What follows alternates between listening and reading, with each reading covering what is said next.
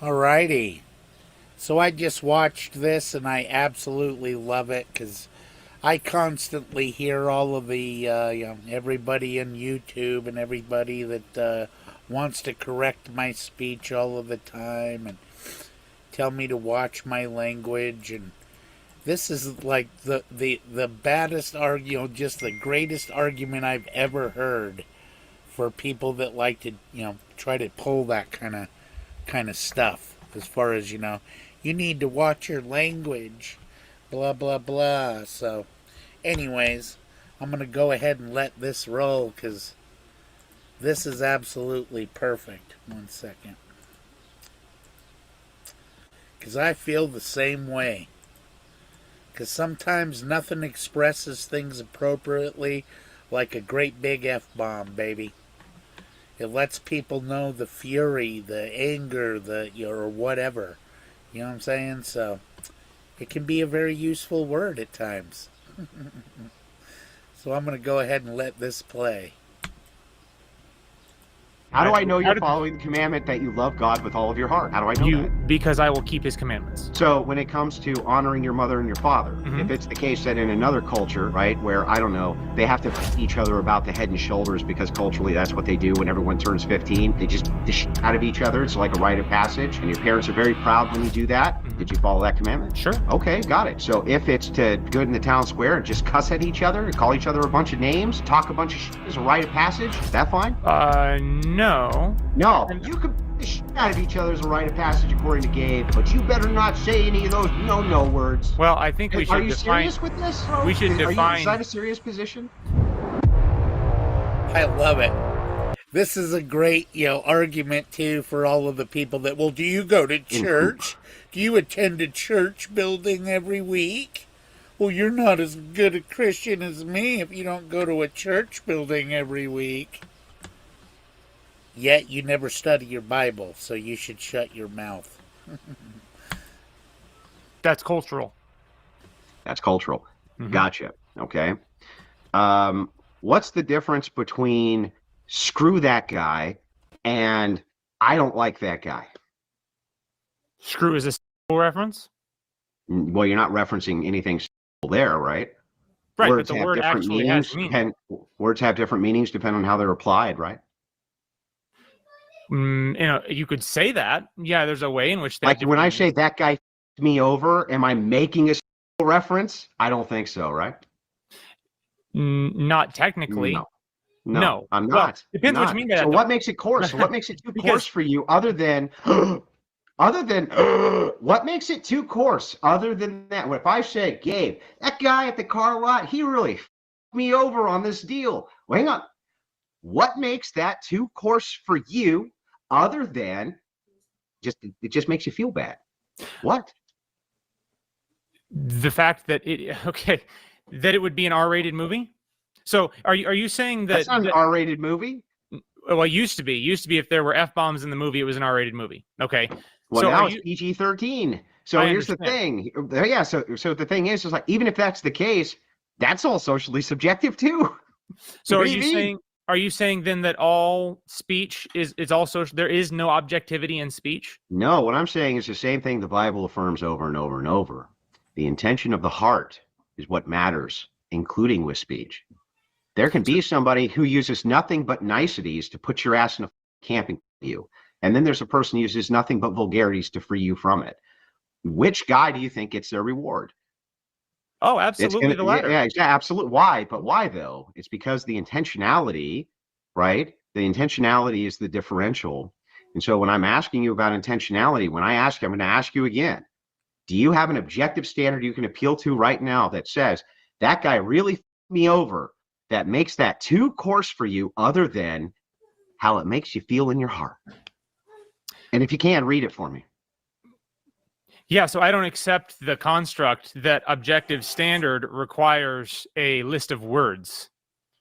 So when we're then living, what does it require? Well, so okay, Scripture tells us to live in such a way that we're above reproach and have a good reputation among outsiders. Is that a subjective or an objective standard? Even Jesus Christ couldn't live without above reproach, and John couldn't live above reproach either. He said John was the greatest except him, and they couldn't live without reproach. Why? because they had people like you. And Jesus said this himself. Okay. He said, nobody's ever lived who is greater than John. Nobody's ever lived who is greater than John. And yet when he fasts and he follows the Pharisaic laws, they say that he has a demon in him. And the Son of Man, instead, he comes eating and drinking. What does that mean? Well, he didn't follow. They called him a glutton and a drunk. Right? They called him a glutton and a drunk. They called Jesus Christ a glutton and a drunk. And he referenced it. And he references that John was said to have a demon in him, and he was the greatest of us. You can't win. You're damned if you do. You're damned if you don't, because, right? So the question, again, what's the objective standard here that we're appealing to? What? Right. But my question is, when scripture tells us to be above reproach and have a good reputation among outsiders, What does that mean? That is the question. Yeah, but that is the question.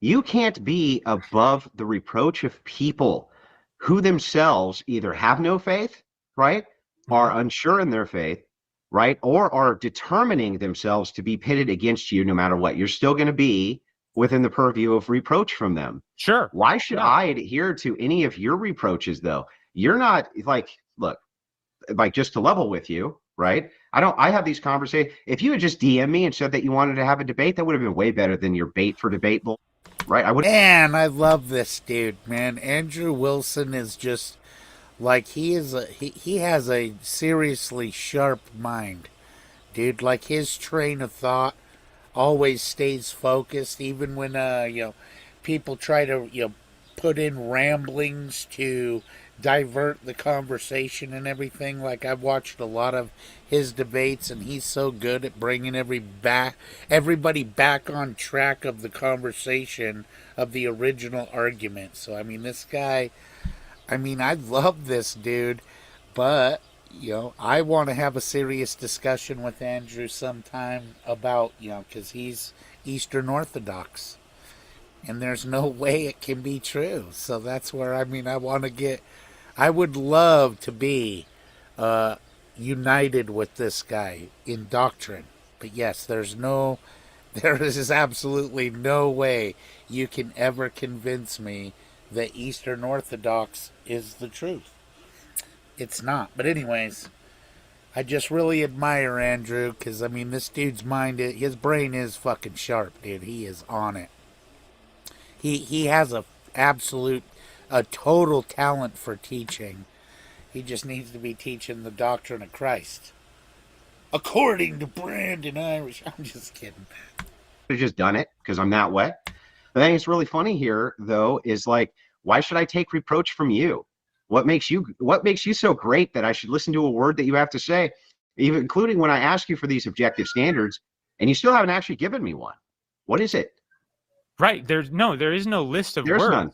There's no list of words. So then it's just how Gabe feels, right? No, it's not just how Gabe feels. Oh, okay. So then what is it if it's not objective other than how you feel, bro? That's a false dichotomy. How? Just because there is no objective standard does not mean that there is no principle that we're supposed to. If there's no objective standard, then there's only a subjective standard, and subjective standards have to be viewed by the subject. Who's the subject here other than Gabriel? Subjective standards, yeah, correct. Subjective standards have to be viewed by the subject. Who's the subject here other than Gabriel? Can somebody else interpret for Gabriel except in Gabriel? No. No. So there's no false dichotomy. It's a linear line of questioning. There's no dichotomy at all. If it's not objective, it's a subjective standard. You're the subject, right? So then how could it be anything other than your emotion, sir? Does scripture give us commands and principles that don't have specific guidelines that we have to apply? Yes. In fact, that's called pluralism. Let me give you some examples of pluralism, right? The pluralism of Christianity. Let me ask you a question. Honor thy mother and father. Do you agree with me that that's a commandment which Christ did tell us to uphold along with 2 additional commandments? Of course. Do you agree with me in Japan, not taking your shoes off is disrespectful to your mother and father? Of course. Do you agree with me, though, that in Texas, that's not the case? Of course. Okay, so then wait. Are people in Japan offending God? People in Japan... By taking their shoes off, are they offending God? Of course not. Of course not. They're offending their parents, right? So who Right. gets to make the determination that you're honoring your mother and your father? Can you tell me that, Gabe? But Who? that's the Japanese. Gabe, don't evade. Who gets to make the determination that you're honoring your mother and your father? The Who? Japanese. That's right. The people who are the mother and father, right? Well, no, that question is a perfect example. The command, how? because the command that God gives is honor your father and mother, and the application of that is cultural. So none of our So wait a curse second. words. Well, no, it's plural, not just cultural. You do have to honor your mother and father. That's Right. universalized, right? Yeah. But how that's done is not universalized. Just for the record, I had to chime in that honor thy mother and father. From my position is about honoring your family name and protecting your family name and having a good family name. The Bible even says that a good name is worth more than whatever gold or whatever. I can't remember if it was many rubies, but anyhow, you know what I'm saying. So anyhow, that's what it's really all about. It's about honor within your family name. That's what honor thy mother and father is all about. Is this it? Not in different cultures, but within an individual culture. So then why is this not the case if your parents are not offended by the word, right? But Gabriel's offended by the word. Should the kids not say the word, Gabriel? Tell me. Not based on honoring their parents. Certainly not. Based on? Based on letting no unwholesome word proceed from their mouth and choosing to use a Yeah, word that okay. refers to the sex act. Yeah, an unwholesome word meaning. Can you tell me what the list of unwholesome words are that's not intersubjective? No, I can't. Of course not, because it's just how you feel, right? Right. No, it's not just how I feel. Yeah, there we go. Hey, we found out the truth. Right. Yes. Right. So I have a category for right, things that God tells us to do. God never told you not to use that word ever. Without giving us a direct list. So God when can did tell God us tell you not things. to use that word, Gabriel? God can tell us to do things as a principle, and then we're called to walk out that yes, principle. but the without principle is intersubjective. I just gave you the first commandment is intersubjective, right? It's right, but even the example that you pointed to points to a culture where within that culture, the first commandment would imply that everyone needs to, I forget, take their shoes off or not take their shoes off to honor their parents. So within that culture. Well, that's not the first commandment, Gabe. What's that? That's not the first commandment. Fifth commandment. Yeah, that's the fifth commandment. Right. Yeah. So sorry if I said what about the first commandment? Love the Lord your God with all your heart, soul, mind. What about it? How do I make the determination you're doing that? You don't. That's right. I don't. Right. So it's intersubjective, right? It's subjective to you. Well, no. If we're loving God, we will keep His commandments. Is what Scripture says.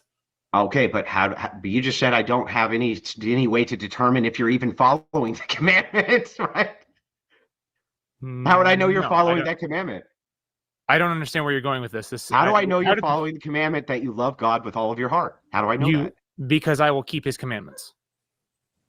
Okay, so when it comes to honoring your mother and your father, if it's the case that in another culture, right, where I don't know, they have to beat each other about the head and shoulders because culturally that's what they do when everyone turns 15. They just beat the shit out of each other. It's like a rite of passage, and your parents are very proud when you do that. Did you follow that commandment? Sure. Okay, got it. So if it's to go in the town square and just cuss at each other and call each other a bunch of names, talk a bunch of shit as a rite of passage, is that fine? No. No. So you can beat the out of each other. No. Don't you use your potty mouth. Don't you use that potty mouth. You can beat the shit out of each other as a rite of passage, according to Gabe, but you better not say any of those no words. Well, I think we should define. Are you serious with this, bro? We should define. Is that a serious position? We should define more what you're talking about, because the whole beating about the head thing, there's all sorts of rites of passage in all sorts of different cultures. But there would also be those rites of passage would still need to be kept within biblical purviews. So see, I don't know, Gabe. I would think just me. What do I know? I'm just some online entertainer. Don't have a big ministry like you do. I don't preach the gospel all day like you do. What do I know? I would think, though, that it would be far preferable to have kids at the age of 15 get into a big cussing match with each other as a rite of passage rather than the shit out of each other with sticks. But what the hell do I know? According to you, yeah, that's fine. Sure, it's a rite of passage. You made your parents proud. The other, not allowed to do that. right? Why? I don't know. Because Gabriel says, I don't know. I have no idea why.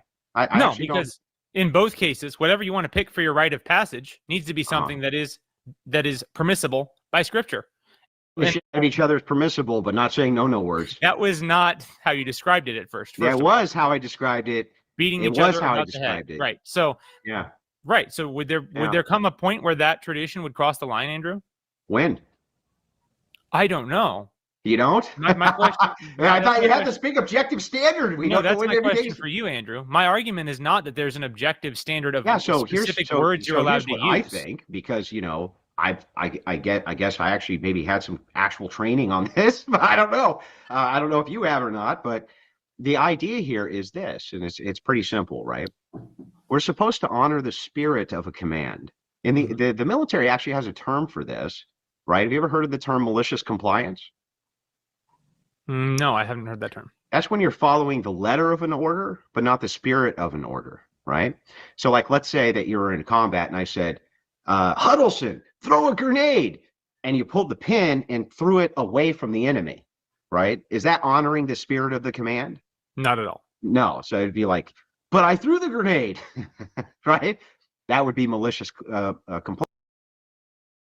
Man, that is one of the best points. I love that right there, because that is absolutely, that is like the root of hypocrisy right there. You know what I mean? That.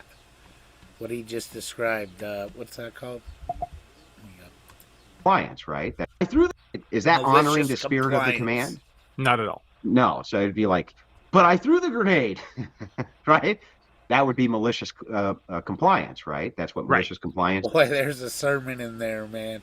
I like that. That is a malicious compliance. What a great way to illustrate the point. Is.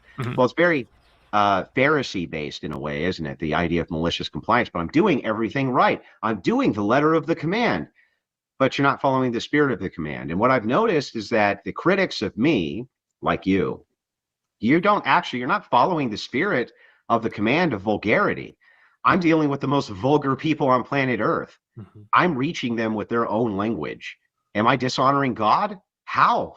How could I possibly be dishonoring God by destroying worldviews that are opposed to him? Because your intersubjective interpretation that if a woman's talking, and that's where when you're communicating with people on their level, and F-bombs are part of the everyday speech. So then you've got, little, I like what he calls them. What does he call them? Sewing circle Christians. That's a good name. So anyways, they want to come in and suppress your speech. You know what I mean? Oh, you need to watch your language. Oh, you know what I mean?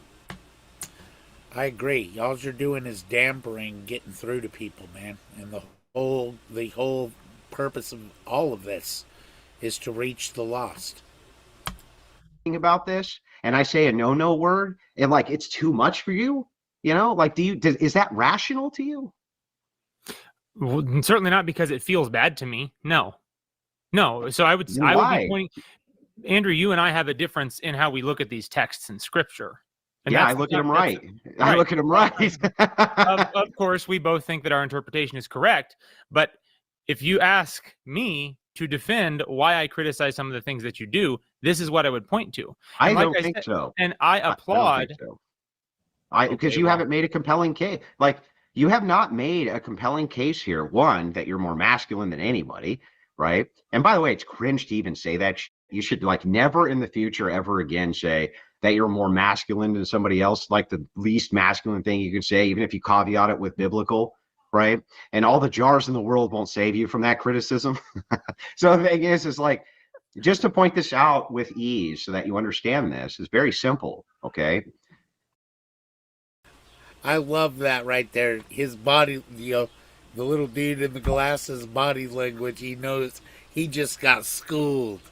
Watch his body language. With ease you from that criticism. So the thing is like, just to point this out with ease so that you understand this is very simple, okay? Even the way he looked down and everything he's absolutely knows he got schooled. He's getting taught something. He ain't teaching nothing. There's the spirit of what you're commanded to do, and you're following in the spirit of what you're commanded to do. Me saying Halo sucks donkey balls, right? It's funny as shit. And lots of people laughed. Nobody was even offended. And the language wasn't vulgar because it wasn't determined or designed to dishonor our God. It was not designed to dishonor Jesus Christ. In fact, everything I've always tried to do, now I'm imperfect in every conceivable way, let's be real. But everything I've tried to do is give a return on investment of my talents back. I know for sure that I'm in the place that I am, not because of me. Okay, I'm a nobody from nowhere. I don't know why I'm here. I have no clue, but I don't care. It's not for me to know. What I do know is that I do my very best to give a return on investment. And I think I do a pretty good job of that. I mean, what else can I do? But What a fucking great way to put it, dude. Oh, man. Why does this dude have to be fucking Eastern Orthodox? How could you be so right all the time and then have something so wrong? You know what I mean? Oh, how I want to have a good conversation with this guy. you've never even engaged with the enemy ever, right? How are you going to speak to me about how I turn them over or how I lead people away from them by using language that they understand? How could that be dishonoring Christ? Because when I look at scripture and it says things like, let no unwholesome word proceed from your mouth, You just I said the spirit is more important than the letter. the spirit is more important than the letter, but that doesn't justify us ignoring the letter. No, what it does is it contradicts your worldview because if you can't tell me that I'm not following the spirit of what's being said here, but not following your interpretation of the letter, you're creating a contradiction if you say the spirit's more important than the letter. But here's so So tell you're me in the spirit of what I said that Halo sucks donkey balls. In the spirit, what do you think I violated in spirit here? What? I don't accept the relativistic view of It's not words. relative. It's pluralistic, not relative. I have an objective standard for the grounding of all morality and epistemology in Jesus Christ, Right, but who I is our believe that Lord and Savior, who right, but has I think that risen. words have intrinsic meaning as well. And I'm not saying intrinsic meaning as in I know They we do already have covered this. meaning, but I'm they have not talking multiple about meanings, and they have different meanings to different people for how they're interpreted, and that includes offense. maybe we can adjust the direction we're going here because I feel like we're going in circles and the foundational Okay. reason we're going to go in circles is because we Yeah, I have a put you to the question. I think it's fair to do it back. Go ahead. so would you say because I agree with you like your interactions on whatever and stuff I know you really are reaching a lot of people like I really do applaud that okay um But so I but you just had a nitpick, didn't you? You had to be. Well, I'm glad that you said Wilson would probably bury you theologically, Brandon. Yep, probably is a very appropriate word there. When it comes to uh, Eastern Orthodox and Catholic, Eastern Orthodox is really just the first daughter of the whore of Babylon, the mother of harlots. It's another whore church, man. Again, you still have the whole gatekeeper system, even in Eastern Orthodox, and from a Bible believing King James Bible believing Christian's perspective, that is totally evil. There is only one mediator between God and man, and that is the man Christ Jesus. Period. You know what I mean? And this is where Catholicism and Eastern Orthodoxy totally muddies that all up. So, yeah, with their whole, uh, claim that the church can be the infallible interpreter of Scripture is, false, and that you got to go through the church to get to Jesus. I mean, it's totally antichrist, man. That's the problem. Just the foundational principles of it, and the whole lie of this man-made idea of apostolic succession, totally unbiblical.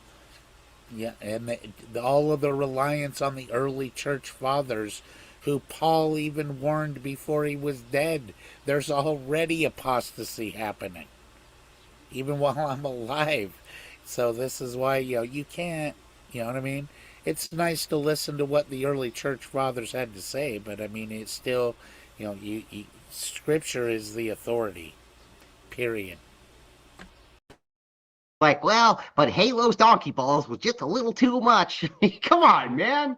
Right. Well, so Come yeah, on, man. I believe that we should be exemplifying a Christian masculinity, and cringe term whatever you want, but this is a issue, a broader issue within the Christian community. So from where I'm sitting and watching Christians fight this out, and I'm watching the definition of Christian masculinity get haggled over, I am concerned that Yeah, well, we Christians define haven't that done a very good biblically. job, especially Protestants, in keeping masculinity of any kind intact, have they? Instead, No. they've capitulated to every feminine virtue and forgotten that there was ever a masculine virtue to begin with. And also, you'll see that the feminist infiltration of the church is the prime reason that Protestants have the types of problems that they have. And the fact of the matter is they put them in positions of authority and clergy. And so the thing is, that this is Ouch, dude. Truth hurts. That's what's going on. You know what I mean? This is again the original, Jesuit order plan was to form this position for themselves later on in history, that we're the only true church because, we've been the same from the get-go. We've been organized. We've been unified. Look how many different denominations of Protestants there are. You guys are all disorganized. We never allowed all of this feminine women preaching garbage. We stayed to what the Bible says. Ooh, they are slick, dude. Satan is slick. Straight up. Anyways, but it's working. Their plan is totally working. And now here we are in a Catholic America that seriously resembles Rome, the Roman Empire. You know what I mean? So anyhow, but he's nailing it right here, because yes, there is way too much femininity in Protestantism for sure. It's way out of control. the case. And I've done huge shows demonstrating all the various ways these groups use outreach programs to do that. And the thing is like, why would I take their word? These are the nitpickers. Those are the people who come at me for you're violating the letter of the thing that I don't even fucking understand. Those are the people. Why are you doing it? Why are you coming after me? You literally know that the spirit of what I'm doing, right, and the spirit of how I interpret the Bible and the spirit of what it is that I'm moving towards is correct. Okay. You say it yourself over and over. How could you possibly nitpick me over a fucking tweet? So two things. First of all, I want to get to that pivot in a minute. But first of all, this is kind of like asking if we're both attacking the same, we're both invading Russia. We're two separate generals. We're both invading Russia. We have the same goal. We want to destroy leftism. We want to destroy feminism, etc. Why am I picking on the fact that you are carpet bombing civilian populations? Obviously, extreme example. You don't want to win? What's that? Well, right. Yeah. So that would be the question, right? So to me, it's a matter of I want to win, but I want to win God's way. And I think that there is a way for Christians to fight that is holy and that should look distinct from how the world. Well, while you figure out how to make your little holy war that you think God will approve of, I'm going to go out and try to solve the 1 million babies getting per year. And, if I go to my judgment and God says, you did a great job. You brought thousands away from the degeneracy. But you got to burn in hell because the donkey balls, man. The donkey balls, that was a little much, Andrew. And you smoke. And smoky men are bad. Like, what do you want me to say here, man? The conduct of warfare, right? You do have to bomb the civilian targets. You can't end the war. That's how it works. Okay, so I try to meet people. Hang on. I'm almost done. I'll let you rebut. Sure. I try to meet people where they're at. Mm-hmm. And you know what? Most people, they're pretty crass. From what your standard would be, they're pretty crass, right? Sure. And they kind of casually swear because most people who are in working environments and have blue collars on kind of casually swear. That's what they do. Yeah, right? You have a blue collar job. I saw what you did. They're cussing all the time. Don't believe me. I know they are. And so the thing is like, are you going to look at them and be like, well, I don't think that you put that wrench on that nut and tightened it in the most godly way because you said this thing stuck, you bastard. You don't say that, people. Sure. Yeah, I don't care.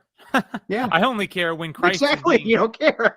I only care when Christ is being represented in that way. And that's why we're having this conversation. So, but let me make my pivot here. Let me make my pivot. Go ahead. So, dude, here is, he's the another Bible sheriff here, that clueless. You know what I mean? You need to sit down and learn. You're not here. You're not. You're teaching the wrong dude. You know what I mean? You're teaching somebody that should be teaching you. Okay. Yeah, go ahead. So I appreciate what you do, a lot of what you do on whatever. Obviously, I don't agree with all of the way you do it. I understand. But would you say that Charlie Kirk was effective when he went on whatever? Not as effective as me. Okay. And so that's where we would have our disagreement.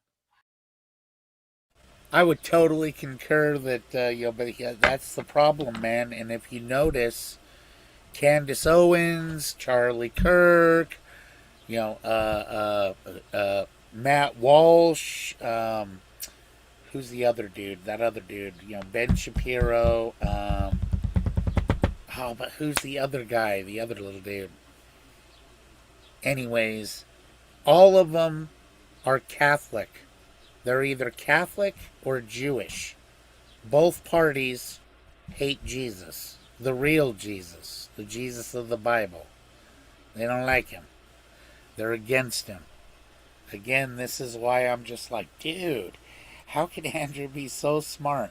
But he's in Eastern Orthodox. Same with Sam Shamoon. And the common denominator seems to be there's something they read amongst the early church fathers, which is outside the Bible, that has misled these guys. Otherwise, it's got my eyebrow up. I find it very suspicious that all of these really smart influencers are all leading people back to Babylon, dude. That's, very suspicious. Then. And that really is what this entire conversation comes down to.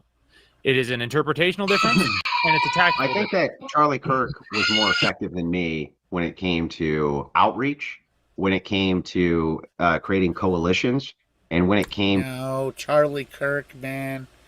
If you watch the video again, before Charlie was shot, he was sitting there saying, the America needs a stronger Mormon church. If he was really a Holy Ghost filled Christian, he would have been telling them, dude, you need to get out of this cult. You guys have a false Jesus. We need you guys to become born again Christians. That's what America needs. We all need to be worshiping the right Jesus. Because there's many different Jesuses out there. But there's only one Jesus, the real Jesus, that you'll find in a good old King James Bible. That's where you meet him. That's where you come to know him. That's the place. Always there. Same place, same time, all the time.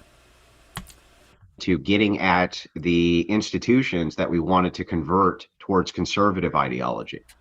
I don't think that he was nearly as effective as me at reaching the red pill audiences and reaching the people who you really wanted to have inroads in, who were destroying Christians over and over and over, who would try to confront them.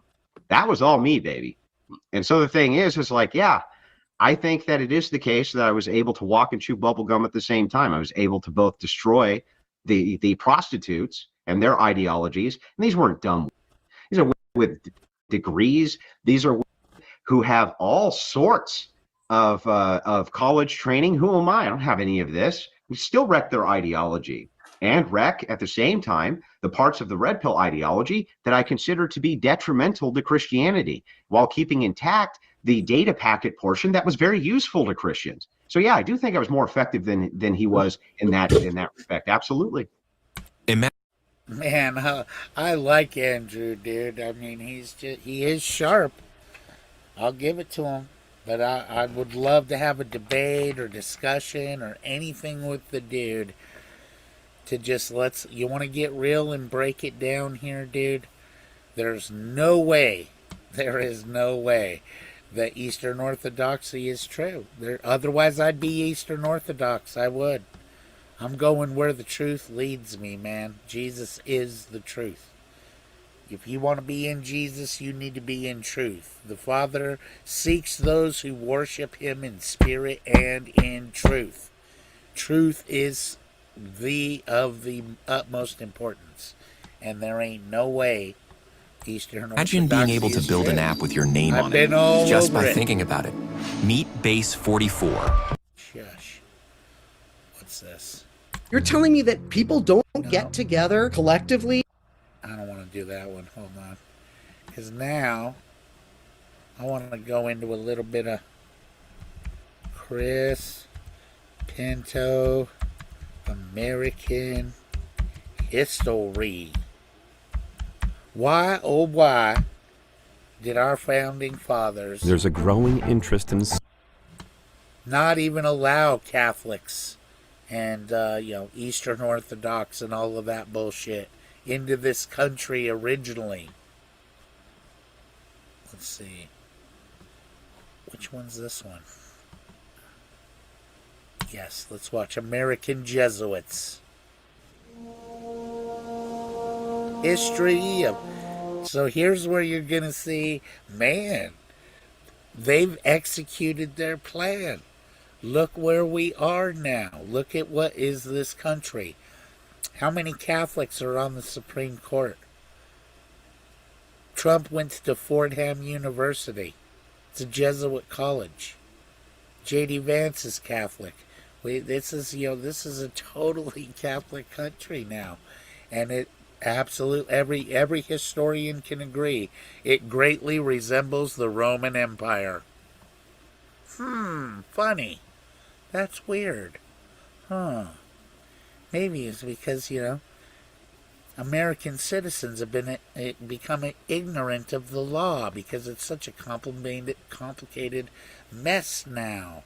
And, of course, when you got a Catholic-controlled education system, yeah, people get set apart from things that actually fucking matter.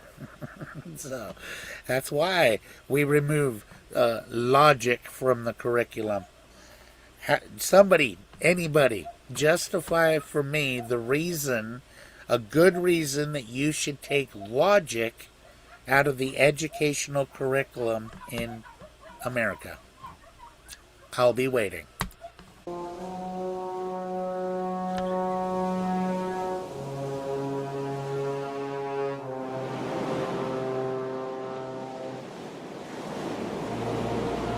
When the Puritans came to America in the year 1630, their chief governor, John Winthrop, gave the number one reason for the Puritan migration.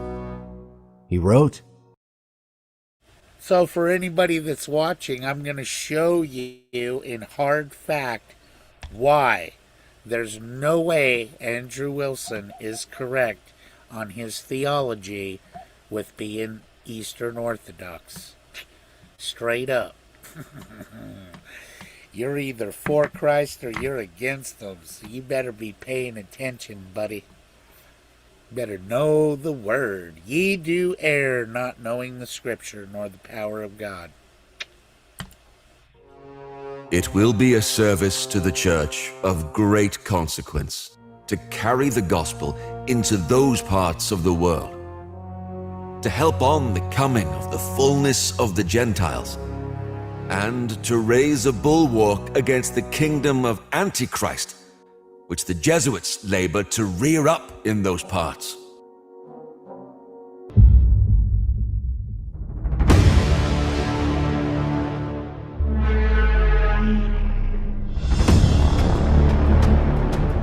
And if you've never researched it, please, just Google the Jesuit Creed and read that. That's their creed. You tell me if that sounds Christian to you at all. That sound like followers of Christ? Disciples? Sure doesn't think.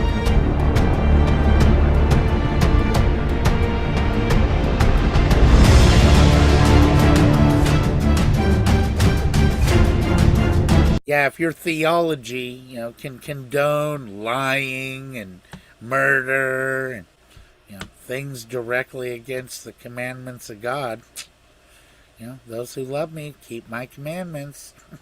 So instead of this false piety, wolves in sheep's clothing and tares amongst the weeds. So let's see why there's no way Andrew Wilson is correct on his theology.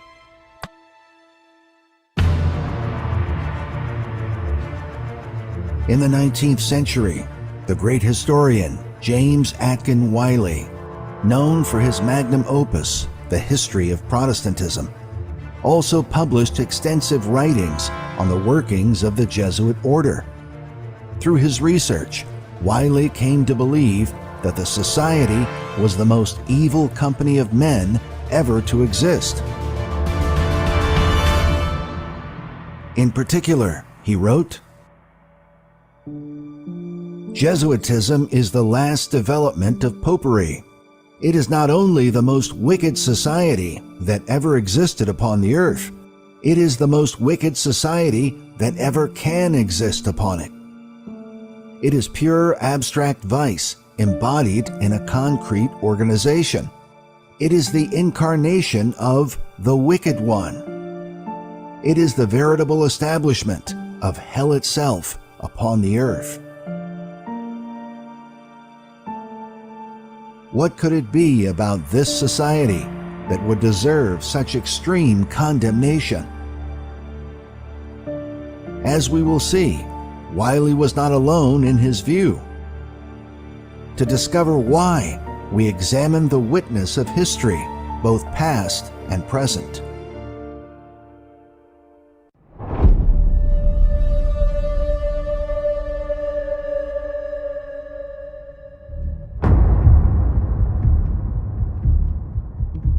The Jesuit order, properly known as the Society of Jesus, was approved by Pope Paul III in the year 1540 to launch the Counter-Reformation. Their purpose was to overturn the Protestant movement, which had begun during the time of Martin Luther. When Luther burned... Just a quick reminder, the whole Protestant movement was based off of, hey, that's not what the Bible says at all. Ta-da! Here comes the Protestant movement. Let's follow the Word of God and not this silly religious order with all of their little rituals. That's all it is. It's ritualistic garbage. It's total religious nonsense, every bit of it, and God despises it. Woo! And I love that he does. the papal bull and declared the Pope to be the Antichrist. May the Christian Lord guide my hand against your Roman popery. Greatest line in movie history. Many were compelled to turn away from Rome. The Protestant movement spread across Europe and in time extended into countries abroad. The role of the Jesuits was to oppose Protestantism throughout the world, to bring mankind back into the Dark Age, and ultimately take control of all lands in the name of the Pope.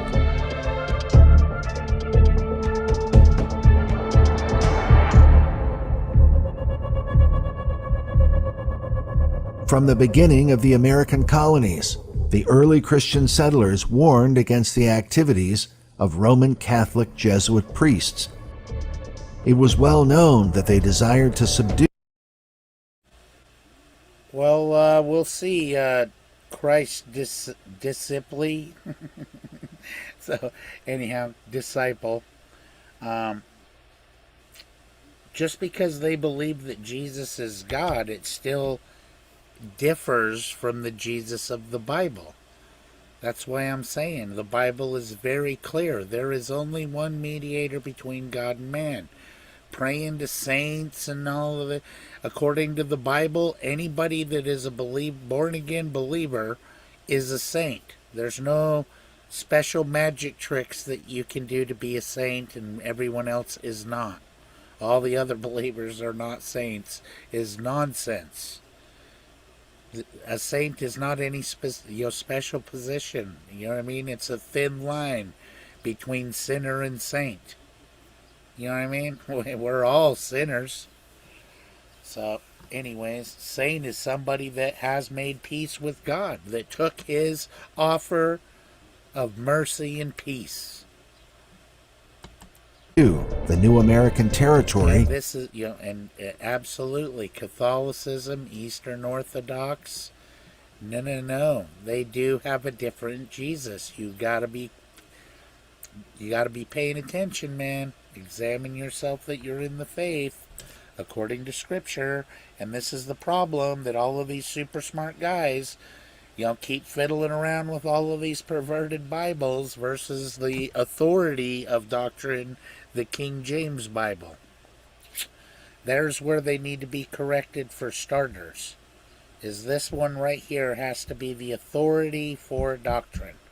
Because when you start pulling out all these different verses and stuff, boy, you do not have a legally congruent covenant or contract. It's all messed up now. It's not a legal contract. So you're being held to terms and conditions of a covenant that you don't even know are there. That is evil. That is deception. So this is why Eastern Orthodox, Catholics, all that, they need people like us to go in and say, hey, here it is, man. You know what I mean? You need to examine the claims of Christ and see how it don't match up with this institution you call a church. According to the Bible, the church is the body of believers that are indwelled with the Holy Spirit, who is the only infallible interpreter of Scripture. There is no church building or organization that is the infallible, perfect interpreter of Scripture. Do not interpretations belong to God? Amen. On behalf of the Pope. As a result, in 1647, Massachusetts Bay banned Jesuit priests from the colony, upon pain of death if they should return after their banishment.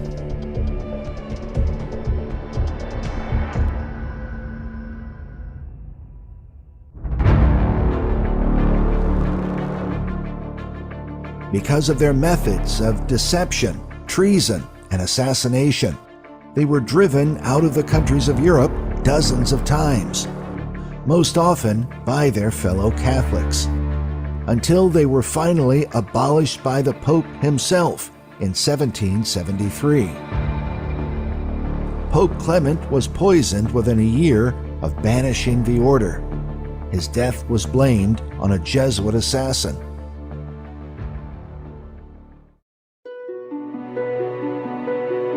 By the year 1814, the order was restored. In a letter to John Taylor, John Adams wrote, "We curse..." Actually, I want to show you guys something too before we totally get into this. So, this is KJ Osborne's channel. He also used to have a YouTube channel. I'm not sure if they took it down. I haven't seen it in a while. Called The Scariest Movie Ever Made. And anyhow, he goes over all of these kind of things. But anyhow, for any of my viewers, this is important information right here. Somebody said, Let's see. Where is it? Oh, it's a long series of numbers. I think I called you 8-7, but they were saying that the girl we were looking at who suffered after taking the drink and it had a split screen, that the pic on the left was her talking about the experience. So looks like she made it out of it is what I'm assuming. And I was wondering that too, so that's good. So I'm assuming that she made it out okay and is finally healed. Yeah, so there you go. Thanks for clearing that up. But it looks like in Japan they're actually helping some people. So if any of y'all know someone who's just really in it in Japan, Okay. says this is life-changing. I have my life back. Japan is healing vaccine-injured patients now with stem cell therapy. And let's be clear, anybody that got vaccinated got injured. So that's why this is important. You should definitely, my family and friends that I know that took the jab, absolutely, I'm bringing this information to their attention. If you took the jab, you better be paying close attention to your blood health. The life is in the blood. And you know what? Your blood got contaminated, dude. There's lots of stuff. I mean, I'm not talking out of the side of my neck. There's all kind of problems. So don't try to talk smack. Let's stay in reality here. Trippy. Let's check this out. Here we are with 12 patients. I believe that we're dealing with the most effective therapy globally. Robert is our 12th patient. Dang, I can barely hear that, so you guys are probably having a hard time hearing that. Let me see if I can. What's his name again? Robert has some words to say about his treatment relative to the US and here. What would you like to say to the... Well, the change here is... Man, let me try this. There it is. Kevin W. McCarn. So now, you go to videos, and boom. Should be able to hear this much better. Here we are with 12 patients. Nope. I believe that we're dealing with the most effective therapy globally. Robert is our 12th patient. Robert has some words to say about his treatment relative to the US and here. What would you like to say to the... Well, the change here has just been astounding. When I arrived here, I was basically unable to function at all. Now I've got my life back. I can keep up with my wife. We hike in the mountains. We go see snow monkeys. It's been absolutely incredible. The care here that we get, all of the doctors and nurses have been just amazing. The difference in care that we get here versus the U.S., where for years they just ignored me. Nobody, the medical system didn't believe in me. The insurance won't cover it. And since I've got here, it's I keep saying it's life changing. I have my life back. It's been absolutely wonderful. Literally from the first treatment on, it's been wonderful. I'm wrapping up on my 4th week now, and I'm a little bit scared to go home actually, but I know where I can go to get help. Yep, so that's dual filtration plasma apheresis. Scared to go home because of this medical system back here in the United States. Don't want to wind up going to no hospital, boy. Straight up. It's bad news. So, anyhow. This is good information here. You know what I mean? This place in Japan, they have corrected the issue. They have figured out a way to heal the injury caused by all of the spike proteins. And, this is, we're watching a lot of real... We are being made merchandise, as the Bible said. Let's say it, like that. So anyhow, but this guy KJ... When I arrived here, I was basically unable to function at all. Now I've got my life back. I can keep up with my wife. We hike in the mountains. We go see snow monkeys. It's been absolutely incredible. The care here that we get, all of the doctors and nurses have been just amazing. The difference in care that we get here versus the U.S., where for years they just ignored me. Nobody, the medical system didn't believe in me. All right. But also, it's become like the day for it's like a marijuana. So he's pointing out that there's appreciation been day for many lots people. of So 420. unreported earthquakes. Major 7.5 magnitude earthquake strikes off of Japan, triggers tsunami warnings. Now, you should know Japan had a horrible tsunami and quake. Gosh, what was it? 2012ish, 13, 14, somewhere in there. Approximately 2 hours after the quake, which occurred at 4:52 local time, tsunami waves measuring as high as 80 centimeters were recorded. All right. prayers for the people in Japan. Be keeping our eyes on that one. But of course, more quakes in diverse places. They're all over the place. I mean, the quake phenomenon has been nuts for the last couple of years. Like, it's really been kicking in. Dutch Sense, S-I-N-C-E. He's the internet's real weatherman, if you will. But I would check him out. He's been really, really good all these years as being an independent kind of weatherman. Go check him out and everything he's been finding on the increased earthquakes. He's been staying on top of it. Here's something I know about because I've been seeing it here in my state. Record U.S. drought sparks fears about wildfires, water supply, and food prices. They jacked the weather up good, man. Our seasons have been really whacked. However, I've been super grateful the last few days because it's finally, we're getting a spring. Finally, we're getting high 60s, low 70s, more cloudy days, more rain. I love it. I love it because we've been experiencing, we've been setting records the last few months. I'd mentioned March, every day was above average, even some setting records, except for 2 days. Pretty much started off the same here in April, but it looks like now, finally, so I've been praying about it even. It's like, Lord, can we please have more of these days for the next couple months before the summer? So I'm loving it. Doors are open. You can probably hear noises outside. There's birds. There's the loony bin drives by every now and then, still looking for chubs. You'll hear the sirens. But it's beautiful, man. Officials sound the alarm over lethal drugs said to be 10 times stronger than fentanyl. Whoa. The drug known as This is scary. cyclorphine and scientifically identified as N-propionitril. Chlorphine, okay. Say that 3 times fast, right?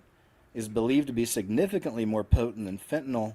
Authorities say its strength makes even tiny amounts potentially deadly, increasing the risk for people who may unknowingly consume it. According to reporting from Scripps News, officials described the substance as believed to be up to 10 times... Now keep in mind, we just saw in our historic little documentary that we're watching of Chris Pinto's, the Jesuit history, they're real good at poisoning people. Huh. Stronger than fentanyl. All right. Not good, guys. Not good. A lot of innocent people die from fentanyl because, the people who buy the drugs and they're going to sell it in mass, they can make more money when they cut it. Add extra things in, fatten it up. In the past, it's been, what is it? Powdered... baby's food. Shit, I can't remember the name of it either, dude. Anyway. What's the word I'm looking for?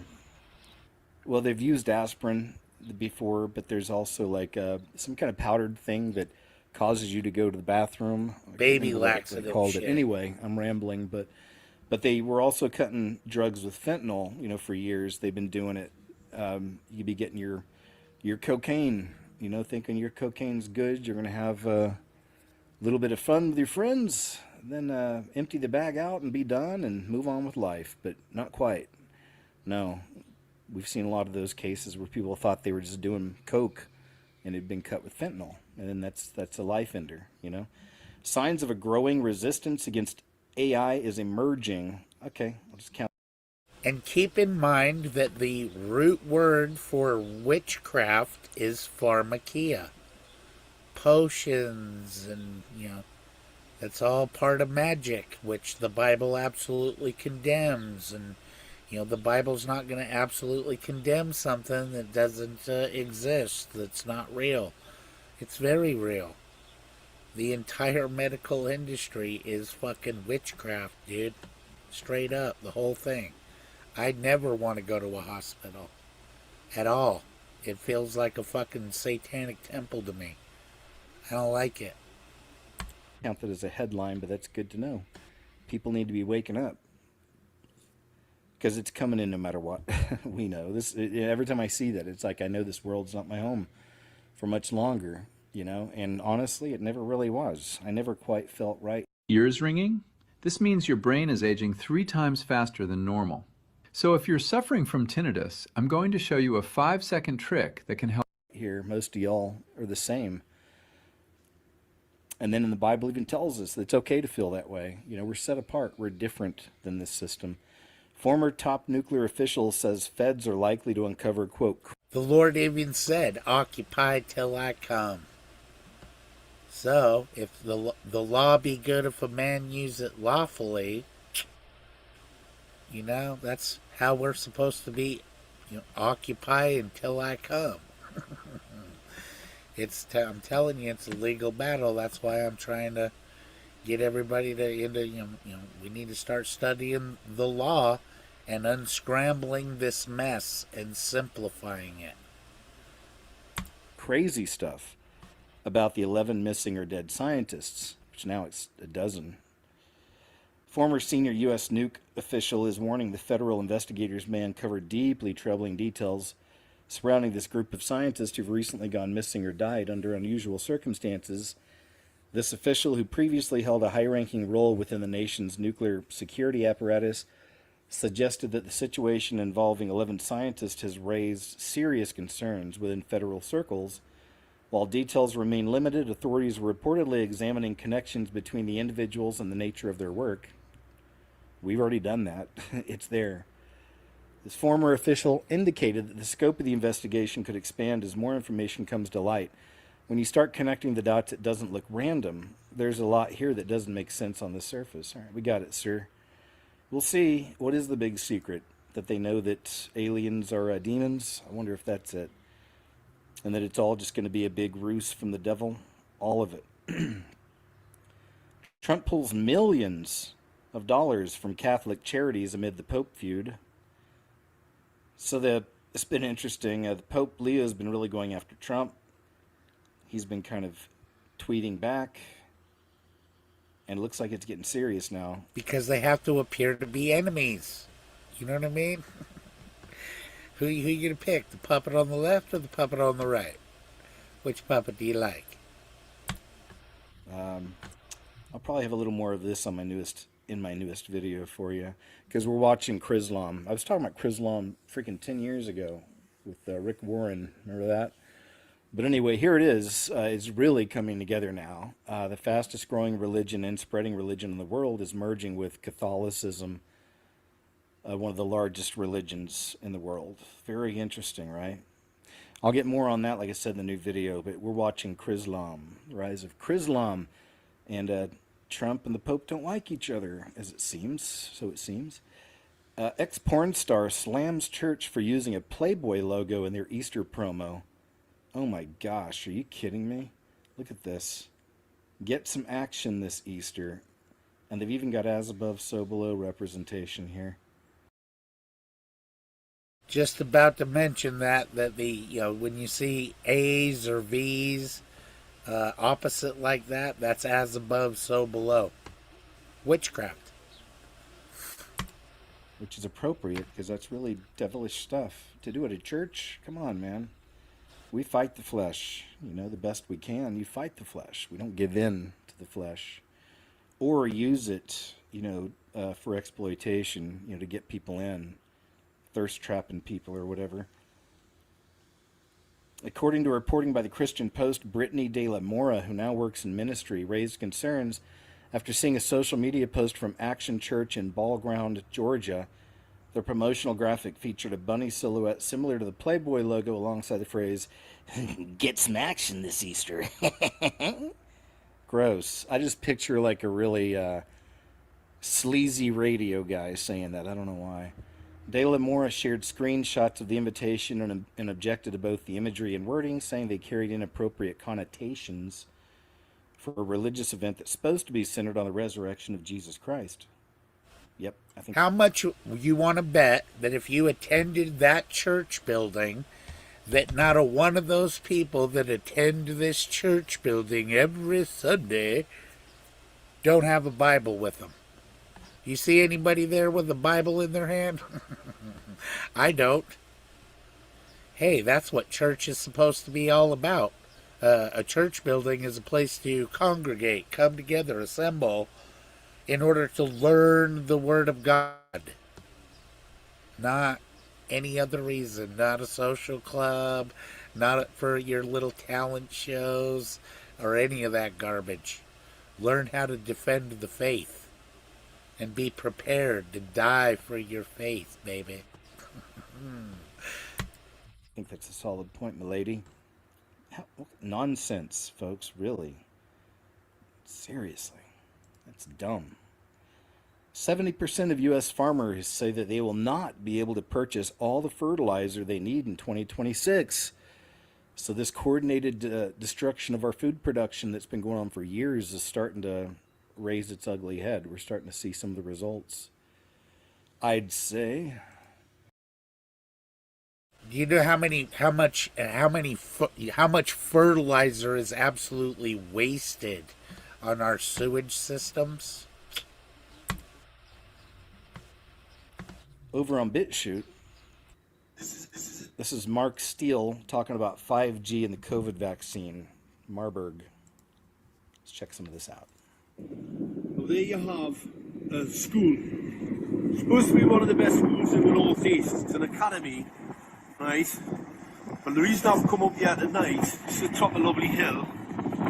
Right, you see the large cabinets? Right, that's what's called a directional weapon system. Right? Now, I don't know how many of you know what's going on in relation to vaccines, these biological chemical weapons, but if you stick a magnet to the injection site, you'll see if you've actually had the real deal. This can actually then target acquire you.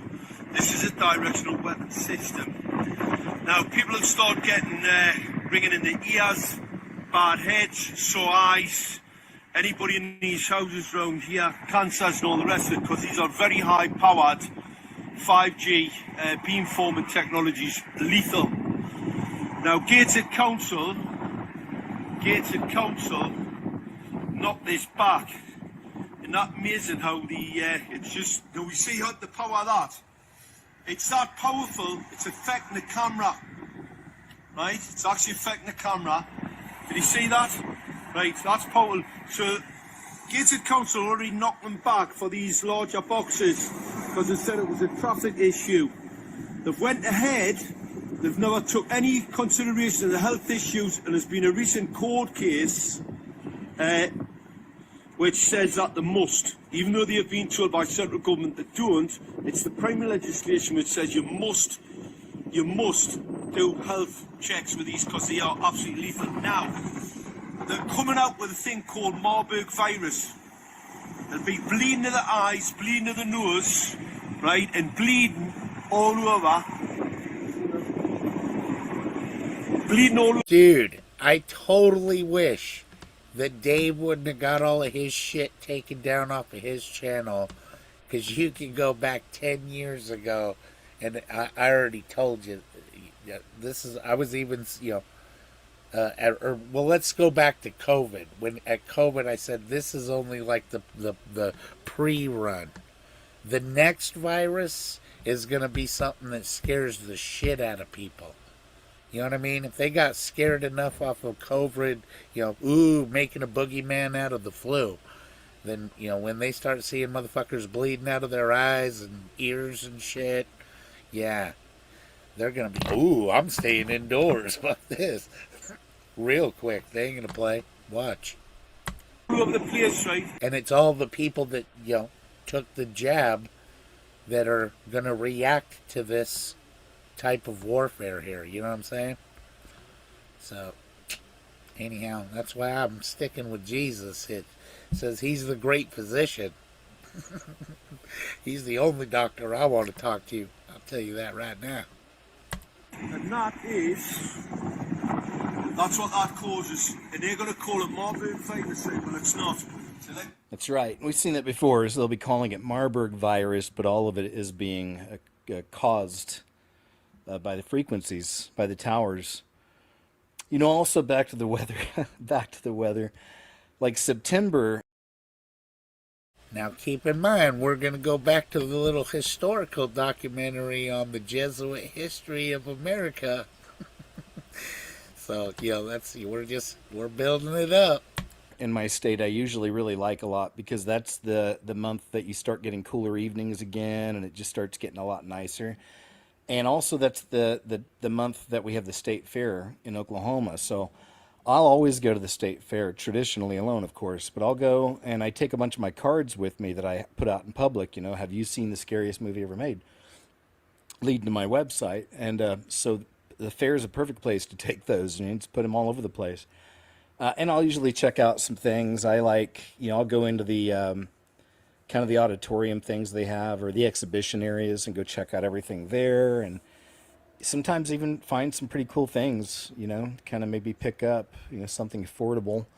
I found a few interesting little objects out there through the years, but yeah. But anyway, this last few years has been frickin' miserable again because they've been jacking with the weather so much. September is still blazing hot, still high 80s, 90s.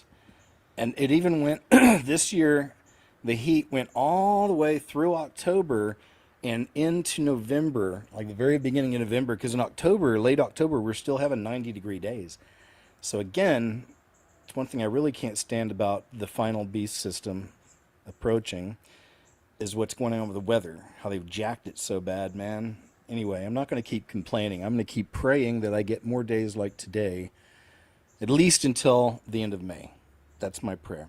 Meanwhile, in Manchester, UK, they're getting the truth out there. Let's see what this here's all about.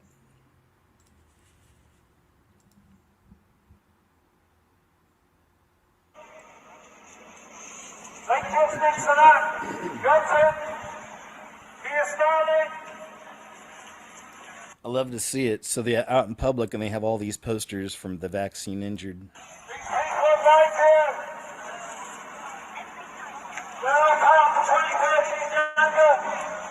See, I mean, our brothers in England have more balls than Americans. Ain't that a shame? You know what I'm saying? Land of the free and the home of the brave. No wonder England laughs at us.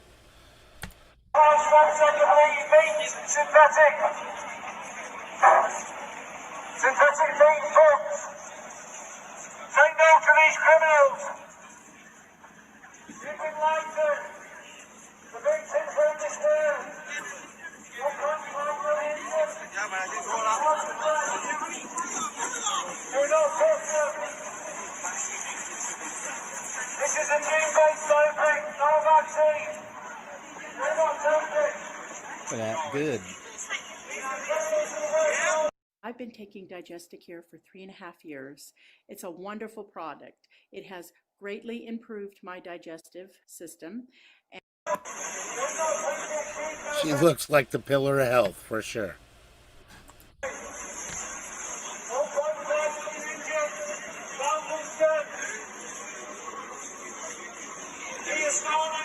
I love that. BBC is the virus. BBC is the virus. Yes, it is. It's horrible. That is good. I agree. BBC is the virus. The media is the fucking virus now. The control of information. Because you have a world of salesmen who know the value of ideas. So horrible propaganda wing they have out there in that country, and that's who thinks they're bunch of liars steering the ship. Kids are having strokes too? ? Since when? Let's check this out here. Look at this advertisement. These bastards, liars. This is why people don't realize there's a mass die-off that's been going on for a few years now, because they lie. Mainstream does. The biggest platforms lie, and they put crap out like this. Kids have strokes too. Know the warning signs. Get the crap out of here. Nemesis now, spotted in Whitby on Durham Transit. Are they normalizing on what's to come? Kids have strokes too. Know the warning signs. No, not my whole life have I heard this. Is this the new normal? Is this trying to cover up the clot shots? Victorian officials refuse to release vaccination status of virus deaths. I wonder why. Let's look at this tranny. No, let's not look at this tranny. The reason why is because population control's a real thing when you look at the numbers on all of the, Social Security programs, on Social Security benefits, and why they come out way ahead if you can kick the bucket, Yeah, around 70.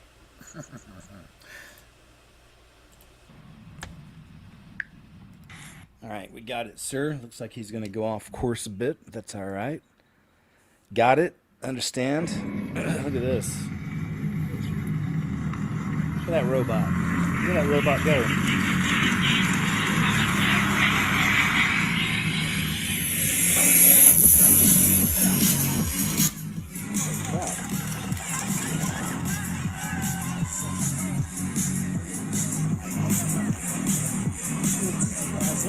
And the people love it.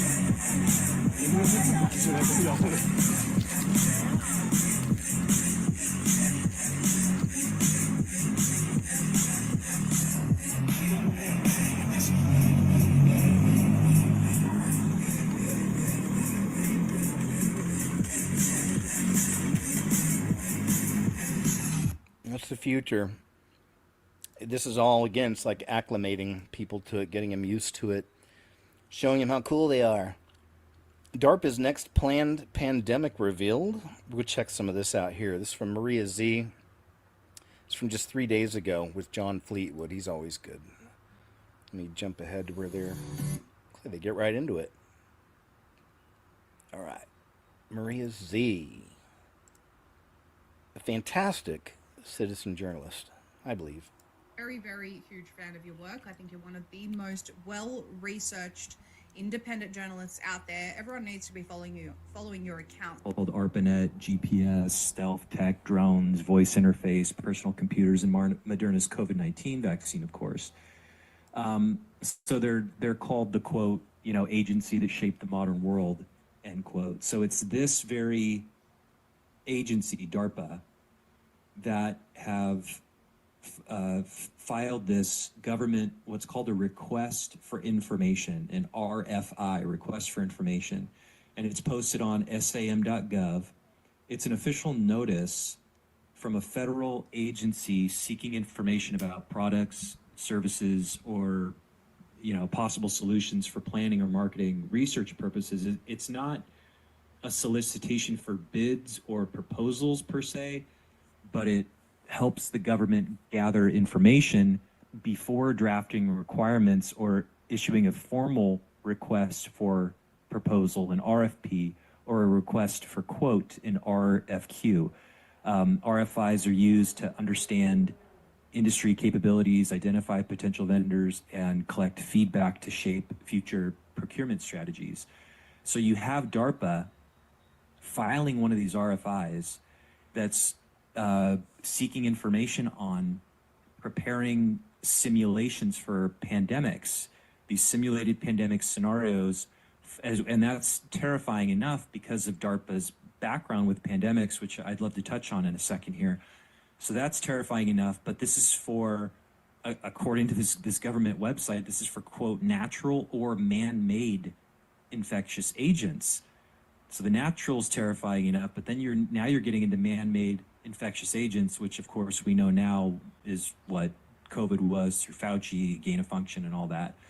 So this is all about, how do we simulate pandemics with AI, vaccine models, and biosurveillance architecture. This was posted by DARPA in May on the 27th, I believe, and this is all happening while the Trump administration is launching this $500 million next generation pandemic vaccine platform targeting bird flu, while the government continues funding gain of function research experiments on bird flu, avian influenza.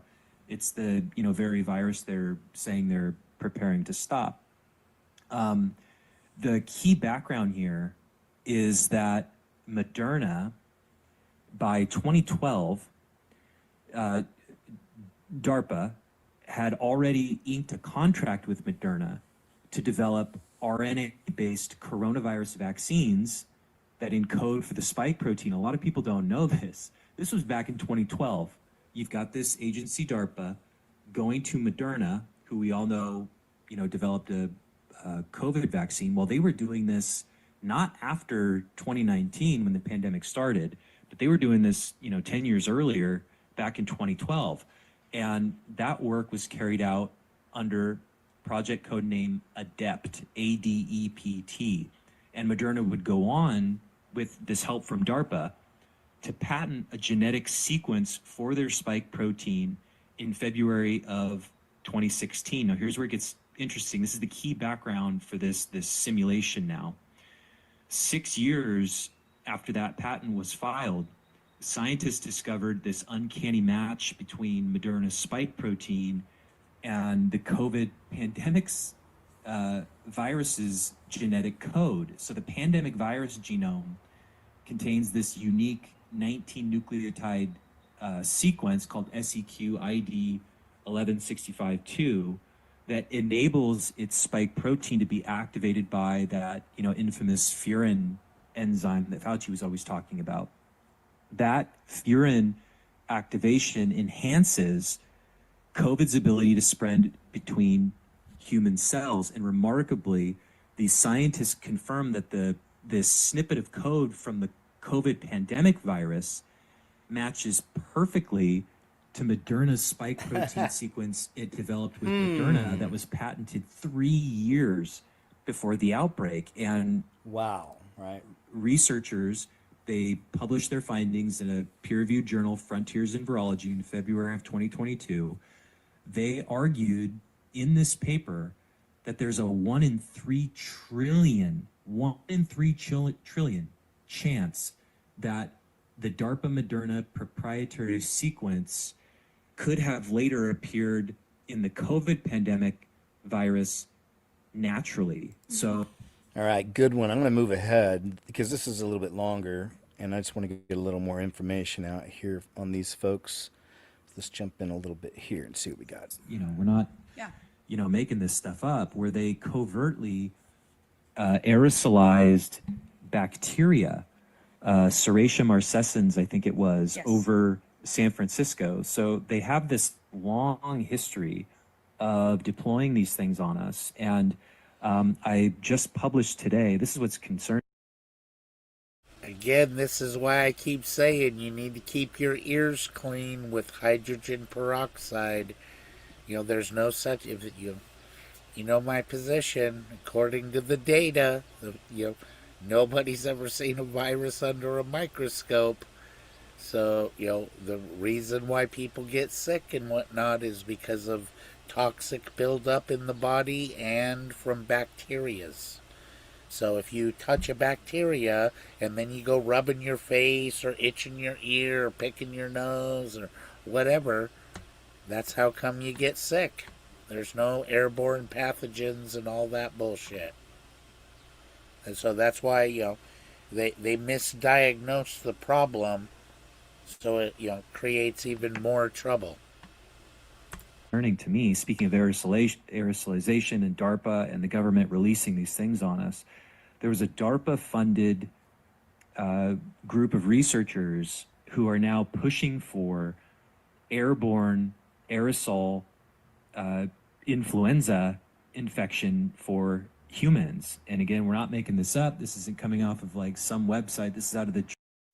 I was diagnosed with ulcerative colitis when I was 22. That was in 2002. So I've had this disease for 18 years now. And journal, influenza and other respiratory viruses. This was a new peer-reviewed paper. It confirms that DARPA-funded researchers are now openly proposing human aerosol infection models for influenza. So this obviously raises ethical concerns about bioweapons, especially considering the U.S. government's history of deploying these on us. John, if I could just pause you, I'd really like to show everyone the document. And keep in mind, what would be the easiest place to inflict shit in aerosol form? Airplane comes to mind. And that's why we need to pump, into this message into people's brains that freedom is travel and getting to see the world, and that's your freedom. No, it's not. Document because even though we've shown it before, I think it's important in light of this conversation. It's called the National Blueprint for Biodefense, again released in April of 2024. It was submitted to the White House by the Bipartisan Commission on Biodefense. Some of the people involved in this report were, of course, the architects of the ACAM 2000 injection, which on the package insert says may cause death to the unvaccinated. So that's important for people to know. But if you actually do a search for the word July here, you can see the bioterrorist attacks of July 4, 2025 mentioned as this fictional scenario. And they actually say we now are hearing that the terrorists conducted similar, smaller scale attacks in American cities and localities prior to the July 4 incidents to test our defenses and gauge our responses. These smaller scale attacks went largely unnoticed, and they specifically mentioned Nipah, which is hemorrhagic in nature. So, gee, what are the odds that Iran would retaliate against America with bio-fucking weapons? Cheap as fuck to make. So I just wanted to bring that up for people. That's interesting about Nipah, because I've I've theorized that the next wave, the next lockdown, if it's not climate or energy, which it could be, and they're related, of course, but perhaps they will actually release something, or trigger something through the frequencies that will affect people who've taken the vaccines. And it'll be like a Nipah, which is, bleeding from the orifices, bleeding from the ears, the nose, the mouth. That gets everybody else to take the new vaccine. Everybody that was teetering, well, I didn't get it. Oh, you'll get this one. You'll jump on the next one, boy, because it's going to scare the shit out of you. It will be, that'll be scary. Yeah, fuck yeah. But don't buy it. God knows how to protect us, for sure. You know what I mean? So anyways, be aware. Always stock up on good old hydrogen peroxide. Keep your hands clean. You know what I mean? Pay attention to, the rubbing of your eyes and the itching of your ears and the picking of the nose, or, fingers going into mouths after you've been touching shit. Because also, I can't remember what channel it was, but anyway, I definitely suspect that people also, that are producing all of these spike proteins in the body will sweat out and stuff bacterias. No bueno. So this is where it's, pay attention time.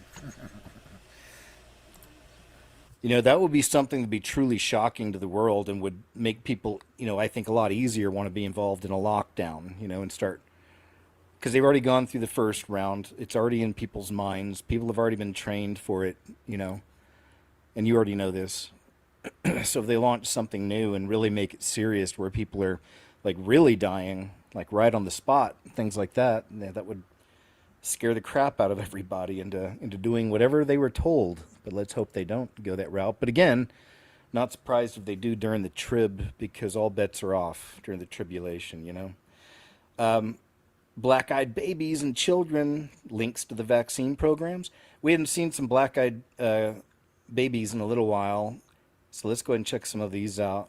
Some are new, and some of them you've seen before, because that all happened around the same time. It's like all these children, the black-eyed babies we were seeing, were all around the same age. So, and then I haven't seen as many since. You don't see as many people talking about it as much. So maybe there was just something in that particular batch, that maybe that's how they do it. When they release certain batches of this stuff, that maybe there's different kinds of programming inside each one. I'm not sure. Different things that'll cause different effects. It's a way they can test these out on the humans. Because, Obama himself even said on a stage, gaslit the whole audience. It's like, we essentially just test. Well, Whitney, you'll see coming up, there's a clinic in Japan that has solved the vaccine injury problem. They have a cure to get this shit out of your blood. So, and then, because I also suspect that if you understand anything about how, like, Monsanto all of their GMO corns and shit like that, if their pollen flows over into the neighboring farmers' crops, they get to come in and claim patent shit and literally take the farmer next door's land. It there, you can look it up. I'm telling you the truth. Check it out. So, because that's a lot of farmers got screwed over because of the patents on the GMO corn. So, and now the pollen goes over and pollinates the neighboring farmers' corn with their GMO corn, and now they got patent rights to the farmers' corn and all this shit. It's a mess. So, anyways, they're making merchandise of people, literally, as far as and I do believe that the mark of the beast has something to do with, once you take this mark, you're not human anymore. If you're not human, the blood of Jesus, which is only to save humanity, is of no use, of no value to you. It won't take away your sin. You're not human. You're done. That's scary. So anyway, but yes, there is a cure for the current situation, and I think it would be important for people to be aware of that, of the little clinic in Japan, and we need to be talking to our senators, congress people. Hey, these guys have figured it out, and we fucking want something done. We want this technology or whatever it is, this cure. We want it fucking here in America, and in this corrupt ass medical system, to where I gotta go visit a doctor and pay $500 just to get a prescription for simple antibiotics. Fucking amoxicillin or penicillin. It is fucking ridiculous. So anyway, sorry. But yes, anyhow, this is there is a current cure, so that I think people should go get that shit out of their blood. So whenever they have their little scripted plan to flip the fucking switch that broadcasts some kind of frequency that reacts with those spike proteins and does something scary that makes everybody, fuck, I better go get vaccinated now. This shit ain't playing. You know what I mean? That's the trick. Tested this out on billions of people. You remember that? It's like, yeah, we know. So I wonder if that might have been one of the test batches or something that caused multiple women in that range to have these black-eyed babies or something. I'm not sure. But they weren't just black-eyed babies. They were also acting differently, too. We'll check some of In these late out. 2021, La Quinta Columna shared videos of babies that had black eyes. The timing of these videos would correlate with about 9 months having passed since the COVID jabs were administered in November and December 2020. It is unknown whether these babies' black eyes were caused by their mother and or their father having had a COVID jab. There is at least a correlation in terms of time. Normally, the sclera of the eyes are white. However, in these children, it is black. This is not normal and may reveal a genetic defect, which may or may not be related to the COVID jabs, as I shall show you. Let us now look at the footage released by La Quinta Columna in 2021. Un vídeo de otra imagen que nos ha llegado de un niño supuestamente de padres vacunados. Como siempre decimos, lo cogemos así con pinzas porque hoy día hay muchas, la verdad es que el niño tiene un aspecto muy raro, hay muchas aplicaciones en el móvil mismo que pueden cambiar fácilmente los bebés. Alex, buddy. Oh my goodness. Alex. Yo veo como muchísima nariz, ¿no? He's got a Como big una nose cara de envejecido. and Un an aged. metabolismo. They say he's got a big nose and an aged face. Y los ojos de oro. The black eyes aren't normal. Let's check some more of them out. Here's some more. Remember this little tyke? His mouth stays open the whole time during the footage, which may indicate that he is a mouth breather. Mouth breathing and black sclera are not normal for a baby. Babies breathe through their nose. When a baby does not breathe through their nose and they breathe through their mouth, then it indicates that there is distress. Poor little tyke. Man, those eyes. I'll jump ahead and get some more. Having black eyes is holding their head up on their own. In the first month of life, babies usually cannot hold up their own heads and they need support. The muscles begin to develop in strength and endurance in the first 2 to 6 months of life. These children, in addition to having black eyes, have leapt developmental milestones. This is not normal.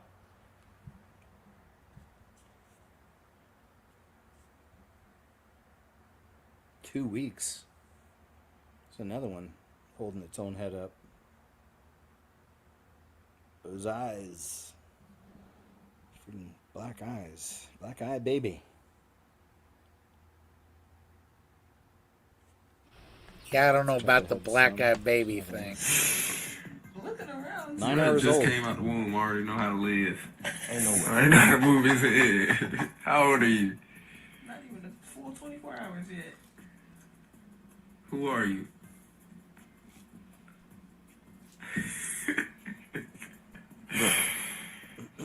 This man here.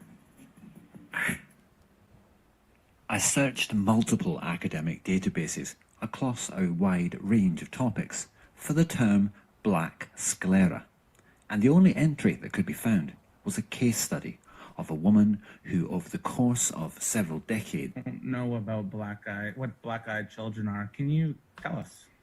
I'm curious with this one. I like the black-eyed children stuff. Yeah, I mean the capsule version is that these entities have been showing up now for decades. A lot of people mistakenly believe that the phenomena showed up only in the 90s, but that's not true. The sightings go back far, far earlier than that. It's just that they weren't called black-eyed kids back then. The acronym BEK came along in the 90s.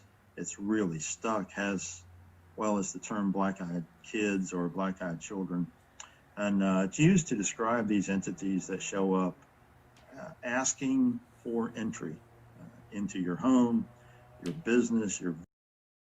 Has anybody in the chat ever seen a black-eyed kid? Because I've never seen one myself. I've never seen a black-eyed baby or a black-eyed kid.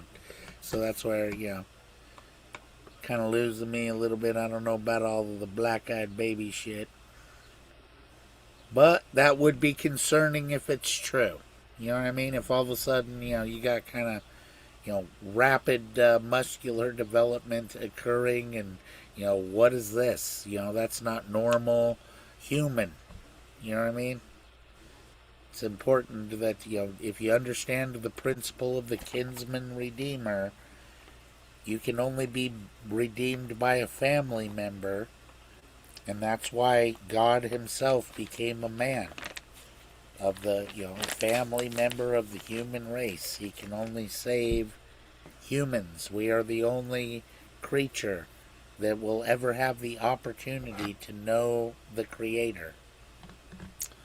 So, anyway, I'm going to fast forward a little bit past the black-eyed baby stuff. Good. Clear. This was a purely observational study and has lots of limitations as a result of the nature of the way it was done. What we did is we looked at nearly 200 patients, so it was 197 of them, with many, many different brands of cancer. I've been taking Digesticare for 3.5 years. It's a wonderful product. It has greatly improved my digestive. I'm losing 100 pounds a day. And looked at how taking the combination of ivermectin and mebendazole, what impact that had, if any, on their cancer. And lo and behold, what we found really was quite compelling.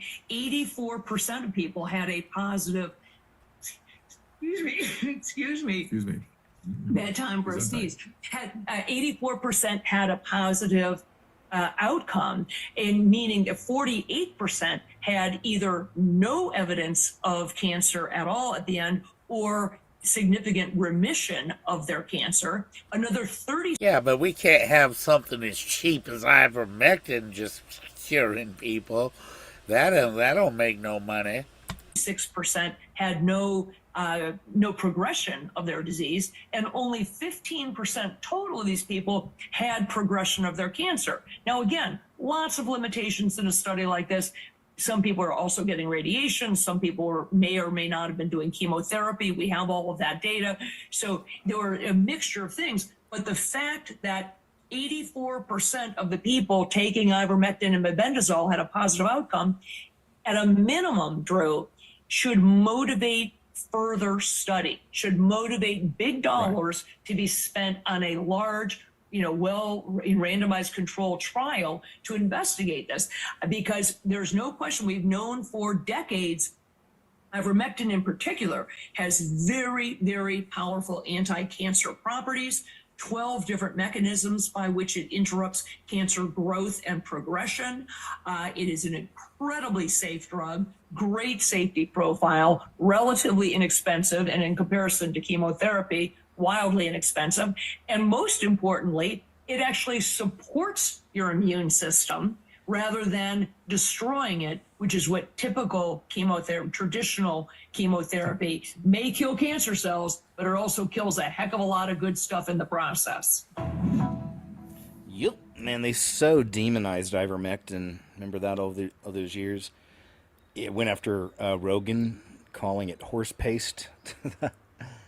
This deceptive system. It is fun, though, isn't it? When we know the truth, and you can see the madness of it all. We can just laugh at it. Lizzo performing with a Labubu at Coachella.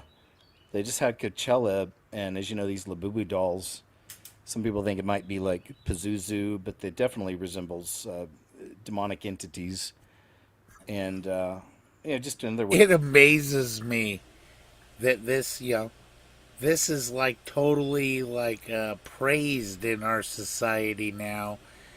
This is ridiculous. Like, what would compel a woman, that's just, disgustingly out of shape to go and flaunt it? You know what I mean? That's pride, the foolishness. This is just disgusting.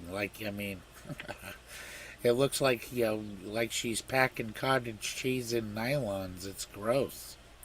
Way of putting something in the hands of the children that's totally wicked and evil, and this system has a way of doing that. Just take a look at Netflix and all their children's programming.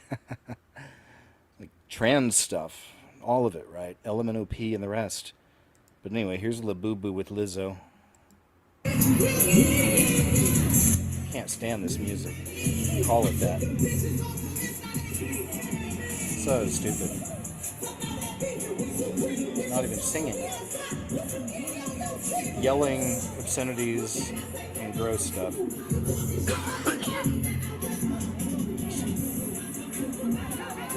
Yeah, that tracks. Makes sense. I'm sure it's gonna tweak or something, or twerk. There you go.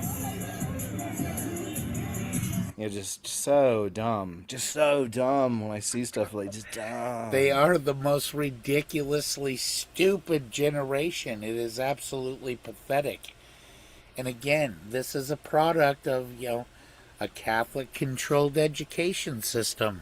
It really is, man. No joke. And look at what is fucking happening. How stupid people are. It's pathetic. That Lady Gaga, Gag Me, could ever have a music career just shows the fucking level of mediocrity that we accept as art. It's pathetic. Because we're brain dead. My dad's generation looked at us like a bunch of pussies. Their dad's generation looked at them like a bunch of stupid pussies. It's, we're getting worse. It's getting worse here. And people love it. Some people love it. You know, it's like the normies, the mainstreams. They love this kind of stuff. It's yelling nonsense. This is music. Cha cha, cha cha, no say, na me, cha cha she. It's like it makes no sense. Ugh. But if you like some of the music in my videos, some people have asked, and you like some of the stuff I listen to, then I have a public playlist on Spotify, KJ Osborne, Ozborne. Go check it out if you like the kind of music that I have on my videos. If not, that's okay too. All right, it's just one of those things, an offer for those folks out there that like the indie type stuff. Sabrina Carpenter is another one, just another one of those Illuminati tools. Unfortunately, constantly doing videos where men are getting murdered. I would dare to guess, I don't know, but I would dare to guess that Sabrina Carpenter in some way came from fucking Disney. Another little Disney star. Her last video, her and some girl driving a car, some guy walking on the road, just they drive over him, and then they both giggle and laugh, afterward. It's weird, right? So it's this extreme kind of man-hate stuff, and it just falls right into that whole witchy, occulty, matriarchy, patriarchy crap, which we see in third wave, fourth wave feminism at this point. Outright hatred of men. So, yeah, that's where we're at now.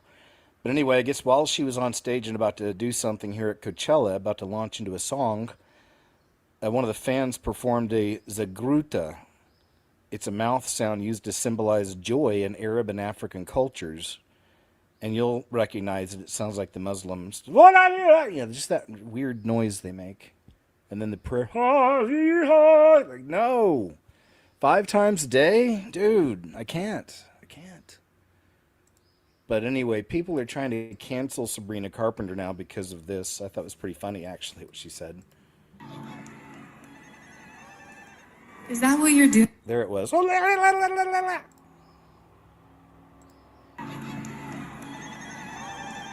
Is that what you're doing? I don't like it. That's your culture, is yodeling? Is this Burning Man? What's going on? This is weird. So there you go. And for that, they're like, burn the witch! Destroy her career. But, I think that's a reasonable response. What is that? That's weird. Tennis ace, 15, dies after heart attack on court to leave local town in state of shock. So, just want to throw out another one of these. Still got the young folks out here dying of heart attacks. And it's become a normal-ish type thing in the last few years now. Right? Was never, ever normal. No need to question that. Kids dying of heart attacks. Nothing unusual going on here. When I was a teenager, us Gen Xers coming up, that was just not something you heard of, Now it happens quite a bit. Even during games, you've seen the videos of the players collapsing. And not just all the professionals. I've shown you all videos of the young people, too. We've had plenty of those. But, again, we don't get, you won't get a lot of the news on that, or they'll definitely not associate with the shots. It'll always be something else. It's getting hot out there, guys. We just had another 14-year-old die of a heart attack during a soccer match. So make sure you're keeping them cooled down. Rapes in Germany soar to nearly 14,000 cases in 2025. Migrants vastly overrepresented. German police statistics for 2025 reveal the number of reported rapes in Germany has reached its highest level in several years, reaching approximately 13,920 cases under the specific legal paragraphs. What's driving this explosion number of rapes? Of course, explosive. According to a number of experts, and foreigners and people with a migration background are one of the primary perpetrators of such acts. So, of course, it is the unwelcome visitors, as we know. The unwelcome visitors, changing statistics in a country near you. for the worst. Hey, violent crimes up. Hey, murders up. Hey, rape is off the charts. Hey, children getting raped is off the charts. What's going on? We can't figure this out. What is happening, you guys? Crowds of Irish patriots, so back to Ireland, gather outside government buildings as the protests roll into their 8th day. Good for them. It says, take a second to repost for the people of Ireland. Well done, Ireland. I know you got a lot of people praying for you, for the people out there. They're peeved about so many things, as you know, but a lot of it has to do with the unwelcome visitors.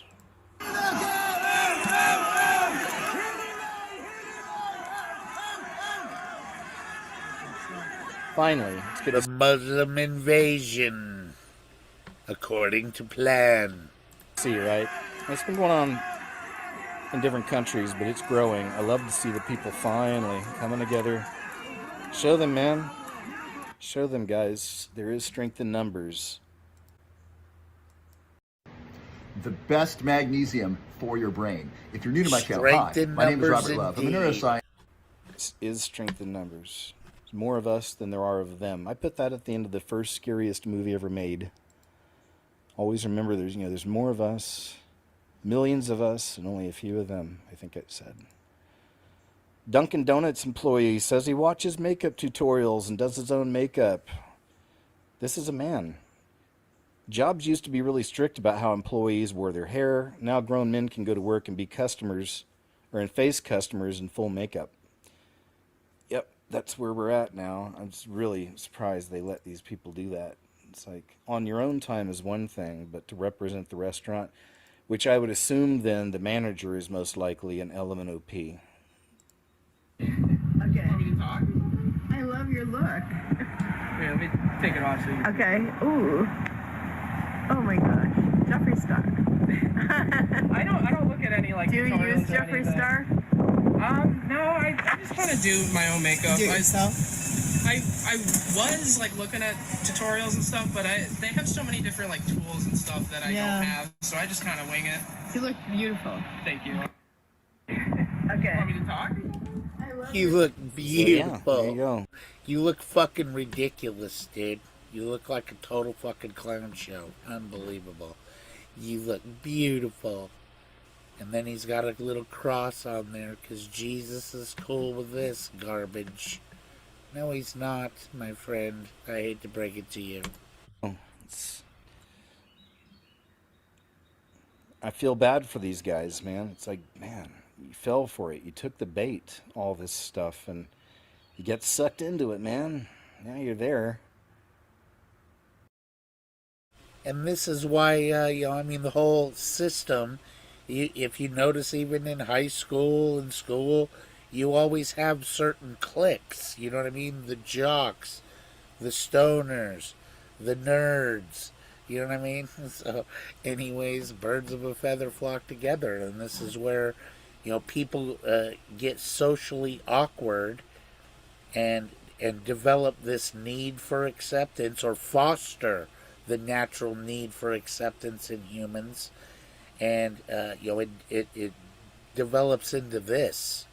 He obviously puts all of this on for attention, and then feels uncomfortable and whatnot. When people are, oh, you look beautiful, you know what I mean? He's very awkward about it. So, anyways, this is how they fall victim to this. It's the cult of personality, man. Just hope that Jesus has an experience. He has an experience with Jesus. He finds the truth. Abandons this stuff. That's my prayer for you, sir. Got you trapped. In the United Kingdom, Millie Taplin was offered a drink by a stranger while heading to a nightclub for the very first time on her 18th birthday. This is scary. This concerns me. My niece just turned 21. Man, you'll be wanting to pray for this girl. The stranger handed her a cocktail saying, "Vodka lemonade, try this." Millie took a sip. Within seconds, her face went numb. Her fingers clenched in a grotesque spasm, and her entire body stiffened as if locked in place. She was fully conscious, but her body wouldn't move. Trapped inside, she writhed in agony, her mind screaming in realization that she couldn't budge. Ooh, that's scary, man. being a prisoner in your own body like that, like in the cage, you know, in that respect, suddenly, you know what I mean?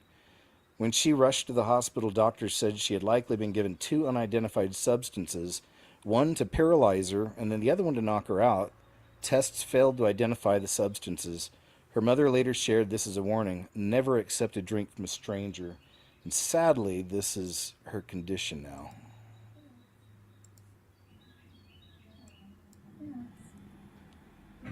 And Lord Jesus, help her. That is so unbelievably fucked up.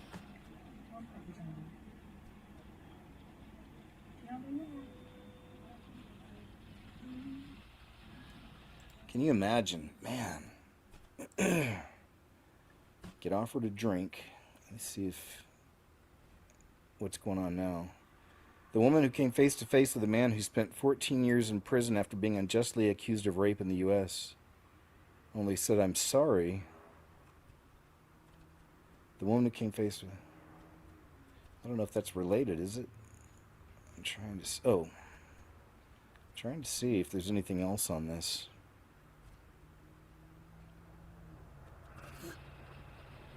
Here's another one. Never accept a drink from a stranger. All right, let's check this one out. Former Arsenal Academy player left tetraplegic, needs 24-hour care after a drink from a stranger. His drink was spiked, it says, on a night out. He was a fit, healthy footballer, but after a night out with friends, the 23-year-old is now as a life-changing travesty as a cardiac arrest starved his brain of oxygen. 9th of June 2020, friends noticed he looked funny colored. He wasn't waking up. All right. Man, what is this with people taking these drinks from strangers? But, you know, then when you're what out, is it with these you know, and people you've already had messing some drinks, around it's one with thing. poison? That girl was just showing up to the club. But and potions. Dang, man, it's freaky. Freakier still are those stories of people running around in clubs and even at some concerts and stabbing people with syringes. By the time they realize something happened, the person's gone and they have no idea if there was anything in there or not. Great news, though, for the vaccine injured in Japan. It says, "This is life-changing. I have my life back." Japan is healing vaccine injured patients now with stem cell therapy. Let's check this out. Here we are with 12 patients. I believe that we're dealing with the most effective therapy globally. Robert is our 12th patient. Robert has some words to say about his treatment relative to the US and here. What would you like to say to them? Well, the change here has just been astounding. When I arrived here, I was basically unable to function at all. Now I've got my life back. I can keep up with my wife. We hike in the mountains. We go see snow monkeys. It's been absolutely incredible. The care here that we get, all of the doctors and nurses have been just amazing. The difference in care that we get here versus the U.S. So just for Whitney's sake, so this guy's Dr. Kevin W. McCarn, Cairn, PhD. So anyways, anybody you know that's gotten the jab, I would encourage them to start researching this. We definitely need to, this is where you need a large group of Americans to go to all of our congressmen and senators and whatnot and say, we want this here in America, and if you don't get it, you ain't getting no vote or whatever, whatever it takes to, allow this to come to America without the medical industry being up in arms and making it illegal to practice whatever, they're doing. Because that's what happened, that's what our medical system's all about. It's ridiculous. For years they just ignored me. Nobody... Group of 32, only one person survived. Another study from Wuhan suggests about 20% of patients on ventilators recover. Once connected, the ventilator often blows in 100% oxygen. The average room air is 21%. After several days on a ventilator, high levels of oxygen can become toxic, damage the lungs, and lead to other serious complications. We knew that. We've known that for a long time. The vents, those are the kill machines, right? Put them on a vent. Write it down as COVID. It's just one of the ways you're making money. It's horrible. It really made the mask drop on some of the psychos that were in the medical field, and even the same thing happening in the school system. The masks dropped, seeing more of the psychos. And more of the psychos are getting jobs there, too. They're going in for those jobs. So you want to get access to your children.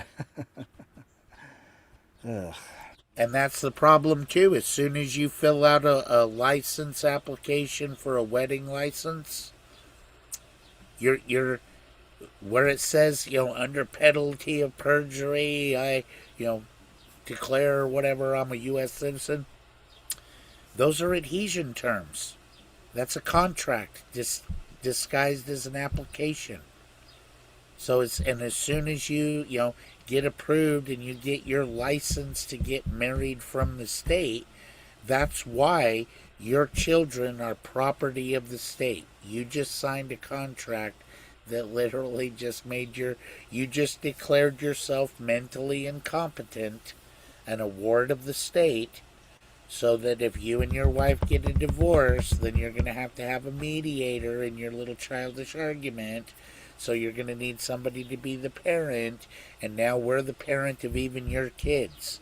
That's why Child Protection Services have the legal right, according to the contract, to come in and take your kids away from you if you don't fucking comply. That's why I keep telling everybody, you get married under private contract only. That's how you do it. That's under God, not under... You ask God for permission. You don't ask the state. Cleveland Clinic director breaks down, apologizes to vaccinated patients. Contract law is just the most powerful tool that Christians need to understand. The law be good if a man use it lawfully. And this is, contracts. The devil does play in contracts, man. Because it is. Even the unclean spirits must obey him. So there is God's law and procedures and contract law. That's why God's word is exalted above his name, because it is a contract. And he's one of the parties to the contract. That's why his word, you know what I'm saying, is exalted above his name. A mom. So I'll play some of this here. Big issues regarding vaccines, and these are the things that I'd like to highlight. Number one, there is no education in medical schools that I am aware of, and being an educator at the Cleveland Clinic Learner College of Medicine and Case Western Reserve University, I am not aware of education around vaccines, their contents, safety records, informed consent, or the Vaccine Injury Compensation Program.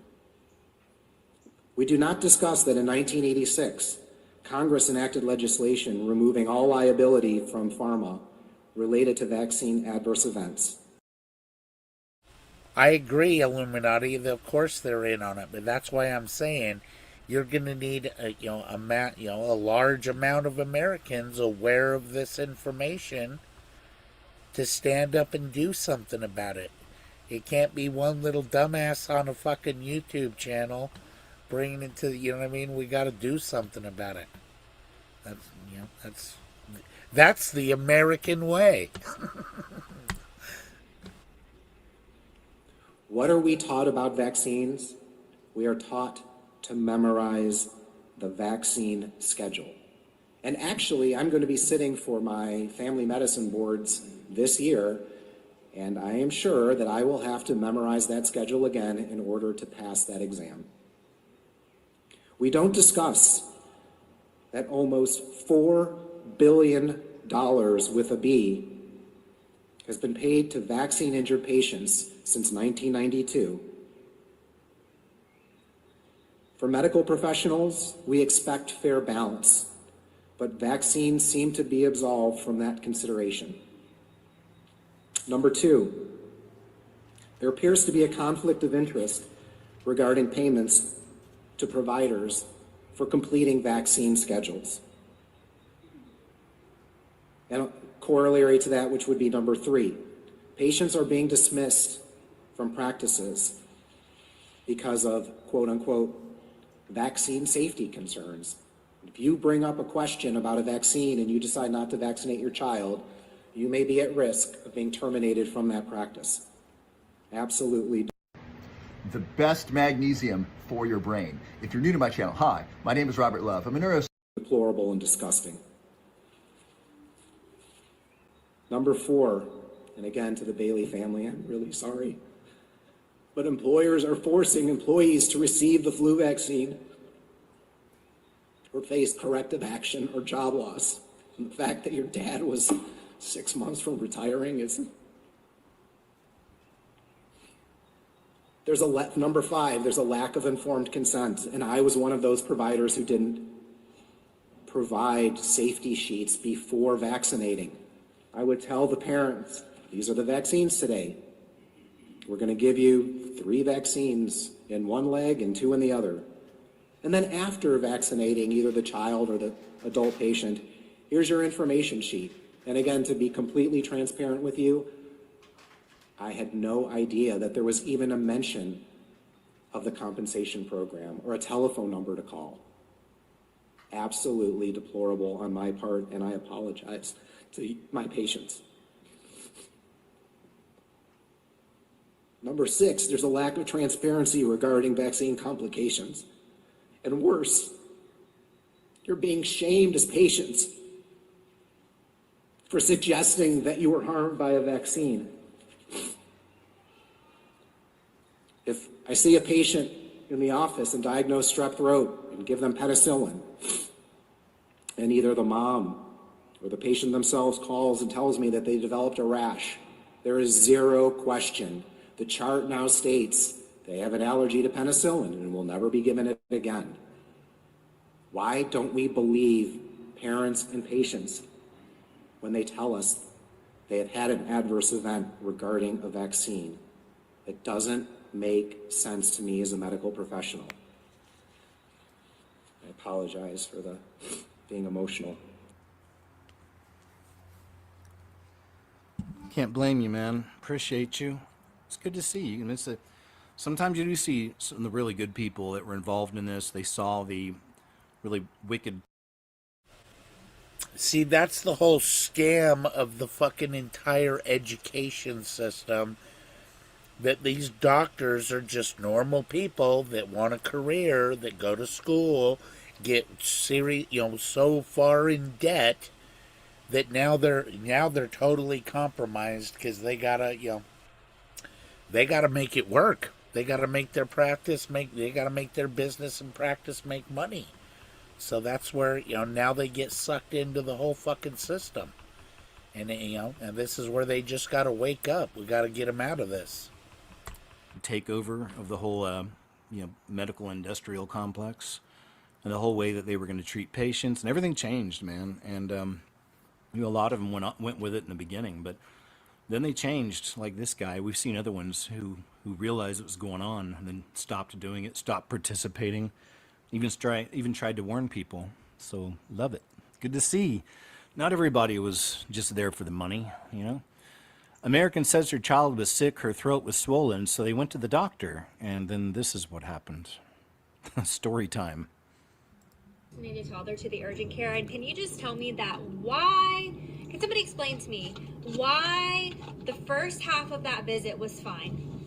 Everything was fine. It was as simple as, yeah, we're going to test her for strep, we're going to test her for mono, we'll probably give her a steroid, and she'll be feeling better within a couple of hours, and, if she doesn't, look out for X, Y, and Z, and then these are going to be times that you need to take her to the emergency room. 2, the golden question about a little over halfway into our visit. Is she up to date on her vaccine? Nope. 5 minutes later. The doctor leaves. The doctor comes back 5 minutes later. My toddler is now falling asleep on me in my lap, and she's snoring a little bit. Mind you, extremely sore throat, little bit of nasal congestion, mouth breathing, probably swollen adenoids at the time because her tonsils were freaking huge. Does she always snore like that? No. And I told you that. That was one of the things I mentioned, was that she had been breathing out of her mouth and snoring a little bit, which is why I chose to look at her throat and thought that maybe it was her throat that was hurting her, to which I was correct. I already told you that that was one of the symptoms. She needs to go straight to the emergency room. Huh? I don't like that. I don't like that. I was like, okay. I was like, can I wait for her dad? Her father is finishing up a football game, coaching a football game. Can I wait for him? Nope. You need to go straight there. May I ask what you think that she's not vaccinated from, that she could potentially have? Hib. May I ask how the emergency room is going to test for Hib, and it's not something that you can just diagnose here? She needs a CAT scan. She needs a TCT scan. I'm sorry, what? Respiratory distress. I'm like, but her, Y'all, I'm cool, calm, collected right now, but I wasn't there. I was a nervous wreck, an emotional basket case. This doctor knew that I had been crying the entire time I was there. The nurses kept coming in there and just being like, oh, it's okay. And I was like, I'm sorry, I just cry every time my kids get sick. I just hate it. I'm so sorry. Like, because it's just, like, for one, it's exhausting. You're sleep deprived, you're all the things. And then it's just really freaking sad to see them sick. And before you Karens come at me and say, oh, well, imagine if they get one of these sicknesses. Just shut the flip up, okay? Shut the flip up. Anywho, back to my point being was that I get in the car and I'm like, I call her dad and I'm like, hey, there's women to go to the emergency room. He's like, okay, I'm gonna meet you there. And I'm like, okay, but I don't think that we need to go to the emergency room because she's not in respiratory distress. She's talking, she's fine, she's breathing fine. Like, I don't think we need to go. And I was like, you know what? Her pediatrician has a 24-hour line. I'm gonna call the doctor. All right, we got it. I'm gonna go move on. It's no offense to the lady, but also that's a very common way a lot of ladies I see online here in America talk. It's like that kind of same kind. And then I told him this. Now you gotta listen to me. And then here's what's going on. And I don't know, just something about it, man. I can't. You know, I feel for her in her situation, but it's one of those programming things that has happened in the system with a lot of people, especially that are online a lot and scrolling a lot, start kind of speaking the same and acting the same, and they have that same inflection. Like at the end of any sentence they make, it sounds like a question. And then they were like doing that, and then like everything, and then it's like, you know, I walked in and it's like the door like opened, you know. Anyway, that's like a programming thing, you know. So I recognize it, and it's just like it's just me. Sorry. American has one of the Korans that was handed out to Wiley East High School students in Texas. So, you know, freedom of religion, keep prayer out of school. But let's hand them some of these Korans. Is that the Quran they gave you? This is the Quran from their booth. And I can show you the Shahada card in it. Real fast, but I want hold it up again though. Hold up the Quran, just the Quran itself. I want everybody to see this is what is passed out in your child's public schools if you're in Wiley ISD. This is what is material that is given to your child in a public school. Behold. Go ahead, show me the Shahada card because this blew me away. And I'm going to zoom in on it after you show it to us. Go ahead. This is the card that they want you to recite to become Muslim. Bear witness to Muhammad and this proclamation. Let me show people that. I'm going to pull it up on my outfit here. So there it is. There's the Shahada card, and it says right there. I just got my. Here we go. I got my my contacts put into. First time ever I get contacts in, so I'm struggling a little bit. But it says, "I bear witness that there is no God, which Allah is a false god. Yep. No God worthy of worship except God. I bear witness that Muhammad was the messenger of God." That is what you are being taught. That is what is allowed. That is what is being passed out, that you will worship this God. And this God is great. And You know, since just, you know, the way I kind of see things line. Just so you know a little American history, this is exactly when Thomas Jefferson went to the Caribbean to get some slaves that were captured, you know, freed or whatever. I can't remember the total details of the story, but anyhow, he went and met with the Muslim leaders, and he asked them, you know, like, why did you do this? You know, why did you kidnap my men? And he said, because our Quran says we can. And that is exactly why Thomas Jefferson came back and argued for the separation between church and state. Because he knew the Catholics are, I mean, they're going to fucking play this game, man. That's exactly why he prevented it. It wasn't to separate Christianity from this nation in any way. It was totally because he saw the threat of Islam and why there needs to be an established separation between church and state. That was the reason. Lining up, I started doing some research into the connection between Islam and UFOs and aliens, and I found some things. So yeah, because obviously it's forming up Islam as like one of the biggest religions in the world, and now we see it merging with Catholicism. So, and then I believe, of course, the AC is the Mahdi, you know, for the Middle East, for Islam, and also our Antichrist all at the same time. So, and of course, you know that if Chrislam, you know, if Catholicism and Islam come together, and they're going to hate Bible-believing Christians more than anybody. Uh-oh. Off with the head! I've just been thinking there's got to be, I wonder if there's a connection in the Quran with this. So anyway, like I said, I'll show you some stuff in the video, but it's interesting, you know? You know you're capable of more. You can feel it. There's a version of you that thinks faster, solves problems. It's all lining up. All lining up. It's devil's deceptions. If you haven't, please, my friend, I can't say it enough, and I really mean it when I ask. You know, there's no one with a gun to my head over here saying you better talk to them about salvation, but you really need to choose Jesus, man. Choose that free gift of salvation, my friend. I hope you do, because the Bible is playing out in real life. We're in it now, or we've always been in it, but we're really in it now when it comes to end times prophecy. Hollywood actor. It is my opinion that we are standing on the doorstep of the beginning of sorrows. I'm still investigating how long that period is, you know what I mean? I'm trying to get an indicator of how long the beginning of sorrows is. I do not know. Cooks, liberals. Let's see what this one's about. And the beginning of sorrows is when Jesus said, you know, there will be wars and rumors of wars, earthquakes in diverse places. You know what I mean? All of that is the beginning of sorrows. Nation against nation, all of that. We're right there. So I mean, this is the brink of World War III. And then, you know, that's what beginning of sorrows is, and the man of peace can show up amidst the chaos and, you know, make peace and broker the deal for the temple to be built in Jerusalem and all of that to fulfill prophecy. To cancel Woody Harrelson for saying this. Yeah. Oh, the reason I showed this one is because back when it happened, so Woody Harrelson went on Saturday Night Live and did this whole monologue. It was like anti-vaccines.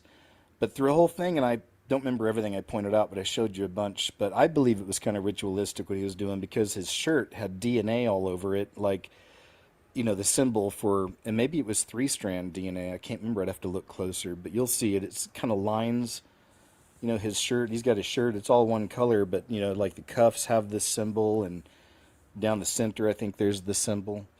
And he was also doing the pyramids and, you know, doing some things with his hands during the whole thing. Anyway, that's why I brought this up. But let's watch it. Kooky liberals. Yeah, I've been thinking a lot about that lately. Did you get a lot of that after Saturday Night Live? A lot of kooky liberals coming your way? Well, I got a lot of blowback, as I knew I would. you know, because he told the truth. Well, yeah. I went walking in the greatest part of this city, Central Park, leaned against a tree, and started to read the craziest script. Okay, so the movie goes See like the this. DNA strands? The biggest drug cartels in the world get together and buy up all the media and all the politicians and force all the people in the world to stay locked in their homes, and people can only come out if they take the cartel's drugs and keep taking them over and over. I threw the script away. I mean, who is gonna believe that crazy idea? It's crazy how the liberal media tried to So cancel there you go. Woody I'll try Harrelson for to saying this. pause on the shirt here. There it is. Yeah. Wish I could show you a little closer. You can go look it up if you want to get a closer look at it. But I thought it was... That's how I perceived it. You know, again, it's just... for entertainment purposes only. No, this is really just the way I perceive some of these things. And like I said, there was a whole deal. I can't remember which video it is where I showed you some things, but I thought it was interesting. He's got a really wild history. Like his father was connected to the assassination of JFK. Isn't that one of them? Yeah, Whitney, that's funny you bring up that I never ask anybody to like or subscribe or anything. Yeah, I'm not. I just get on here to vent and share with fellow believers, people that care about Jesus and the Bible, and you know what I mean. And so I really don't care if anybody likes or subscribes or anything, but I do appreciate the sentiment. Wasn't that the thing? Anyway, like he's supposed to be a hitman or so, I don't know. There was some weird stuff with him, but his father was involved with the government, so there you go. You find a lot of that also with a lot of the biggest music, rock and roll people from the 60s and some of the 70s, Laurel Canyon, and a lot of these people were came from parents who were involved in really, and especially when I'm just milking off of everybody else's stuff. You know what I mean? So yeah, high levels, military industrial complex, or high levels of being like psychotherapy therapists and stuff like that. Watch my baby completely change overnight after vaccines. These are never fun to see, but always hope and pray for the baby that there'll be some healing. They can work their way out of that, hopefully, not have to be, disabled, in that respect, the rest of their lives. So I chase you to the pain. Wrap me in your arms again. The adrenaline makes me shiver. Show me that you're genuine. Cute little guy, huh? That I'm safe again. That you came in different. No time to define, but before we get closer, man, I ask if you love me, and you don't. Shrug your Didn't want to be touched. Blank stare. Look at that. Lord Jesus, help him, please. That is not food. He developed pica and started chewing wood. Look at this. Look at that. Look at that. Yeah, prayers for him. 2 iron infusions. Whew. Yeah, I hope you'll... See, that little kid needs to take a trip to Japan. Or Japan needs to bring that stuff over here to start curing that crap. And this is where, I feel, it's our Christian duty to protect children. You know what I mean? We're failing, period. As a so-called church, we're failing big time, allowing all of this, this is part of the, this is part of the, in my opinion, the Catholic fucking beast system, dude. They need you dependent on the medical industry. That's why the medical symbol is to the god Mercury, the god of commerce. It's all the money. This is how, the Bible wants you to plan for generational wealth, that you're supposed to leave an inheritance for your grandchildren, to be thinking long term.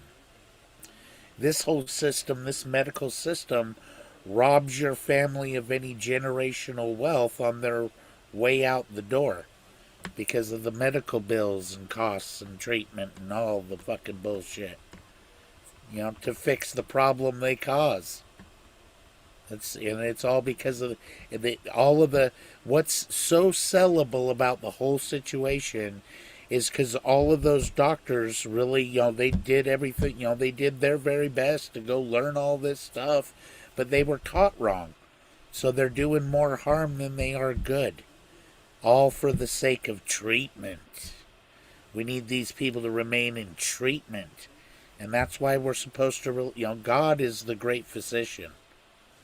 I pray all of the time. Please don't hand me, I don't ever want to go to a hospital. Do not hand me over to people that are ignorantly wearing a satanic fucking patch.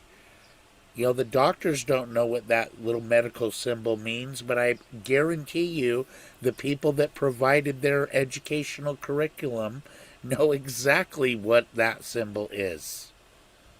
That's the fucking problem here. We're praying for him, that family.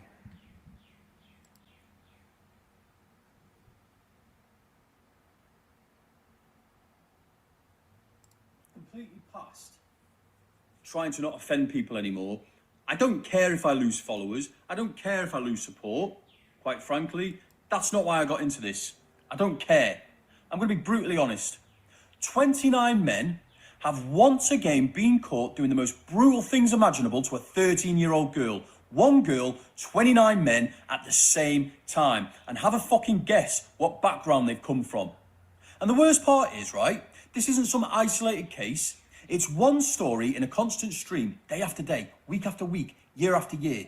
This is happening across the country, in cities, in towns, in places that people call home. There are networks moving girls around like they are pieces of meat. Children, our children, little white girls.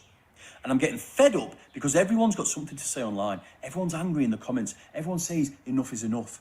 But what does that actually mean? And when will that actually mean something? I am disgusted at the vast majority of the British public right now, and I don't care about upsetting people. I'm finished. I am done caring about, I won't say that because, people might not like it. I don't care. Rats will fight to the death to protect their babies.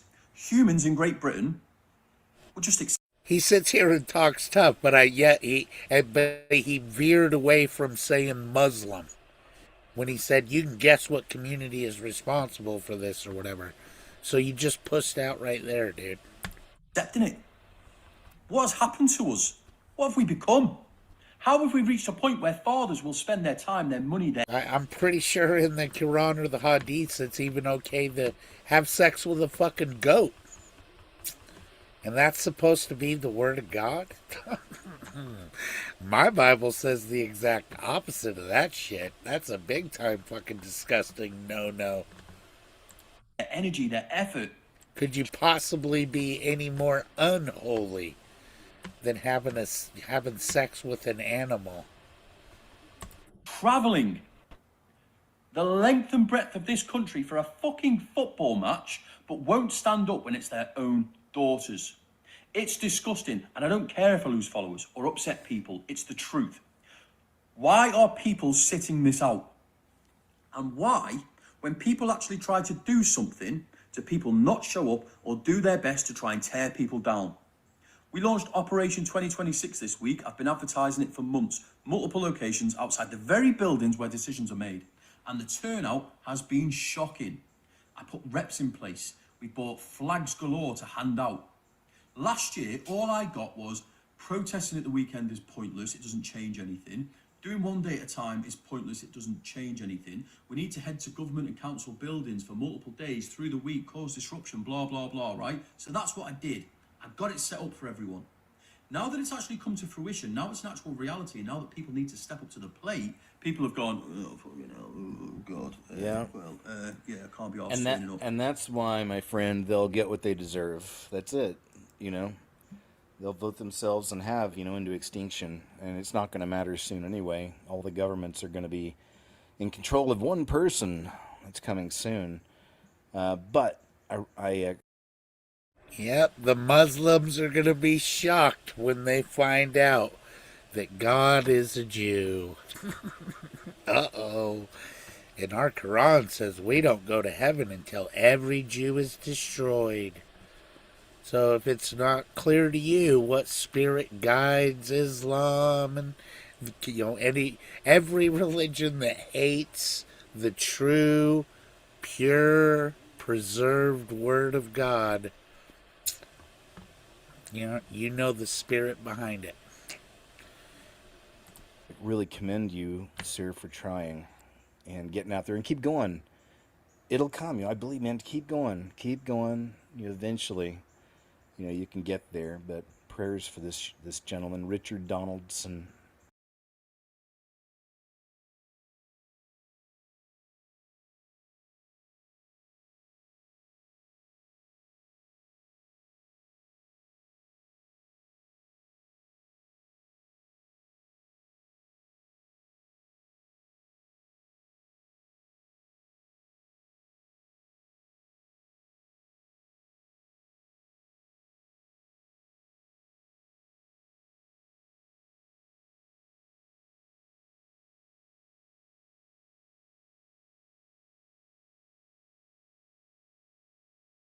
Christopher Hitchens. You are secular, knowing everything you know now. You are a Jew in the Holocaust, and you could knock on the door of a doctor, a lawyer, or a priest, or a nun. Which would you knock on in the hope that they would risk their lives to save you? There's nothing hypothetical about the last question I was asked, because it was the fate of many Jewish people in Europe to have to wonder to whom they could turn. And I'll tell you the place they didn't turn, which was to the churches that had made the official concordat with Adolf Hitler and Benito Mussolini. The churches that had told their parties to vote for him in the Reichstag. The church that had told, especially the Catholic Church, that had told its bishops to celebrate Adolf Hitler's birthday every year from the pulpit, which they did till April 1945, which had preached the anti-Semitism on which the Nazi Party based itself, which in many cases violated the seal of the confessional to turn over resistors, and in all cases turned over the birth records of the parishes of Bavaria and the rest of Germany, so that the Nuremberg laws could be enforced and everyone with even a particle of Jewish blood could be identified, set aside for deportation and persecution. Anyone who doesn't know this doesn't know anything about it. Not only that, not one person was excommunicated or threatened with excommunication by the church. 40 to 50% of the Waffen-SS were confessing, communicating Roman Catholics. Not one of them was ever threatened with the smallest punishment for what they did. To dare to ask me that question in that tone of voice in this audience, I think shows something really like moral irresponsibility. But that's my reply, and that's the short version. Okay, try me on this again, and on the relationship between faith and totalitarianism, and I have a lot more for you. Okay, so just keep trying. Christopher. Now keep in mind that Dennis Prager is a Jew. So yeah, and now he's cut. Here's a Jew sympathizing with Catholics that want to kill all the Jews. So do the Islam. So this is why Chrislam's indeed coming. Absolutely, dude. And all of them will think that they're killing us, that claim that the Bible's the only way, sola scriptura, Jesus is the only way, fuck Muhammad, fuck Allah, Buddha, all of them. You know what I mean? We're the ones they gotta put down. So, yep, it's a coming. Trying to make a difference, trying to get people together. Says, is this the start of the English Civil War? Have people decided enough is enough? So here's in England, it says from UK, sploosh. I don't know what sploosh means. Hopefully not something X-rated I'm not sure of. I never heard of sploosh. But that being said, and if some of y'all from the UK can fill me in on what that means, it'd be great if you're here or in the messages later. But it looks like the people in England have had it. Let's see. Are they finally going to come together?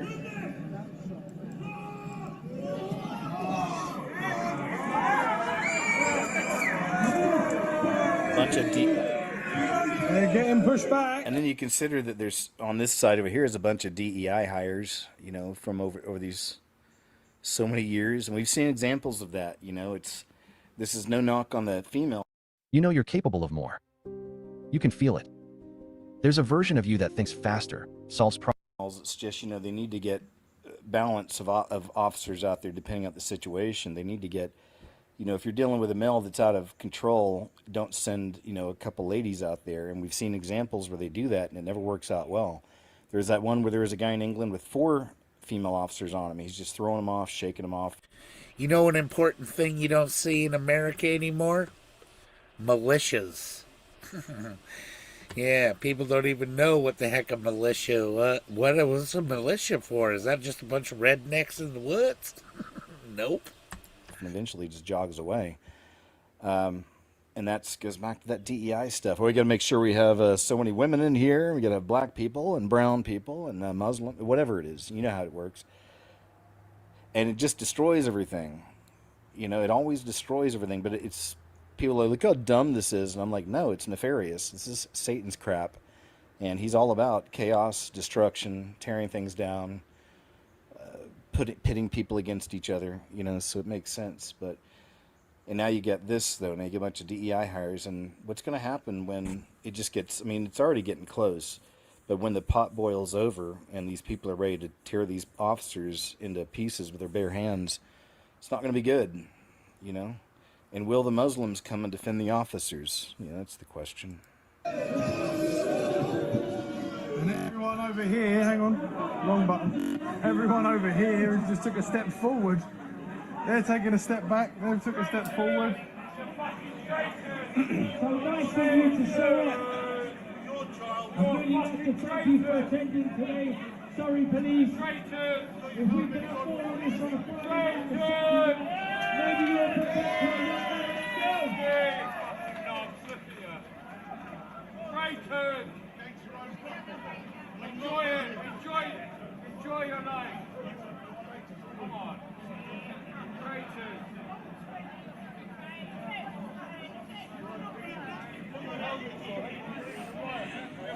Traitors! All right, so there you go. Face Off.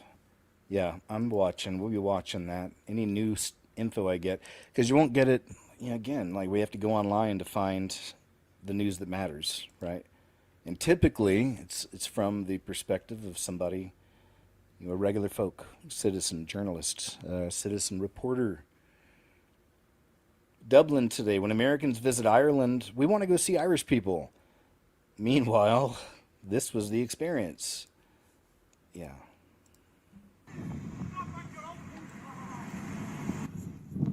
Someone yelled, "Go back to your own country," to them, I guess. How you fellas doing? Great. Hey, fellas. Say, if that's St. Pat's Cathedral there? St. Patrick's? Yeah, is that St. Patrick's Cathedral right there? I don't know. Oh, okay. How you fellas doing? Is that open there, that casino? Yeah. It's open, yeah? Oh. I was looking for work. Yeah. Oh, you work in there? You a car dealer or something? Oh, okay. What do you do? Do you work in there? No. Oh, I see. What do you do? I do nothing. Gotcha. Yeah. Well, he's definitely not a dentist.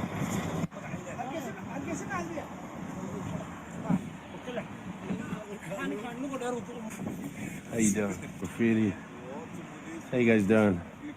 Yeah, good. Hey, how you guys doing? You park ranger here? Oh, really? Oh, okay. Are there any events here today? No, like no cultural events or anything like that? Just kind of hanging out? Okay. Thanks, man.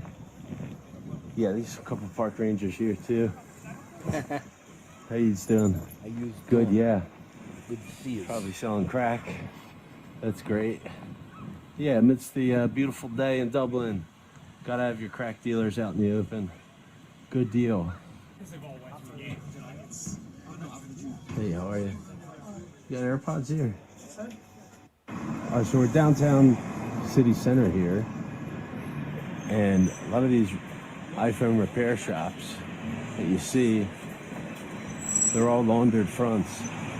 Let's see what we got here. Dublin city rates for the corporations are too high here to open these up. This is a whole block here. Look, a good old Red Parrot Guinness is a good old Irish bar. Got his doors closed. He can't operate. It's a shame, and all these storefronts are being bought up by migrants. Got one guy, okay, he's still a mechanic. He'll always be a mechanic, but maybe we'll take a peek in there and see who he's got working for him, you know, if they're doing the cheap labor. But it's just a disgrace. You know, people come to Dublin, they want to see Irish people. They want to see, you know, the green and churches, all of it. They want to see Irish people. And you come downtown and this is what you see. So it's tragic. We have to reverse this. We have to vote them out. Restore small businesses. Invest in the culture, invest in the people. They want to work. You know, as you can see so far, we got plenty of people just getting handouts here, hanging out, doing whatever they want. Corner stores like this, a Dental Express, he's got his doors closed. Middle of the day during the week, you got a ticket office, bunch of small business storefronts. They can't pay the council prices to stay open here. I like the Nikes. Thanks so much. Are you going for a jog? You doing a marathon? No, you actually, it's Air Forces. You shouldn't be walking with it. Oh yeah, Air Force. That's true. Air Force Ones. Yeah, they're big in the government. Another company made it. Oh really? That's They're knockoff ones. That's why you know about fashion. Yeah. You should be someone's fashion consultant. Thanks. Where do you get that about? I get it from Size Hiding, Dave. Oh, I see. Nice to meet you. Hey, how you doing? Hey, how you doing? How you doing, Toots? So friendly. Look at all this trash. Bring in the migrants. So apparently a lot of these buildings too are being bought up by the Chinese, believe it or not. And what they do is they buy these properties and then start jamming in all kinds of bunk beds. You know, that's how you get your labor for those convenience stores that get bought up. So probably won't be too hard to find. Ireland has smaller architecture, at least downtown here too. So, but yeah, a lot of these, you know, you can kind of see them easily, who kind of lives where. And so yeah, this might be a six unit thing with, I don't know, 30 people in there. So that's what we're trying to help expose here and bring attention to. There you go. It's a good report. How you doing? Yeah, you toots. I like this guy. Nice report. But yeah, it's sad to see. But again, when I see stuff like that, I'm just not sentimental, especially knowing what I know, because I know this is the end. So I don't get sucked into that, oh, we could only bring it back. You know, it's like, I don't care. Let the devil have it. You know, that's what he's doing anyway. He's taking everything. It's getting a lot more obvious and out in the open because this time's running short. You know, we really are, like, we're so close, you know, so I expect to see these things. And what's happened to our younger generations, you know, 6'7", ha, ha, ha, ha. You know, it's not cute. You know, it's programming, man, at a very young age, too. So they already got him with that program, so all the other programs should work just fine, right? Yeah, that's why I'm like, I'm ready. I'm ready to be with my Father in heaven. I'm ready to be with all of you guys. I'm ready to see what's real, you know? When I think about heaven and looking back on earth, it's like, this is just not even close. Like, I can't wait to be just in real reality, like pure truth, earnest, honest, loving, kind, you know, all that, all the time, every day. We're so close, man. I can't wait. Away from all this crap here, these deceptions, lies, having to watch people get programmed. All of it, you know. After treating COVID vaccine injuries since 2021, this is by far the worst injury I've ever encountered, from Dr. Mark Galili. So let's check this one out. Ready to show off your live gameplay? Start streaming with Rumble Studio. It's easy. This one's pretty rough, I will say. Hoping he's better now. Can you introduce yourself? Yeah, my name is Avi Kapernik. I'm a 52-year-old male. And I got the COVID vaccine in 2021, and then in 2022, I got the booster shot, and then 2 months after the booster shot, I couldn't, I can't sit, stand, or walk for 4 years now. Can you stand up for us, Avi, and walk? Yeah.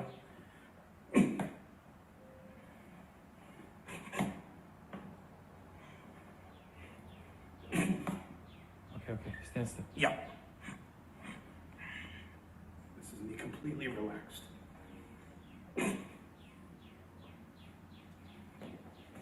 Okay, so when I'm lying completely flat, the abs are just jerking me forward. This is with me just completely and utterly relaxed.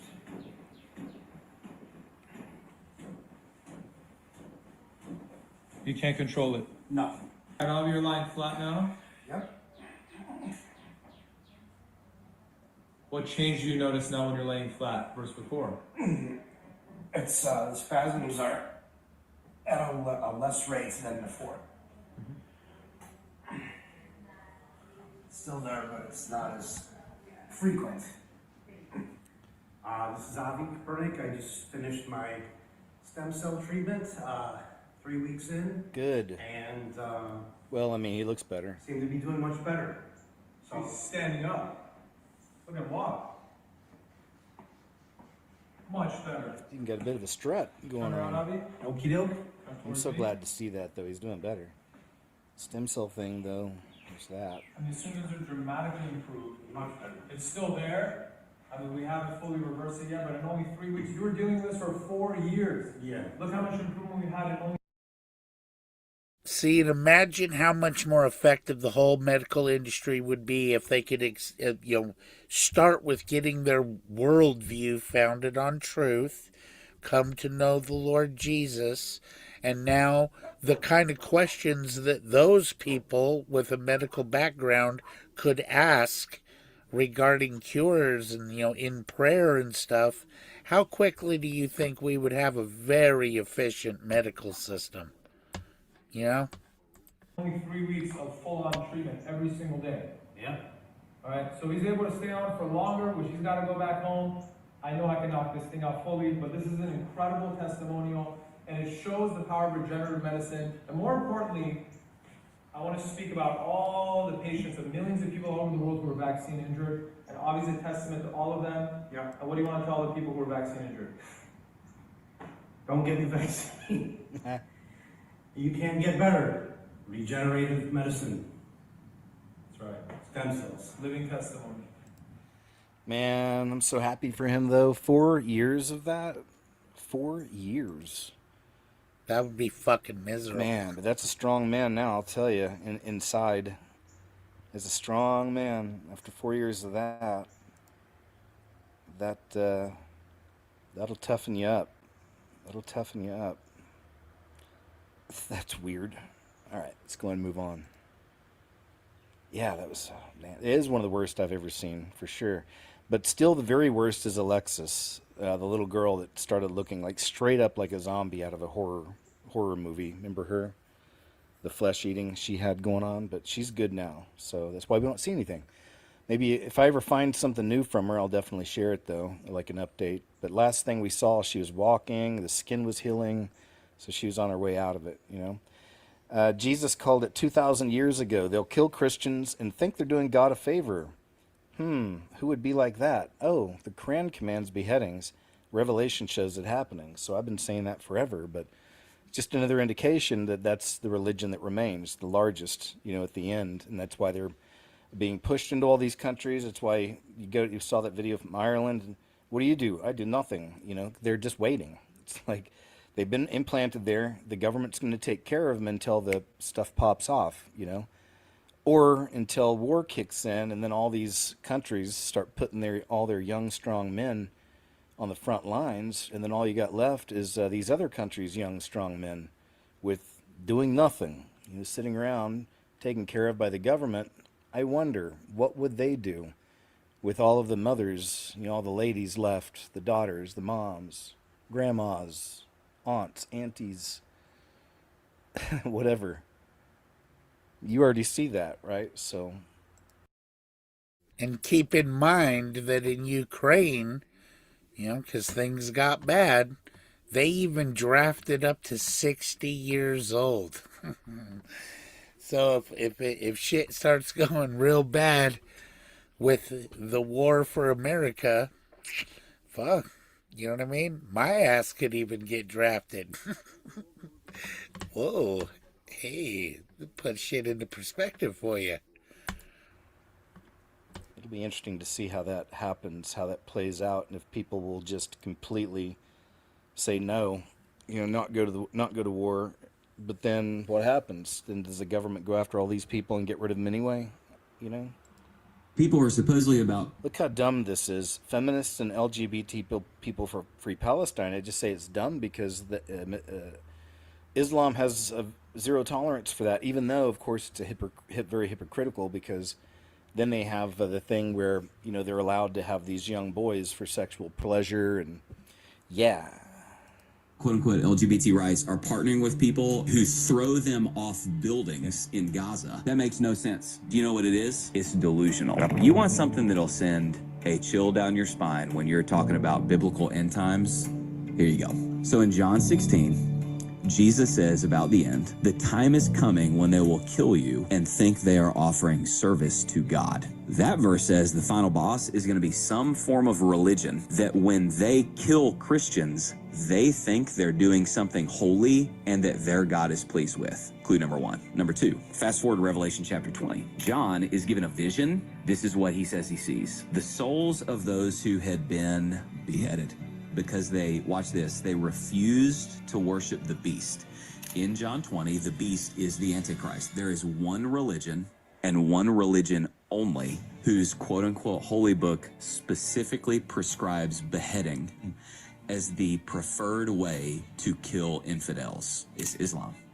The Quran calls it striking necks. Let's go a layer deeper. If you go to 2 Thessalonians 2, 9 through 12, Paul is telling this church, he talks about something that's called a strong delusion. He says the coming of the lawless one will be in accordance with how Satan works. He will use all sorts of displays of power through signs and wonders.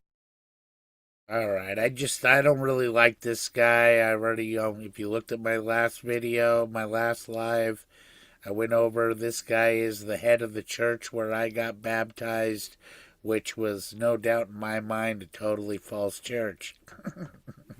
It was garbage, dude. I hated the little rock concert crap every morning. I hated it.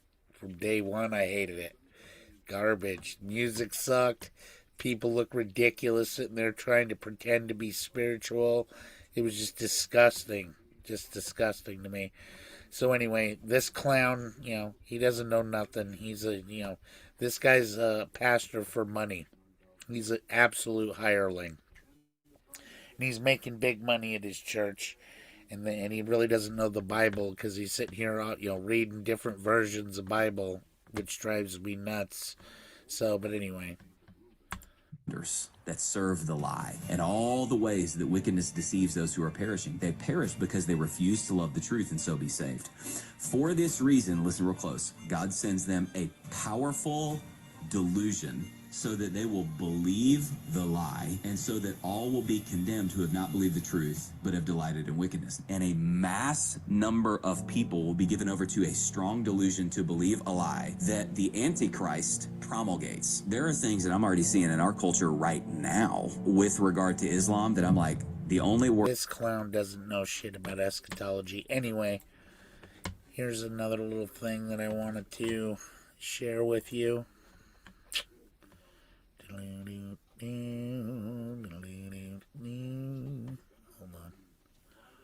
Here it is. Into the land beats houses every single time, and I can prove it in the next 60 seconds. Pockets of a transnational elite. And that's a point of war today. It's not to win wars, it's to have wars. Hello there. Hello there. Hello there. Hello there. U.S.-Iran conflict and U.S. losing that war based on historical patterns and game theory. Welcome back to the show, Professor Zhang. Good to see you. Thanks, Jimmy. Thanks for inviting me back. Now, the first thing I wanted to bring up, this happened, so I don't know if you're up on this, but the United States has attacked a ship, right? So they're going to block the Strait of Hormuz, And here, let me just play. This is what Scott Ritter. This is his assessment of what happened, and I'll get your response. Hang on. Civilians? Well, my understanding is that there was a Iranian cargo ship was making transit out of the Strait of Hormuz into the Gulf there, and in accordance with the agreement that was reached between the United States and Iran in Islamabad about the ceasefire, and an illegal American blockade that has no legitimacy under international law and is a complete violation of the ceasefire agreement, demanded that the ship stop. The ship didn't. Then the United States, the U.S. Navy vessel destroyer, told the ship to evacuate the engine room. Then they fired on the engine room, causing the ship to come to a halt. And the U.S. Marine raiding group was landed on the vessel and took control of the vessel. It is an act of piracy. There's no legitimacy for this action whatsoever. Wow. What would be the goal of something like this? Why would Trump and Hegseth even order this? It's pure psychological operation. This is about the United States spinning the events so that the president can claim that he has the upper hand. That if, for instance, Iran were to go to Islamabad and agree to a deal, the president would say it's only because of the strong stance that he's taken in enforcing this blockade and compelling the Iranians to see the common sense and coming to an agreement. That's all this is. It has nothing to do with legitimately stopping flow. Even let's just say that let's just acknowledge that this is an illegal act, like much of what the United States does. But the goal is to effectively halt shipping out of the Strait of Hormuz by the Iranians, and this most certainly is not doing that. So it's just pure theater of the absurd. So what is your response to the act and his assessment? Yeah, I completely agree. So a naval blockade is considered an act of war, and so it breaks the spirit of the ceasefire. That's point number one. Point number two is that I think Scott Ritter is right in that Trump is trying to negotiate from a position of strength. But I think the more obvious explanation is that Trump and Hegseth are not serious about peace at all. Even though there is a ceasefire, we're seeing a massive military buildup in the Middle East. When the George H.W. Bush arrives in theater, possibly by Friday, the Americans will have about 60,000 troops ready to go for a massive invasion of Iran, which is what a lot of people expect to happen. So this ceasefire is pure theater. It's just a pretext to build up forces in the Middle East. And so Trump, I announced today that on Wednesday the ceasefire will end. So that means he's going to start bombing again. They're going to start. What do you see happening on Wednesday? So the ceasefire does expire on Wednesday. That doesn't necessarily mean that the bombing will start right away. Because remember, the Americans need to get forces in position. They need to stage the forces. And so it's possible that on Wednesday, Trump announces another 2-week ceasefire. And he doesn't really care what the Iranians say because they need time to prepare for the strike. So the Americans use something called shock and awe. So they want to go in, destroy as much as they can, and then leave with minimal civilian casualties. So they are looking to strike as hard as possible when the time is appropriate.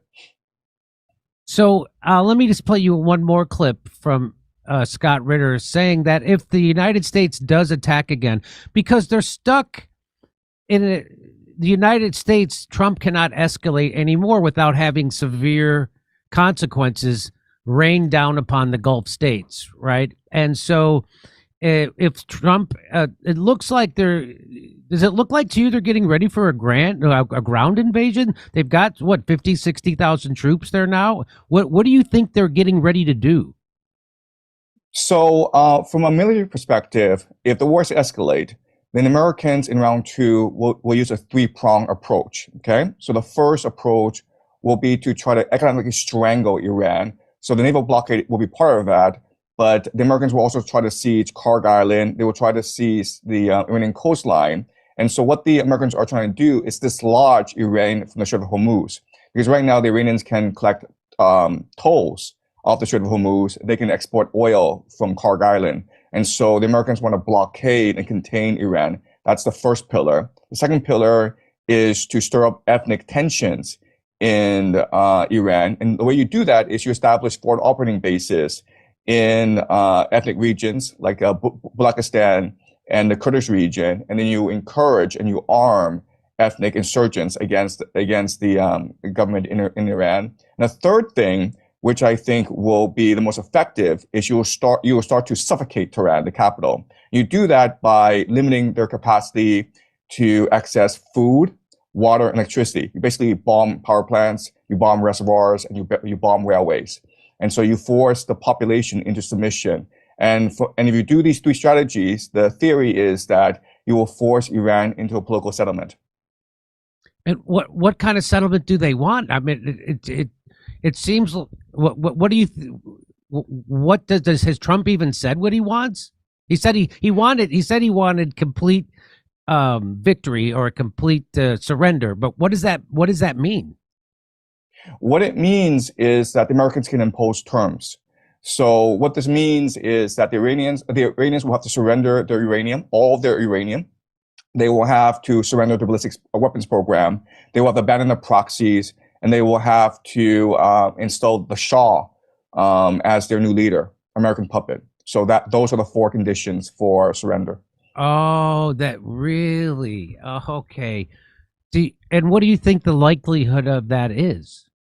0%. Zero, right? Yeah, that seems crazy. So it seems like for real, they're going to again try to resume the war. That Donald Trump and the United States is going to resume the war either Wednesday or after another phony ceasefire, giving them time to. I mean, Iran sees what they're doing. They see that they know what's coming. And so here's what Scott Ritter had to say will happen once the United States starts the war again. And I want to get your reaction to it. If you're a coach or a consultant or an author or a course creator, even an influencer, and you're not using AI to buy back time, to leverage that time, to go faster in today's world, you know you're already being left behind.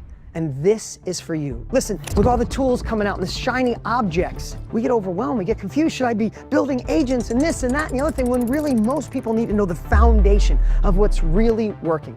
And you need someone to show you a path and plan. And that's why my partner Tony Robbins and I started the company called the AI Advantage. Mark this on your calendar. April 23rd through the 25th, about 3 hours a day. Tony, myself, and our partner and head of education, Igor Pagani, who after 50 interviews, we believe he's the #1 AI educator on the planet to take complicated things and make it simple. Between Igor, myself, and our guests, this is a 3-day event you can't miss. 9 hours over 3 days that will change your life. Click the link below and reserve your spot to the summit. It's free. It's not kind of free, it's totally free. It's only happening once in the entire year. You know how fast this is going. You can't be left behind.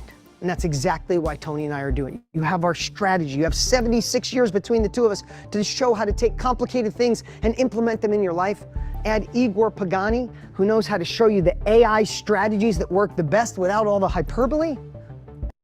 Well, the Iranians have made it clear that they're not going to, start slow and finish fast. They're not going to wait for the United States and Israel to set the pace, which is what they did in the 40 days. The escalation, the nature of targets, et cetera, that were engaged by Iran were largely defined by the nature of the Israeli-American strikes against Iran.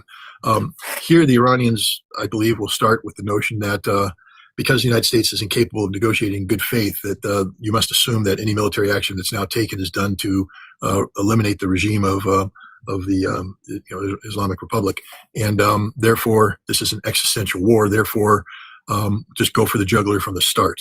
And I think this is what you're going to see. If we start attacking Iran, I think you're going to see Iran hit some Gulf Arab states harder than they've ever been hit Israel very hard, start taking out key infrastructure, and maybe reach out and touch the United States in a few places as well. That the United States has grown overconfident in terms of operation. But,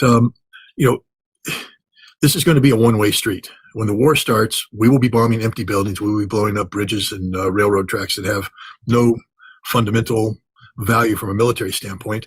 And Iran is going to be, striking back with absolute devastation. And the defeat will be obvious after the first 3 days when, as I said, perhaps Abu Dhabi, Dubai, maybe another city will be unable to sustain life on the scope and scale necessary to be to retain the stature that they enjoy today. People will be forced to flee by the hundreds of thousands. So, do you agree with that assessment? That's what we've been saying here all along. That if Trump escalates or resumes this war, that they have the ability to knock out the Gulf states' desalination plants, and then that's game over for them. What do you say? I completely agree. So the most obvious thing that the Iranians can do is close off the Red Sea, and then they can strike at Gulf energy infrastructure. They can destroy the pipelines. This will knock out 1/3 of the world's energy supply. This would completely destroy the Gulf states. They were no longer viable. But the problem is that the Americans have made a calculation that this is an acceptable cost, that they are willing to take the risk. And the reason why is that in January, the Trump White House announced something called the National Security Strategy. And so this is the Pentagon strategy moving forward for the next 5 to 10 years. And that's 4 major pillars that help us explain why the war is progressing the way it is in the Middle East. The first major pillar is to secure the Western Hemisphere, the American home front. The second pillar is to contain China. The third pillar is to make better use of American allies, to basically encourage them to participate more in global defense. The fourth pillar is to ramp up America's wartime industrial production. Okay, and we're already seeing these 4 pillars play out.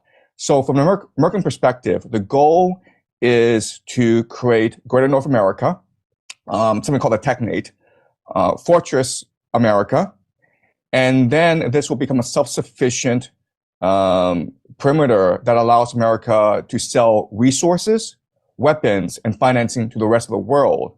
And what America will do is create balance of power in each different region. So in East Asia, Japan and China will balance each other out, and they will both become dependent on American armaments, American resources, and American financing. Something will happen in Europe where Russia and Europe, NATO, will balance each other out, and both will become dependent again on America. And in East Asia, in West Asia, it will be the Gulf states and Israel versus Iran. And this is what's laid out in national security strategy. And unfortunately, what we're seeing is the strategy being played out in real time. So why would China, Japan, Russia, what's their move? I can't see them just letting this happen. Can you? Right. So there's only one actual response to America's national security strategy, and it is for Russia, Iran, and China to work together to create a continental trade bloc that can then absorb Africa, the Middle East, and Europe and East Asia, and sort of negate American naval power. And that's why this war in Iran is happening, because Iran is really the pivot. It is where Russia's north-south trade corridor runs through. It is where Europe's IMAC corridor runs through. It is where China's Belt and Road Initiative runs through. So if you can create chaos in Iran, the world is no longer able to trade in Eurasia. It's completely dependent on sea for trade, and it needs energy, right? So basically, what America is trying to do is create as much chaos around the world as possible so that the nations are dependent on American energy. And again, so what do you think? I mean, Russia is very oil rich, and what do you think? What will they do? I mean, they'll. So tell me. I mean, I'm like in materially, what will they do? Right. So what's happening right now is that the Americans are imposing a naval blockade on all ocean trade. Right. So we're seeing, as you mentioned, this Iranian ship returning from China being boarded, being like seized and kidnapped by the Americans. We're also seeing Russian shuttle fleet tankers being boarded by the Americans as well. We're also seeing this past month oil refineries fires all around the world.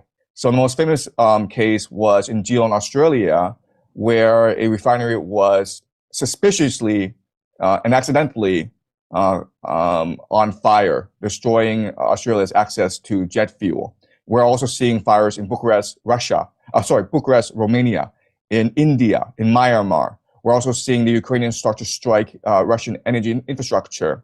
So what's happening right now is basically a war over energy resources between Russia and America. And we will see this war expand over the next few years as Russia challenges American dominance in the seas and as both continue to destroy each other's energy resources. So this is really going to be World War III, and it's going to be for a while. It's not. It's and so this. So you know, it's very popular to say that the United States. And that's the question I have is, you know, how long is this period known as the beginning of sorrows? So when the Lord said, you know, when they asked him, what's going to be the end of the sign of thy coming and the end of the world? And he said, there will be wars and rumors of wars, earthquakes in diverse places, nations rising against nations. This is the beginning of sorrows. So it's not clear on how long that period of time is. So the next landmark that we have that kicks off, you know, according to the Bible, the thing that really kicks off World War III is Damascus gets laid to ashes. And then boom, that's when it's on. That's the official beginning of sorrows. Then from that point, then it's, then the man of sin shows up and brokers the whole peace deal. And then, you know, once you hear the decree or declare, you know, once you hear on the news, they're going to build a new, temple in Jerusalem. That's when you, bam, click the stopwatch. The 7 years just began. 7 years of tribulation just started. We just got through the beginning of sorrows. Now we hit actual started tribulation. States did this war because Donald Trump is controlled by Benjamin Netanyahu, the Zionists, and Israel. But the way I hear you explaining it now, it seems like some kind of bigger, long game that the United States is playing for. We've talked about the Greater North American Project here, and yes. Was that just kind of a diversion that to blame it on Israel, or is that real, or has the establishment been planning this all along, and Donald Trump is just their tool? So, first point is that if you don't believe anything I say, then go to the Pentagon website, the Department of War website, and download the National Security Strategy. It is in black and white. It tells you exactly what the plan is. It is to contain China. It is to control the Western Hemisphere, something called the Dunrock Doctrine, and it is to cannibalize America's allies. Okay, it's very black and white in that paper. That's the first point. Second point is that Trump doesn't have the power to do whatever he wants. I mean, he is really the agent or the puppet or the scapegoat for the military-industrial complex. And the third point I will make is that if you just look at history, when empires decline, they behave in this manner where the empire, at its height, it relies on consent. It relies on soft power. When it declines and its allies turn away from the empire, what the empire does is use force, use piracy, use pure power. Might becomes right. So what America is doing right now fits into the classical imperial decline pattern. Yeah. So, okay. I finally realized why all the big companies use Navan to manage their business travel. With Navan, company travel basically... And so, I mean, you said that the United States was going to lose this war or get stuck in a quagmire. Do you see this working out? Where do you see this heading in the next 3 to 6 months? Right. So again, if you just look at like history, these things never work out because there are 3 problems with this plan. It sounds great on paper, right? Where America controls the Western Hemisphere, it has all the resources of the world, it's self-sufficient. The rest of the world is at war and needs to buy American weapons and resources. But if you look at history, it doesn't really work out for 3 reasons.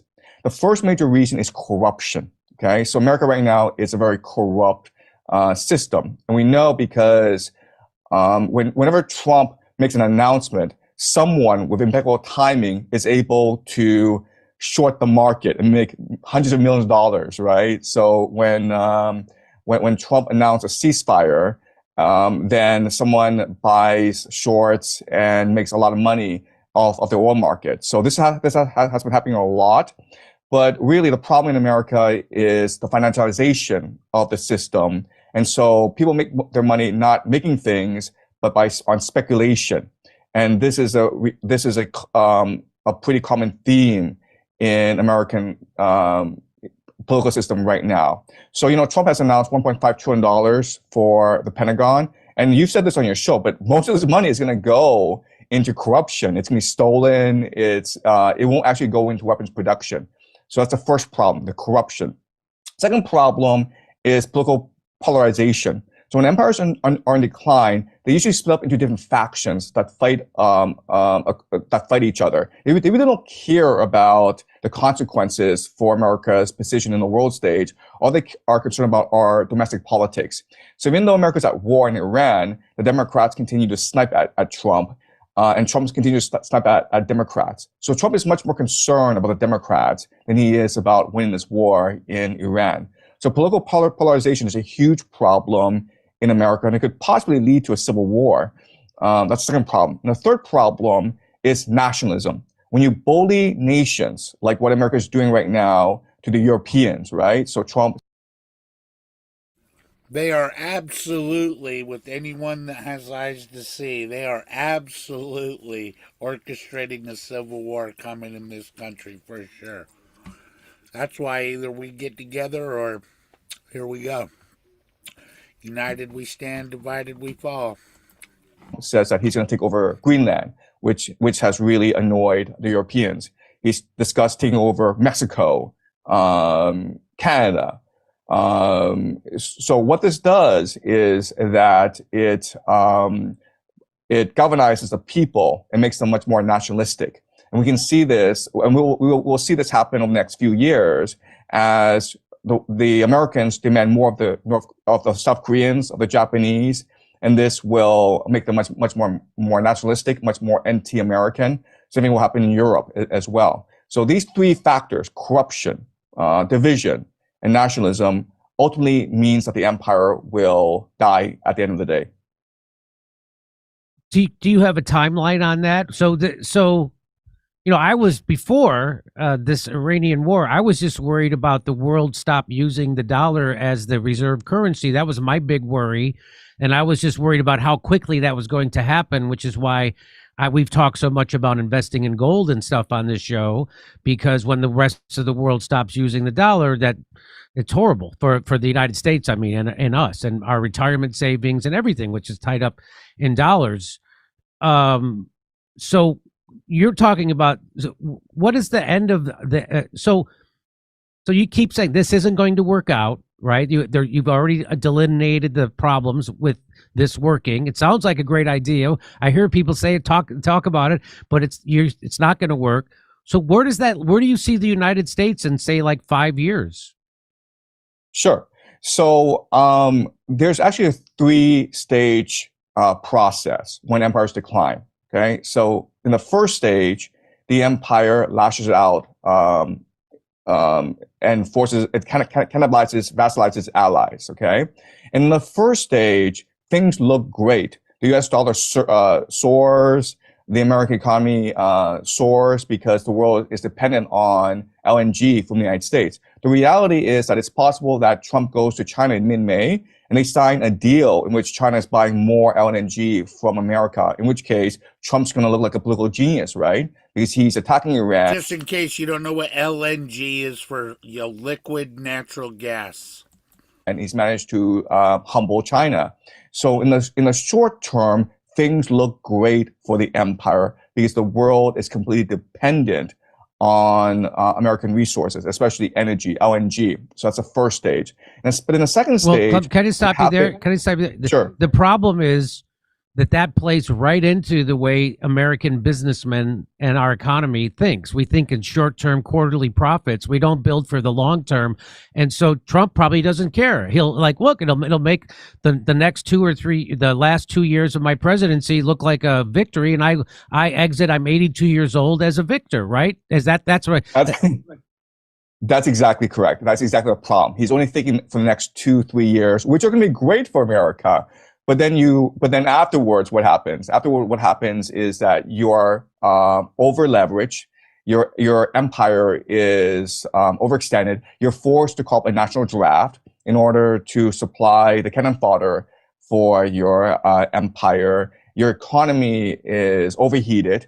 It becomes a huge Ponzi scheme.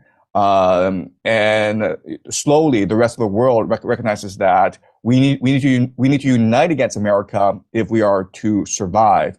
In the third stage, the world goes to war against America on multiple fronts: the economic front, the diplomatic front, the military front. And then America recognizes that it cannot actually sustain its empire, and its empire declines and dies. And so that when the empire dies, that means for sure civil war, right? In the United States. Exactly, for sure, exactly. And then we'd have to create a new government, create a new constitution, and all that stuff, right? Well, we started from scratch. Is that how it works? So, if you just look at America as an empire, it is most equivalent to Rome. And when Rome started its civil war process, it never really stopped its civil wars. I mean, you might have an emperor emerge and create a 20-year peace. Notice how he said America most resembles Rome. Isn't that peculiar? And here we have a Catholic president, vice president. How many Senate members are Catholic? How many, Supreme Court members are Catholic? When originally Catholics weren't even allowed in this country. But then when he dies, the Civil War starts again. And so the reason why America may fall into a Civil War trap, where it is continuous Civil War, is that America has no peer competitor in the Western Hemisphere. And as a result, all the conflicts are internal, not external, right? So an empire, when it falls, it fights civil wars, but when it's threatened by an external enemy, it unifies against its foe. But America doesn't have a foe. It doesn't have a competitor. So America could actually descend into hundreds of years of civil war. And so, okay, so your prediction is that in the next few years, this will look like a brilliant plan to certain people. Yes. Because the dollar will soar and China's going to be buying more of our liquid gas. And but how soon does that end? And it starts to go the other way. Right. So I think it's entirely possible that if Trump pulls this off and he succeeds, he might get a third term. And so I think, for the next 2 to 3 years, this plan will look really, really strategic and genius. But again, this is how all empires behave when they decline. So this is a natural process.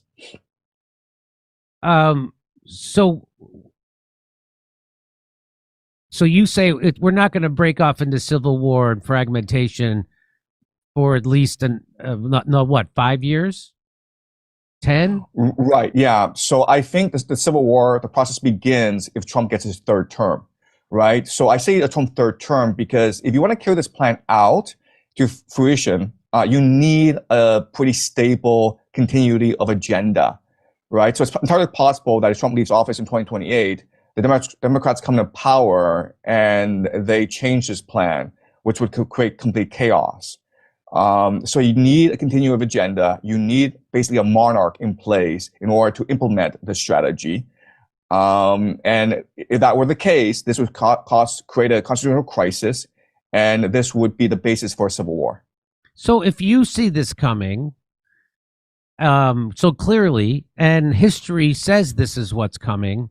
The people in Europe must know it's coming, but why do you think they're not reacting in the way a rational government would react, knowing this is coming? They seem to be almost, in a sense, going along with Trump. They're now doubling down on their war with Russia for who knows why.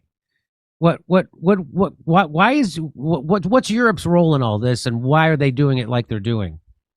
Right. So another characteristic of an empire in decline is the over-bureaucratization of society. And what this leads to... The over what? The over-bureaucratization. Sorry, the bureaucratization of society, the bureaucracy, right? You create an imperial bureaucracy. Bureaucratization? Is that what you're saying? Sorry. Okay.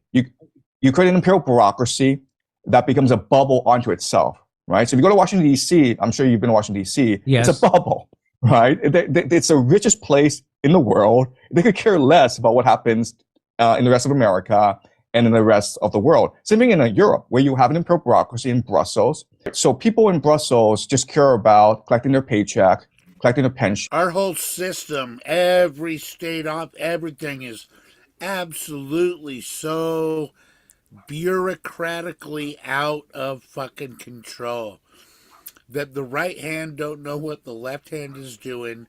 You got a bunch of fucking retards working there that really don't give a shit about anything about their paycheck and their benefits. They could care less about serving the public as they're supposed to.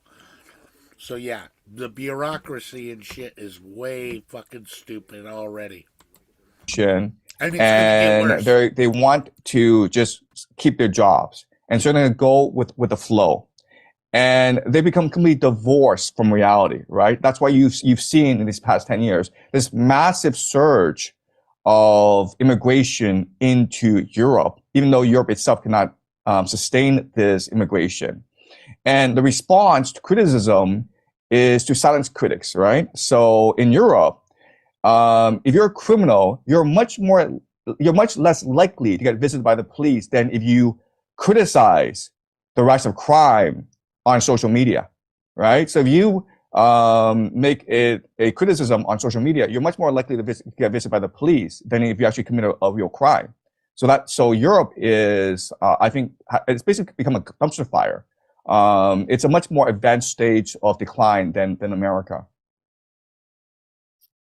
So basically just, people looking out for, again, short-term thinking, people looking out for their own self-interest, not their country's interests, not the long-term interests. And so is it the strength of the international military industrial complex that they get more, and they're doubling down on the war in Ukraine. They're doubling down on, is that just what it is? And yes. Okay. And yeah. So because, Julian Assange said it best. The point is not to have successful wars. The point is to have never ending wars, because what wars do is they transfer taxpayer money into the pockets of a transnational elite. And that's the point of war today. It's not to win wars, it's to have wars.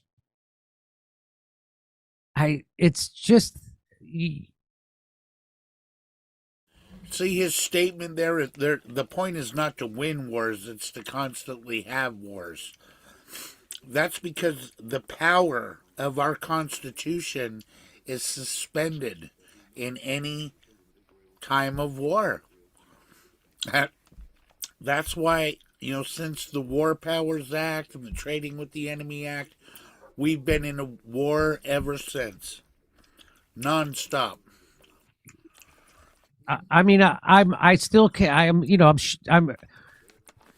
I'm kind of shocked, right, that there isn't some, there's no sober voices inside the United. There's like maybe Thomas Massey, maybe Rand Paul, but there's no like group of people that it's all just I guess I shouldn't be surprised because I've been saying it for years now that the United States is not just a little corrupt, like Joe Biden gives his kid a no-show job and Trump gives his kid a deal with Saudi Arabia, but it's 100% corrupt. Like they're all corrupt. No, when they get a session of Congress, they're not there doing the bidding. I've said this a million times. They're not doing the bidding of students or workers or the elderly or trying to fix the infra. They're there just doing the bidding. How can we extract wealth from the taxpayers and put it into the pockets of the people you just described, the WEF international elite, the globalists, and that's what. So I guess I shouldn't be surprised, right? I guess is what I'm saying.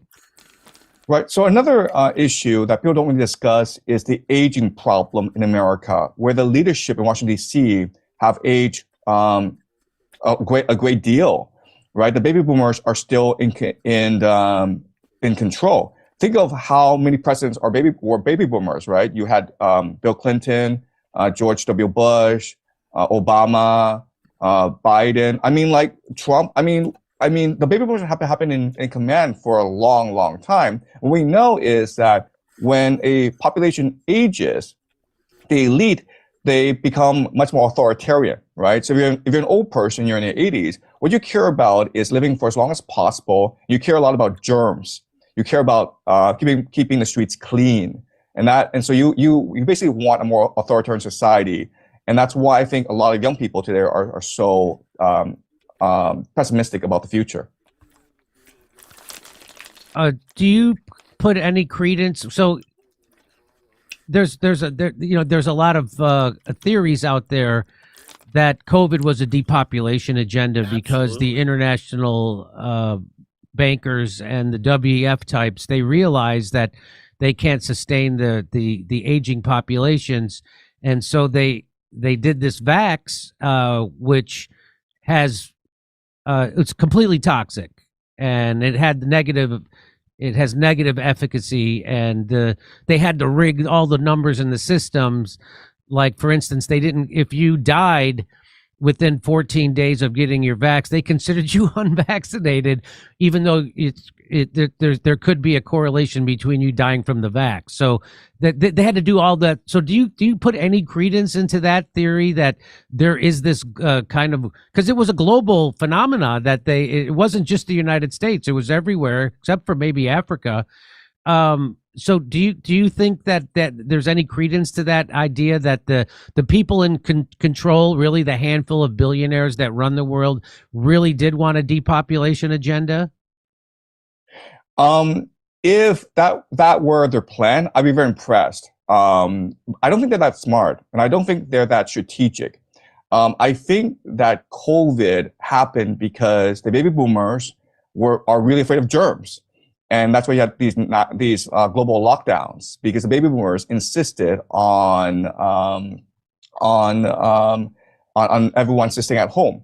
So the nation that best responded to COVID was Sweden, because the epidemiologists in Sweden said that you can't stop a virus; it's impossible. So we're not going to disrupt the economy. We're not going to disrupt schooling, but we will protect our vulnerable people, which includes people with diseases, which includes the elderly population. Which is basically the Barrington Declaration. Basically. And it worked very well for Sweden. Their economy was not as impacted as the rest of the world. But having gone away with COVID, with the COVID lockdowns, we can expect that the elite will use this strategy again if a crisis were to emerge, right? So they're not strategic, but they're opportunistic. They don't think ahead, but they see the benefits of certain strategies. So if this war were to continue, we can imagine lockdowns because of the energy crisis. Yeah, so that's what I'm thinking. So that's why they'll be able to, people have already talked about it, that there's going to be energy lockdowns and that they're going to have surveillance, and they're going to let you know how much energy you're allowed to use. And once you exceed that, they're going to cut you off. They're going to stop your car. They're going to stop all that kind of. And do you see that happening? Yes, it's all part of the plan, right? The 10-day calls for a technocracy. What is technocracy? A government ruled by AI. That's why America's building all these data centers, even though they cost a lot of money. They don't really actually turn any profit, right? So if you are a company like OpenAI, like the more subscribers you have, the more money you lose, because it actually costs you more money to have subscribers than you can generate profit for them. But you have Operation Stargate in place, $500 billion to build data centers all across America. So why would they do that? And the answer is the technocracy. The answer is you eventually, if you're moving towards an empire, you need to create an AI surveillance state, digital currency, digital ID, and it helps you do a national draft, helps you control the people, it helps you ration energy and food. And so how there do you see a way to turn this around, or is this already, this is in the cards because history dictates and they've, is there I mean, could there be a charismatic leader who turns this around for the United, but they would just kill him, right? Yeah, so I don't think this plan will work out because the empire is in decline. They're desperate, right? So they want a national draft. They want a AI control grid. This is all part of their plan. But the people in charge aren't that bright and they're not that effective. And I think this is all going to blow up in their face because I think the American people are much more resilient, much more creative than they believe. It's worked out in China. If you come to China, I'll show you around. We have AI surveillance. We have AI digital currency and digital ID, and it's worked out well in China. But the Chinese people are a different breed. The American people love freedom. They love liberty, and I think that the Americans would rather fight than surrender their liberty. And so now I'm hearing you say another, like, so there is a chance that the American people, because we do value our freedom, although you couldn't tell, half the country certainly didn't during COVID. They were willing to accept every single restriction on their freedom, and including fascist Nazi-like impositions of forcing people to take experimental medical treatments. So you think that the answer to this lies in the mass of people coming together? So yeah, the COVID lockdowns were bad in America, but they were nowhere near as bad as that in China or Canada, right? In Canada, there were the trucker protests, and these were just people who wanted a meeting with Justin Trudeau because they had questions about the vaccine mandate, and instead they were debanked. If you actually gave $1 to the truckers, you also debanked.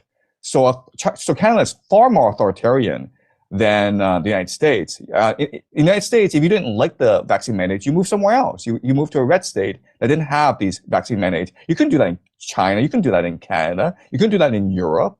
So I think that America is really the best hope for the world. Unfortunately, the people in charge, even though they're not that strategic, even though they're not that smart, they are pretty evil. So we can imagine that they will promote false. Yeah, unfortunately, America is a nation of pussies now. Yeah, that just want to be entertained and be a fucking YouTuber. So, could give a shit about what the fuck, the trap you're walking into. So, anyway, just keep me entertained, please. Flag operations. They will promote civil wars in order to justify the use of a AI surveillance state. And so you see our empire in decline. It might work for the next couple of years. And when you say Trump will get a third term, you mean they'll amend the Constitution to make that happen? You're one sentence away from launching your website with Base 44. Since the beginning of the internet, there's never been such a fun. Right. So I actually don't know the legal technicalities here, but what I do understand is that there's actually nothing in the Constitution that prevents Trump from running as a vice president in 2028 and having his son, Don Jr., run at the top of the ticket. And then when they win in 2028 by rigging the election, then Don Jr. can just abdicate, and then Trump will be the president again for the next 8 years. I never thought of that. Isn't that funny? I never thought that he would run as vice president. That seems so sinister. So you don't predict a collapse like by the end of the 2026 or 27 or even 28, but do you think that so we'll They've already told us it'll be 2030. And I'm telling you, there's something to it, like spiritual law, that, even the unclean spirits must obey them. That's why they have to declare it to you in advance and then coerce you into it. That's why they have all of the predictive programming and shit. we're moving into a multipolar world then, right? So the world right now, it's over leveraged, it's overextended. We've mortgaged the future in order to enjoy the present. An example is that right now the population of the earth is about 8 billion people, but that's being supported by fertilizers, by oil, by medicine. So if the world were to deglobalize and deurbanize, then people would lack access to fertilizers and cheap energy. And this would mean that we would see a steep population decline over the next 10 years. Okay. Yeah, I mean I've seen videos recently of people from the Club of Rome talking about this decades ago, that Yes. we can only sustain maybe 1 or 2 billion people on this That's planet. right. And I just can't believe that, like, this. So how come this stuff doesn't get taught in schools? How come people don't talk about this in colleges? How come it's taking Donald Trump to make these kind of conversations come to the surface? Do you have any theory on that? Well, I mean, public schools were created to brainwash you, to indoctrinate you. I know because I've worked in education reform for the past 20 years, so I know how screwed up the school system is. There's one word you're never allowed to say in education reform. I've been to a lot of education conferences around the world, and no one ever talks about the elephant in the room, which is the idea of a meritocracy. Why is it that you have a hierarchy in a school system where if you're smart, you're allowed to go to a good school, but if you're dumb, you're not allowed to go to school at all? And the reason is control. The reason is indoctrination. The people who graduate from the Ivy League, and I know because I went to Yale, are the biggest ass kissers in the world. They're not smarter than you. They're not better than you. They just happen to stick up to authority better than you. And that's just the nature of the school system that we have today. That is true. I've noticed the people that came from Ivy League schools to Hollywood, and they excel quickly, and it's through ass kissing. They know exactly how to do it. They know exactly whose ass to kiss, and I've noticed it in my own little corner of Hollywood. Sorry, Jimmy. If you spend like a week at Yale going to classes, you'd be shocked by the level of education at Yale and Harvard. You'd be like, oh my God, these are the smartest people in the world. Oh my God, this is the level of elite education that we have today. You'd be shocked. Yeah. I mean, again, I always claimed that, I was a C student. I was, because I wasn't interested in school at all. And, but yeah, when I meet these people, I'm not as impressed as I should be. That's right. That's for sure. And,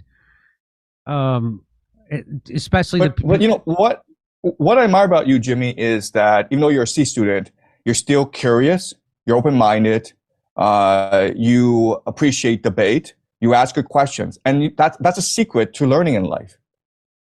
I'm still. Let me just switch the subject just a little bit for a second. I'm still shocked. I'm constantly shocked. I'll never stop being shocked at the people who got everything wrong during COVID. Not only did they get it wrong, but they embraced authoritarianism to shut other people up like me, who were just asking questions because I noticed something and I was asking relevant questions. that they were afraid. So they're not afraid. They're afraid of the questions. And these people still today will call ivermectin horse paste, or they'll still swear by the vaccine. They'll still call people anti-vax, even though we know what a failure that COVID vaccine was. They still, like, as if it's 5 years ago. And these are, relatively intelligent people in every other way. And they still, it's like they're going out of their way to stay ignorant. And have you noticed that? And what is? Yes. Go. Yes. I went to Yale, so I encounter this all the time. But in the 1950s, C. Wright Mills wrote a book called The Power Elite, and he describes the structure of power in America. And he makes a very interesting point in the book, which is like, it's not the elite, the power elite, that are most dedicated to the system. It's the intellectual class, the chattering class, the professors, the intellectuals, the journalists who are most dedicated to the system, because these are the parasites of the system, and they understand that their power comes from the proximity to the elite, and so they are the most vocal about protecting the legitimacy of the system as well as the elite. Okay, so these journalists, these intellectuals, these professors, these academics, they're most dedicated to maintaining COVID because they believe that by doing so, that's what allows them to maintain their power. Because think about what AI could do. With the coming of AI, the people, these white-collar people are most at risk, right? These lawyers, these accountants, these teachers, because AI can just do what they do at a cheaper price. So they need to be able to justify their existence, their high salaries, their very easy lifestyle, where a professor works like 6 months of the year. And they do that by trying to impose authority on the common mass and saying, you see, we are useful because we can control the masses. But the reality is that with the rise of social media, with the rise of shows like yours, they can no longer do so. And that's why they're so desperate. That's why they're so anxious. And that's why they're so authoritarian today. So it's who was the Steph? Didn't we have Hey, this is all I needed for my land flipping business, $500, no joke. Watch this. Most people think you need tens of thousands of dollars to get started in real estate. They're wrong. Houses, yeah, you need some serious capital to get started, but land, I started my land investing business with just $500 for postage and letters. That's it. You see, I sent out a bunch of simple handwritten letters to vacant landowners in a very specific county. And within a few weeks, I had my first deal under contract. Now, here's what makes this even better. I've refined this system over hundreds of deals, and I'm about to share the whole thing with you in my upcoming free 5-day Flip Dirt Challenge. This is 5 days, totally live, starting this coming Monday. And I'm gonna walk you through how to find motivated sellers, how to make offers without even talking to sellers that protect you, how to flip these properties to hungry buyers without ever even visiting them, and how some of our people in our community have partnered with me on deals. So this isn't just theory. This is my exact playbook that I use today. So click the link below to register for free, and I'll see you Monday. Oh yeah, and one more thing. Remember that $500? Yeah, you don't even need that to get started. I'll explain everything in this challenge. Sign up down below, it's free. who was that female Chinese author who wrote that 40-page book? And she talked about this. I don't know if you're familiar with her. Talked about the class, the Yeah, professional class. she talked about the professional managerial class. Yes, exactly. Exactly. And that's what you're talking about right now. And she Exactly. and she noticed the exact same thing, right? Exactly. That they became and I like to call them, they're supposed to be Catherine Liu. Catherine Liu. That's who it was. And yes. And so, I call them illiberal. They talk about they're liberals, right? And they're supposed to be a liberal and conservative. There is no liberals anymore in the That's United right. States. They're all the people who consider themselves liberals don't realize that they become the most illiberal people in the world. And that go ahead. They're only interested in maintaining their privileges, right? Yes. Again, these are people who don't really work. They just spend all their time talking and projecting authority. And they have the easiest life. They're basically parasites, and so they need to maintain their existence. They need to legitimize their lifestyle. Well, I'll tell you, speaking to this point, so, I've gotten into Jungian psychology over the last 6 years, and, it's completely changed my life and outlook on things completely. And I used to be an atheist, and now I understand that that was incorrect. And what I've done, so once a week, I would talk to this Jungian psychiatrist or a psychologist, and he would help interpret my dreams. And because you need someone else to do that for you, and recently, and so I only would have an hour, and we'd only get through maybe 1 or 2 dreams. And I have lots of dreams. I have 3 or 4 dreams a night, right? And so it was, and I can't afford to do more than 1 session a week because they're expensive. They charge a lot of money. And so what I've started to do recently in the last few weeks is to use Grok, and I'll put in my dream, and as soon as I wake up, I put it in Grok, and I say, please use Jungian analysis and tell me what this means. And then it is unbelievable, and it's on point. And then I'll instead of starting a different thread, I keep it in the, I go to do these dreams go together, and Grok is showing me how a dream from 2 weeks ago connects with the dream I had last night, and how all the ones and they connect all of the, and that is so much more conclusive, or I don't know, or encompassing than I get from my. So I'm experiencing this in my real life. Like, I don't know if I need my Jungian psychologist anymore, because I'm getting this done in way better time. I get more time with it anyway, and it's much more encompassing. And so that's what you're talking about, and what Catherine was talking about, right? Yes. I mean, like, we're seeing like the collapse of the elite intellectual class, right? So you look at the New York Times. Like, who reads New York Times nowadays, right? It's these boomers that read New York Times. Bill Maher reads right. it. So all they do is just appeal to the boomer class with these talking points of empire, and the rest of the population is turning off, right? So we're seeing a lot of desperation and anxiety among the intellectual elite. Where do you see Israel ending up? Right. So Israel, it has All right, here's where Mr. Jing Pao, or whatever his name is here's where we're gonna put it to the test, buddy. Let's find out how wise this dude is. I mean, it's a crazy place, right? I mean, like, they don't mind going to war with the world, because that's just part of their eschatology. They believe that if they go to war with the world, then the Messiah will come and lead them to victory. So Israel has descended into this fanatical religious outlook, and it's not going to get better. It's just going to get worse and worse. And we can see that Israel will eventually draw Turkey into this war. This will become a regional conflagration. But at the same time, as long as the United States supports Israel, then Israel will continue to dominate the Middle East. And if the United States were to lose this war, then CENTCOM would be incorporated into the Greater Israel Project. So I think that Israel will continue to rise. Well, I really don't see, when you say if the United States were to lose this war, it's Iran is going to wipe out the Gulf states if the United States continues this war, which it looks like they're going to. So the Gulf states will be like, how do they not? I can see this. How can they not see this? And why aren't they taking steps to do anything about it?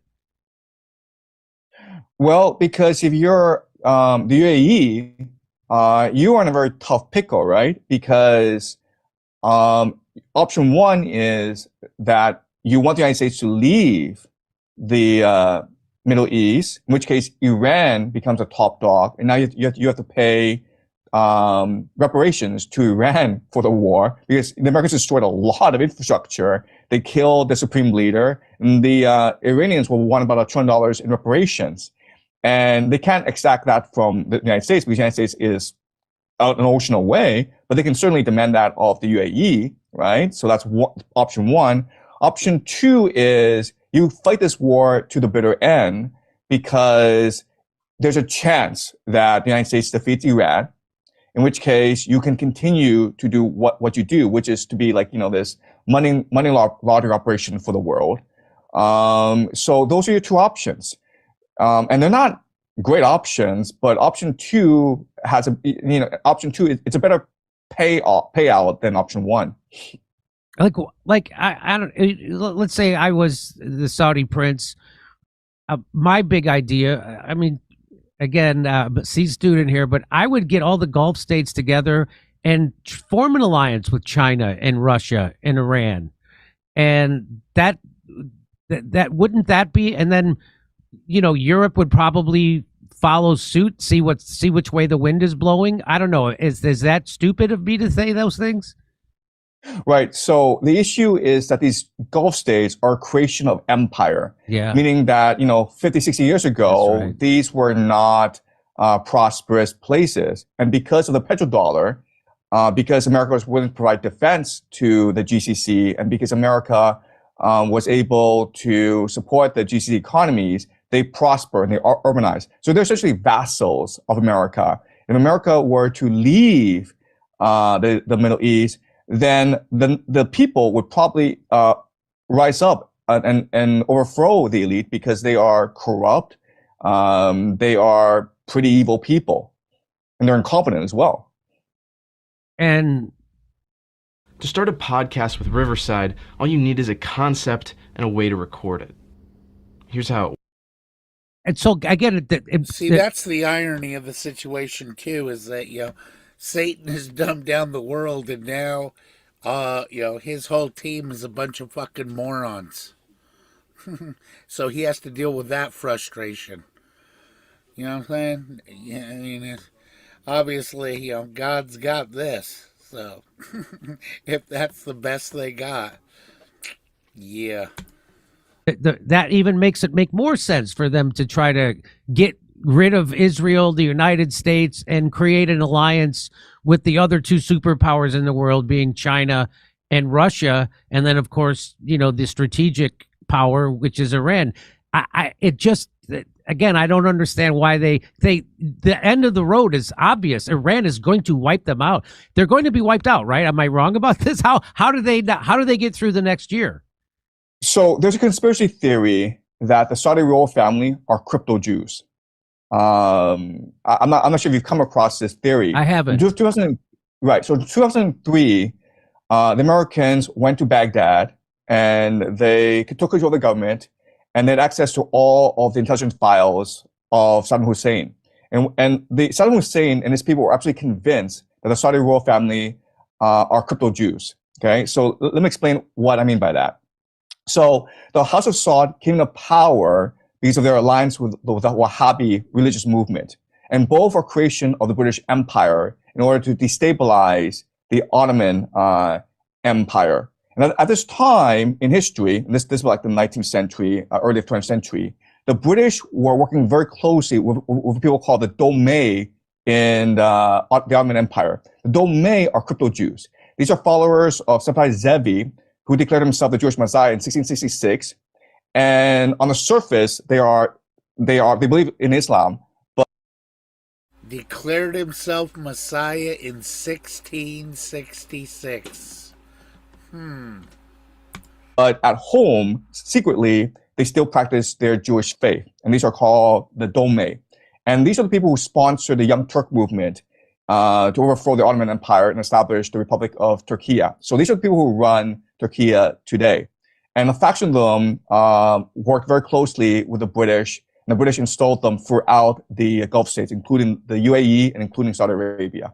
So that's a conspiracy theory. Okay, I don't have any evidence, but that's what a lot of people believe happened, and that's why the UAE and Saudi Arabia are so close with Israel, and that's why they're so supportive of American empire.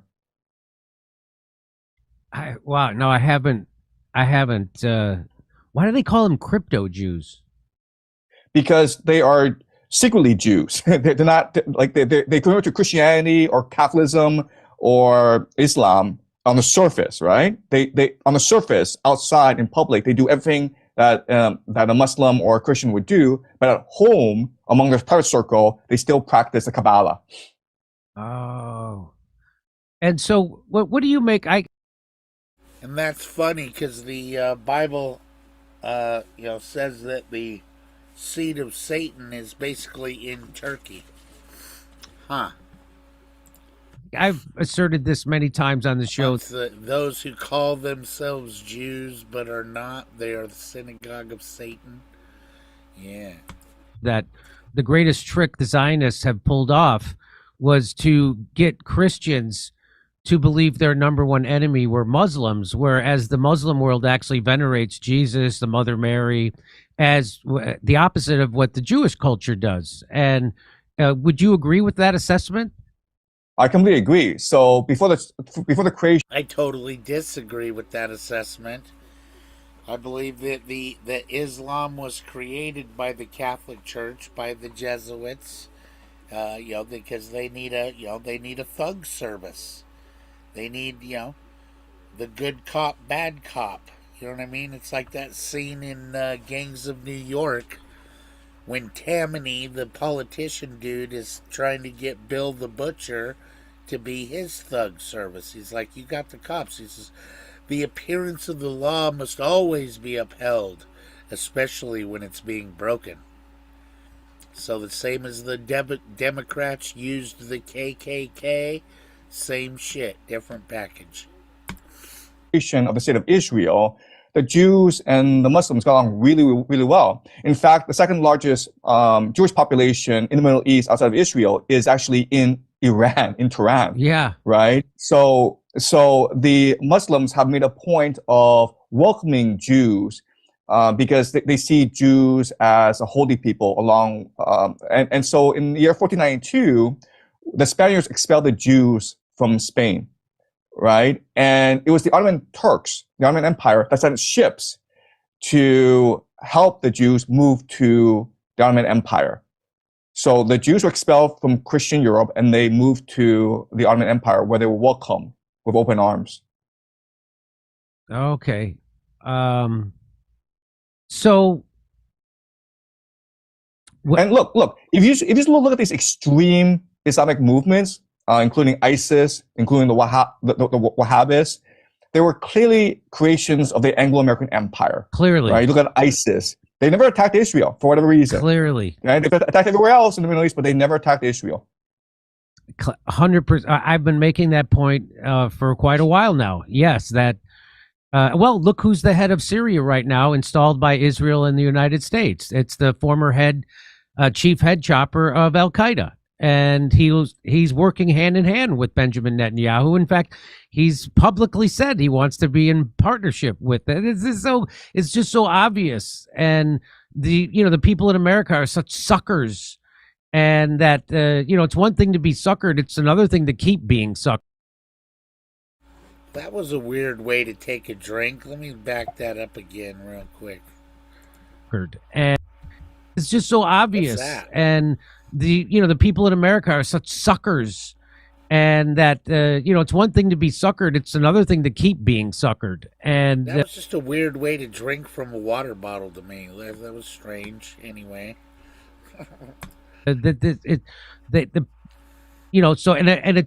People, you weren't allowed. So again, the thing about when you're not allowed to question something, like you weren't allowed to question 9/11, and now I know that 9/11 was not what it seemed to be at all. It was not what it was. They needed a 9/11 so they could go and do what they're doing.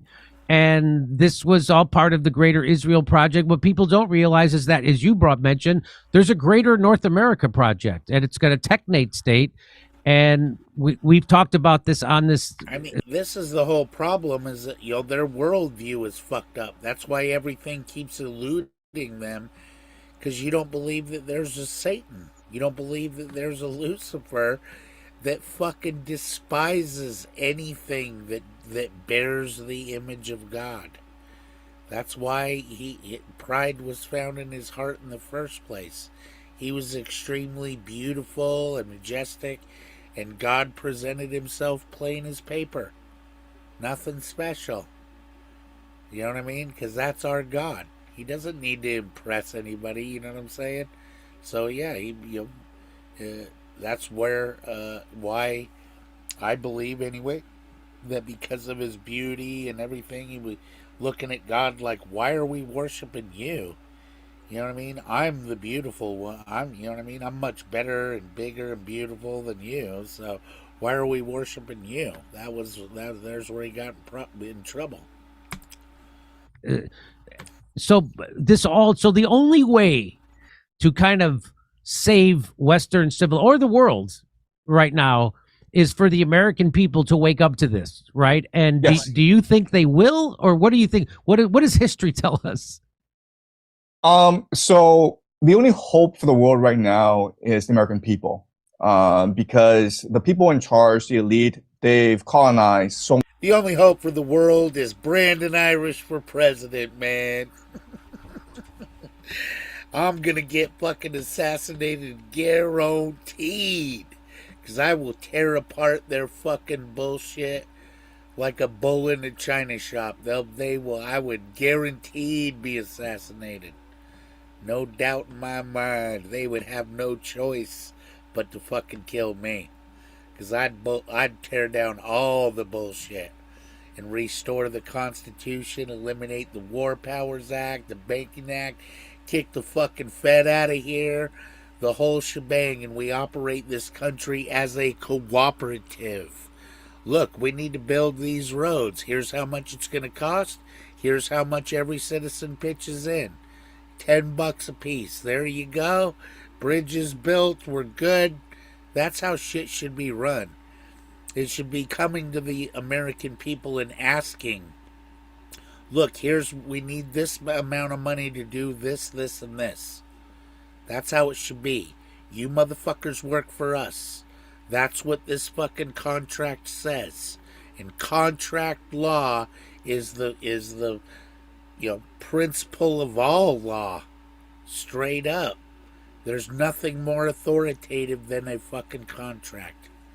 That's what Christians don't understand, and everybody that wants to give me bullshit about, oh, here comes Brandon with his contract stuff. You're a fucking retard. You don't even get it. Desiring to be teachers of the law, knowing not what they teach nor of what they affirm.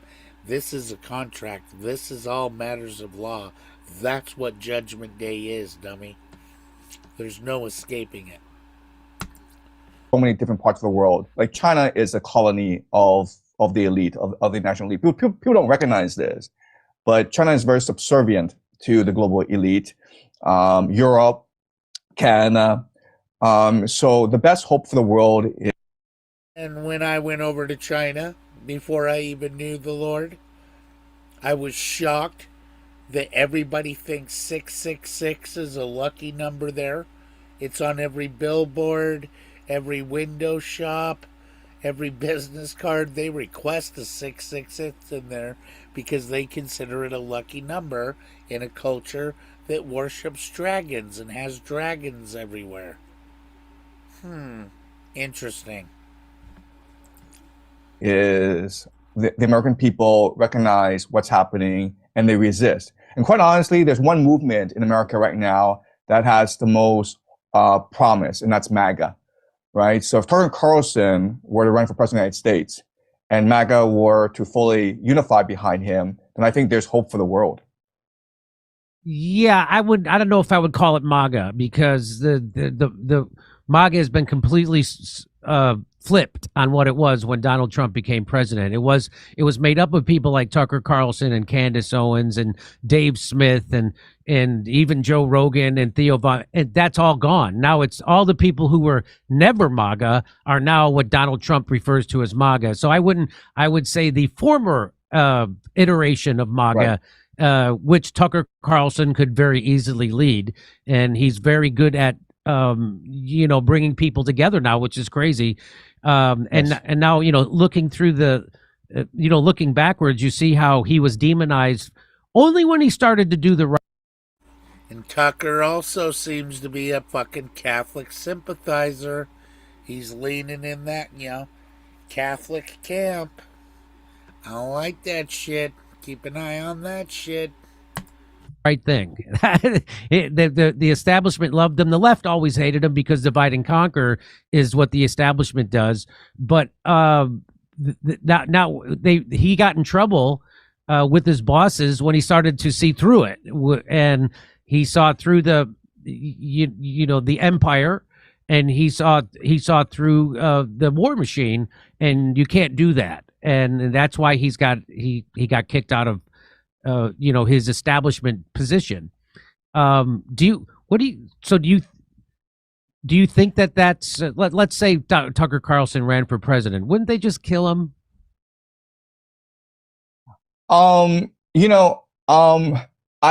most impressed with Tucker Carlson. And not only do I think his heart is in the right place, as you say, he's been the most consistent anti-war voice in the mainstream American media for the longest time. And that's very brave of him.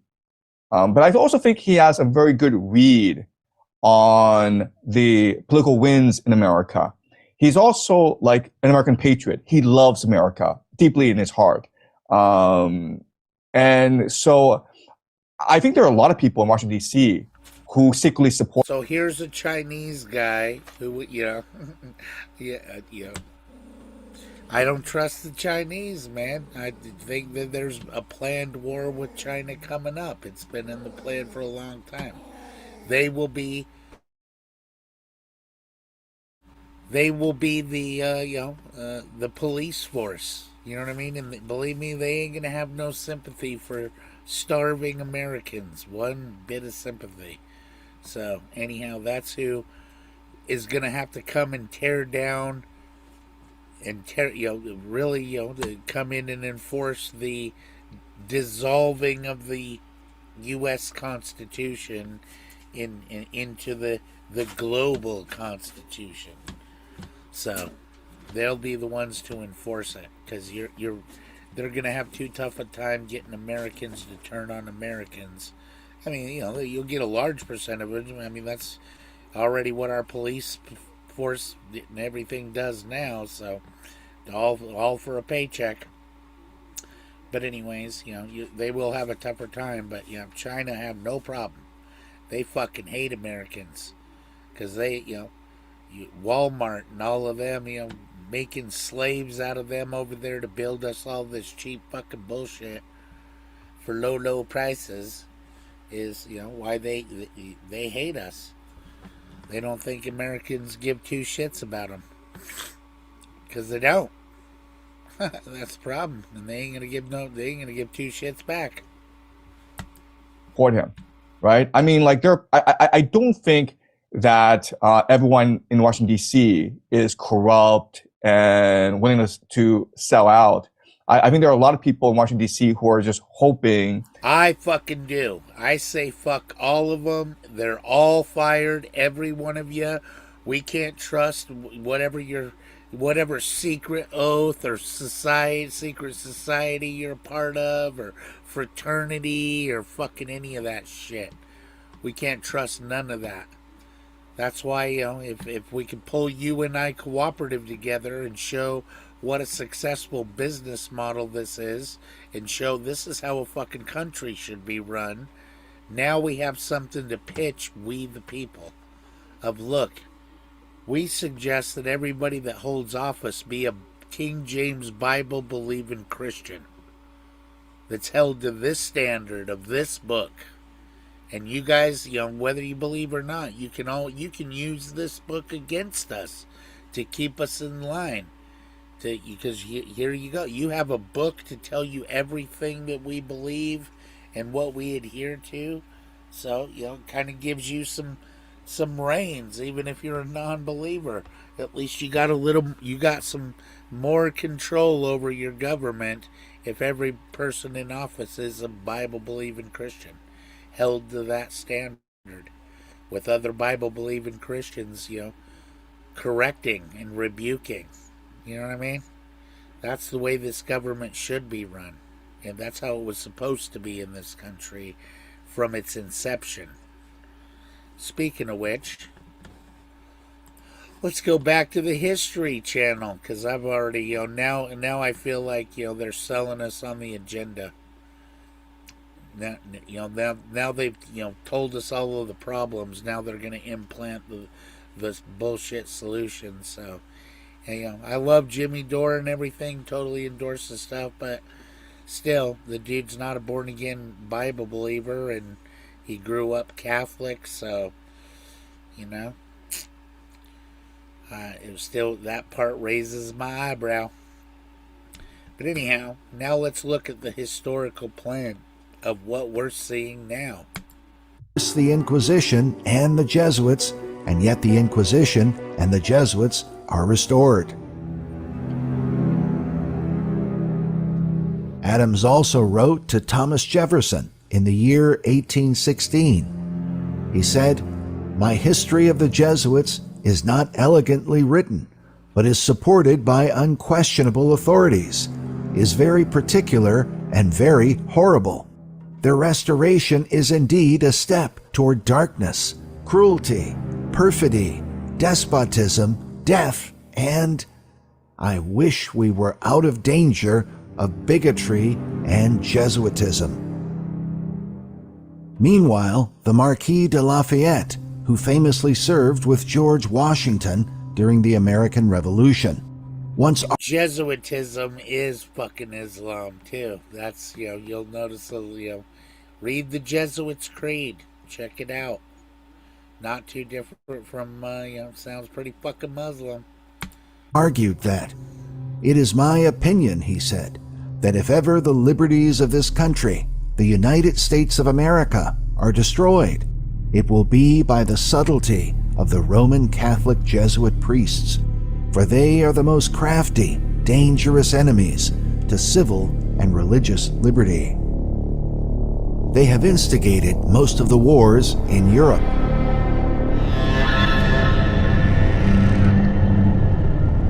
It was out of war that the order was born, when a Spanish soldier named Ignatius Loyola was wounded at the Battle of Pamplona in the year 1521.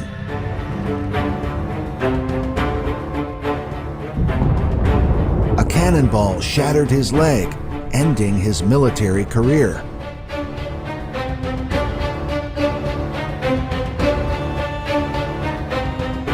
The Jesuit order comes down to one man, Ignatius of Loyola.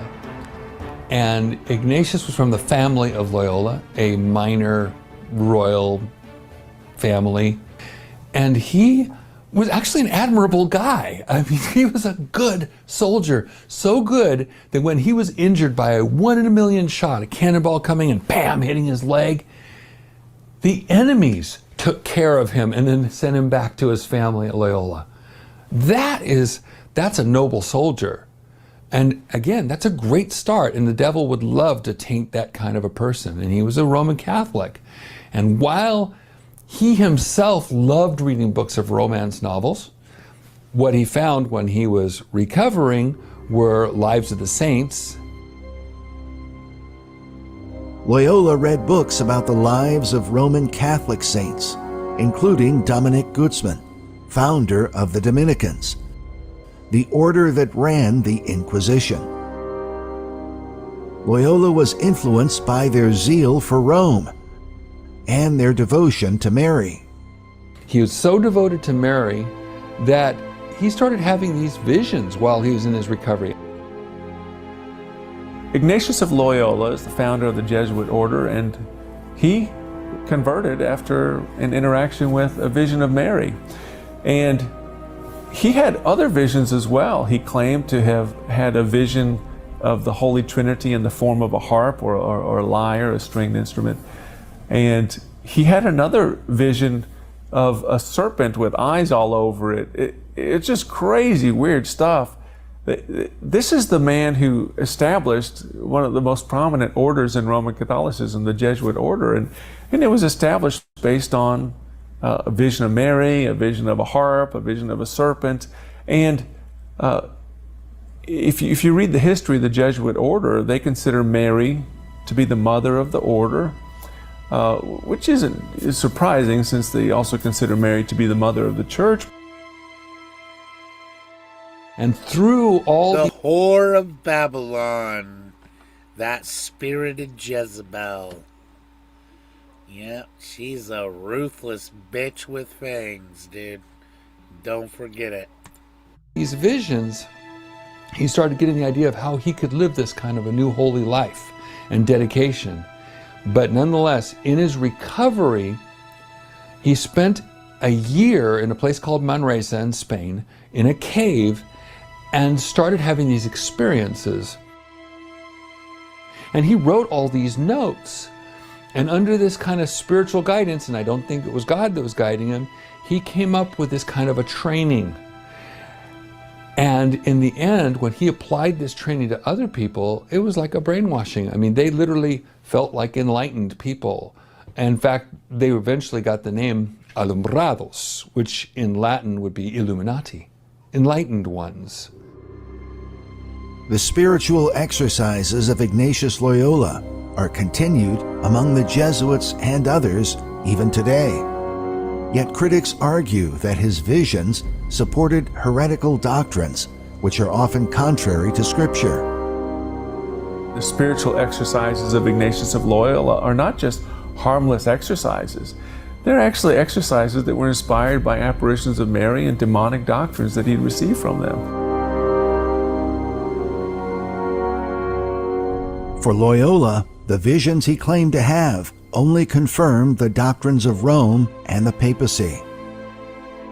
Shortly after their acceptance, the Jesuits were called upon by Pope Paul III to play a key role in the Council of Trent, the first major event of the Counter-Reformation. The council denounced the Protestant reforms, in particular, the teaching that salvation is by faith.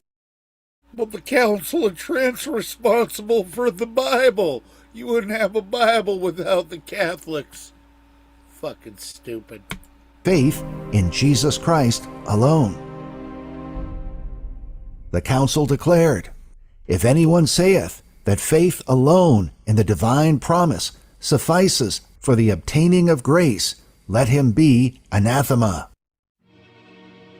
The Protestant view is based in part on the teachings of the Apostle Paul, who wrote, "For by grace are ye saved through faith, and that not of yourselves, it is the gift of God, not of works, lest any man should boast." In contrast, Rome taught that salvation was only possible. Illuminati, I mean, that's that misspelling was almost bad. You'll never get me in your clit, Brandon. Okay, that's good. So, but anyways, one thing you'll never hear coming out of my mouth is that you should follow me. No, we should all follow the Bible. All of us should know it. We should all, study to show thyself approved, so that, we can defend each other's back. We should be Christians. Real Christians should be like the fucking Spartans as far as our defense is concerned. You know what I mean? We should be watching each other's back. Nobody has authority. The only person of authority is the great high priest, the Lord Jesus Christ. Other than that, you know what I mean? You should only, we have respect for our elders, and, you should be able to know when somebody can be teaching you, you know what I mean, versus you teaching them, as far as where natural order of authority goes. You can tell when somebody is more learned than you. You know what I mean? Or spiritually older than you and more mature than you, and you should not attempt to try to teach them. You know what I mean? You can ask questions and say, hey, I think you might be wrong on this. But I mean, you should never, like Isaac always busting in trying to teach me, is ridiculous. Through the sacraments or various rituals defined and administered by Rome herself. The Council of Trent declared, "If anyone saith that the sacraments of the new law are not necessary for salvation. Let him be anathema. They teach the sacramentarian view of salvation, that the sacraments bring you salvation, and if you fall away, you go back to the sacraments, they will bring you back to the truth. Whereas the reformers believed that you're justified by faith alone in the finished work of Christ.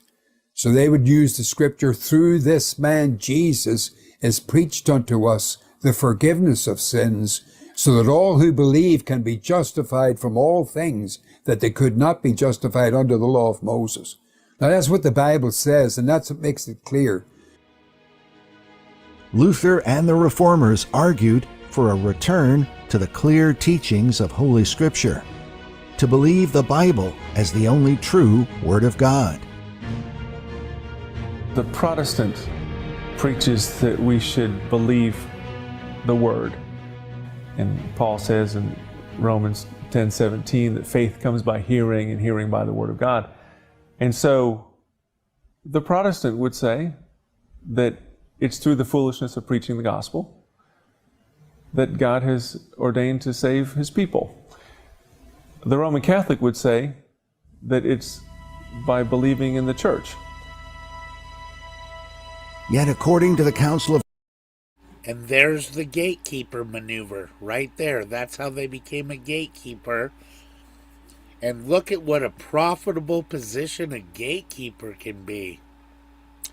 Big, beautiful, pretty churches all over the place, controlling governments, have the Vatican Bank, which is what leads me to believe strongly that the owner of the Federal Reserve's the fucking Catholic Church.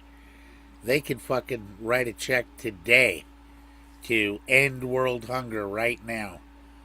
But do they? Nope. The true bride of Christ, yeah, we'll give you the, we'll give you, we take care of people. You know what I mean?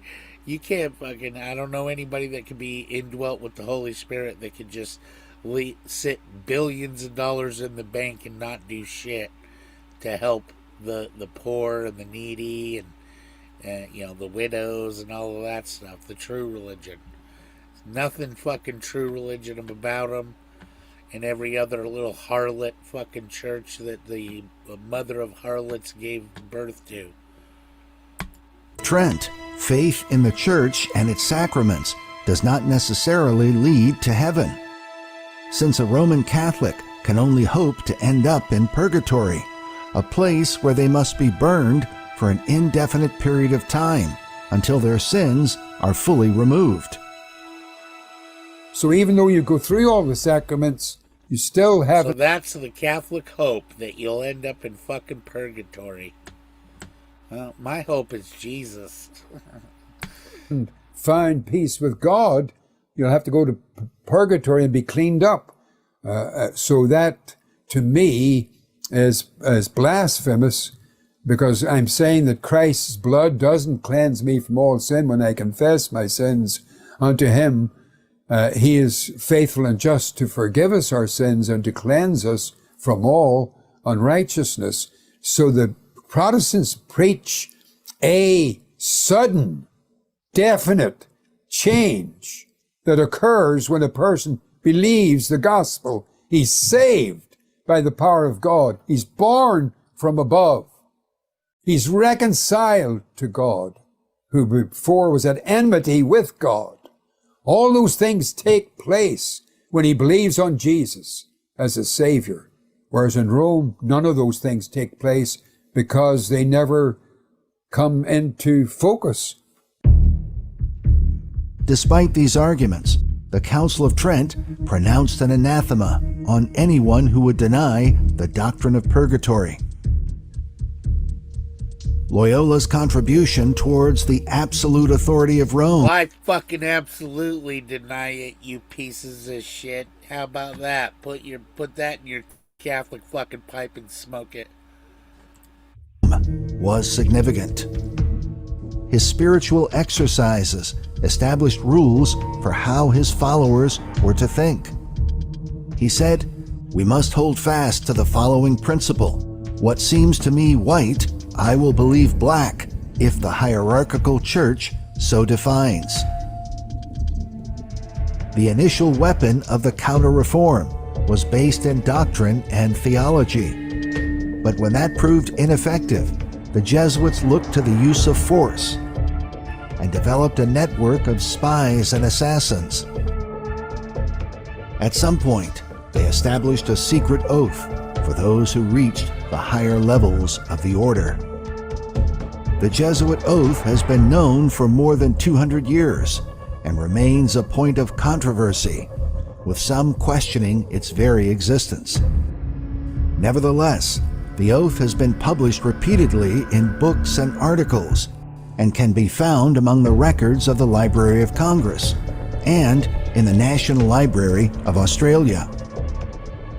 While the full oath is much longer, here we include those parts that might be considered the most important.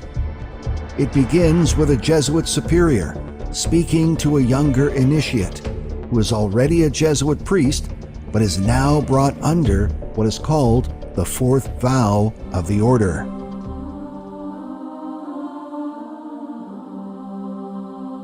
My son, heretofore you have been taught to act the dissembler, but you have not yet been invested with all that is necessary to command in the army of Loyola. For none can command here who has not consecrated his labors with the blood of the heretic. For without shedding of blood, no man can be saved. Oh, how fucked up is that? So they twist that, there is no remissions of sin without the shedding of blood. They twist it, rest the scriptures into that anyone that doesn't believe in fucking purgatory is a heretic. So now you got to go shed their blood. Here, let me go back. Therefore, without shedding of blood, created his labors with the blood of the heretic. For without shedding. So he's got to back that up. Has not consecrated his labors with the blood of the heretic. That's me and you. That's anybody that's not Catholic that just believes the Bible and follows the Word of God. They've sworn an oath to kill us. Wow. Not consecrated his labors with the blood of the heretic. For without shedding of blood, no man can be saved. Therefore, repeat after me. I, now, in the presence of Almighty God, the Blessed Virgin Mary, and to you, my ghostly father, the Superior General of the Society of Jesus, declare and swear that His Holiness the Pope is Christ's Vice-Regent, and that he hath power to depose heretical kings, princes, states, and governments, all being illegal without his sacred confirmation. I furthermore promise and declare that I will, when opportunity presents, make and wage relentless war, secretly or openly, against all heretics, Protestants, and liberals, to extirpate and exterminate them from the face of the whole earth. And when the same cannot be done openly, I will secretly use the poisoned cup, the strangulating cord, the steel of the poniard, or the leaden bullet, as I at any time may be directed so to do by any agent of the Pope or Superior of the Society of Jesus.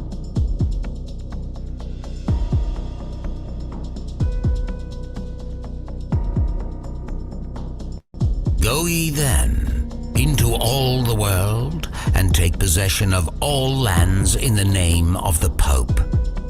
He who will not accept him as the vicar of Jesus and his vice-regent on earth, let him be accursed and exterminated.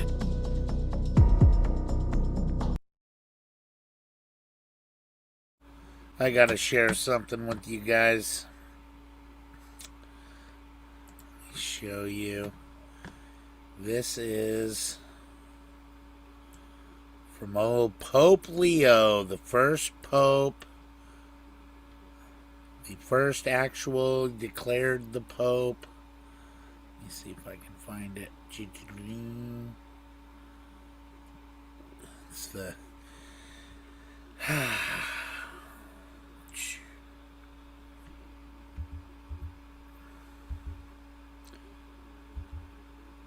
I gotta find it. It's the first trust.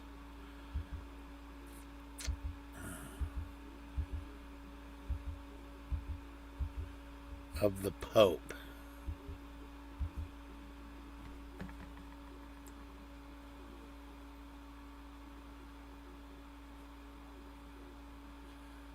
Let's see real quick.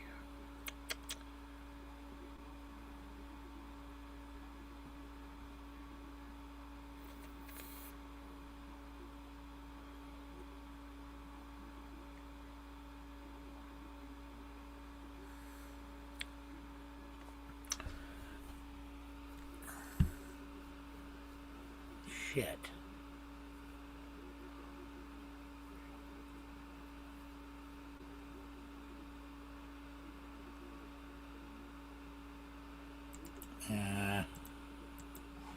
Hold on.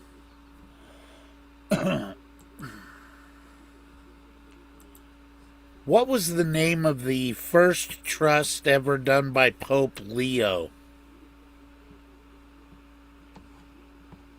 No. What was the first trust done by a pope about the domination of the world? Fuck. I can't remember the name of it now. Hold on.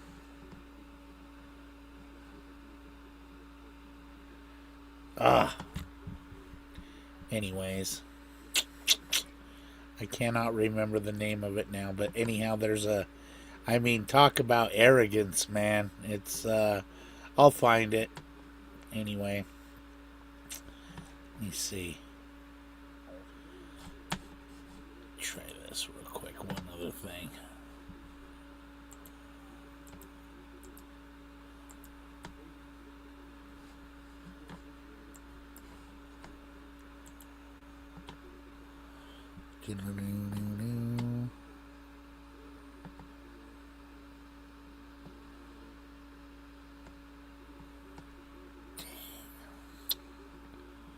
Nope.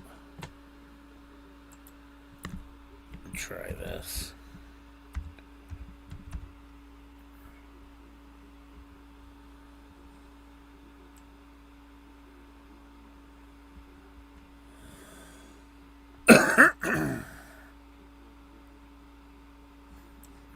Something. Oh, let me do this. Let me go. Papal bull.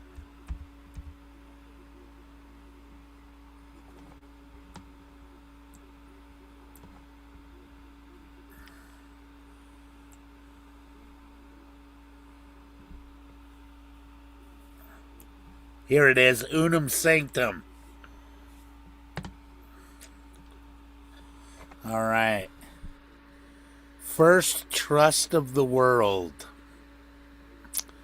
Unum Sanctum is one of the most frightening documents of history and one of the most quoted as the primary document of the popes claiming their global power. It is an express trust deed. The last line reads, "Furthermore, we declare, we proclaim, we define that it is absolutely necessary for salvation that every human creature be subject to the Roman Pontiff." It is not only the first trust deed in history, but also the largest trust ever conceived. as it claims the whole planet and everything on it conveyed in trust. Triple Crown of Baal, aka the Papal Tiara, and Triregnum, I don't even fucking know how to pronounce it, Triregnum. In 1302, Pope Boniface, okay, sorry, so it wasn't Pope Leo, issued his infamous papal bull Unum Sanctum, the first express trust.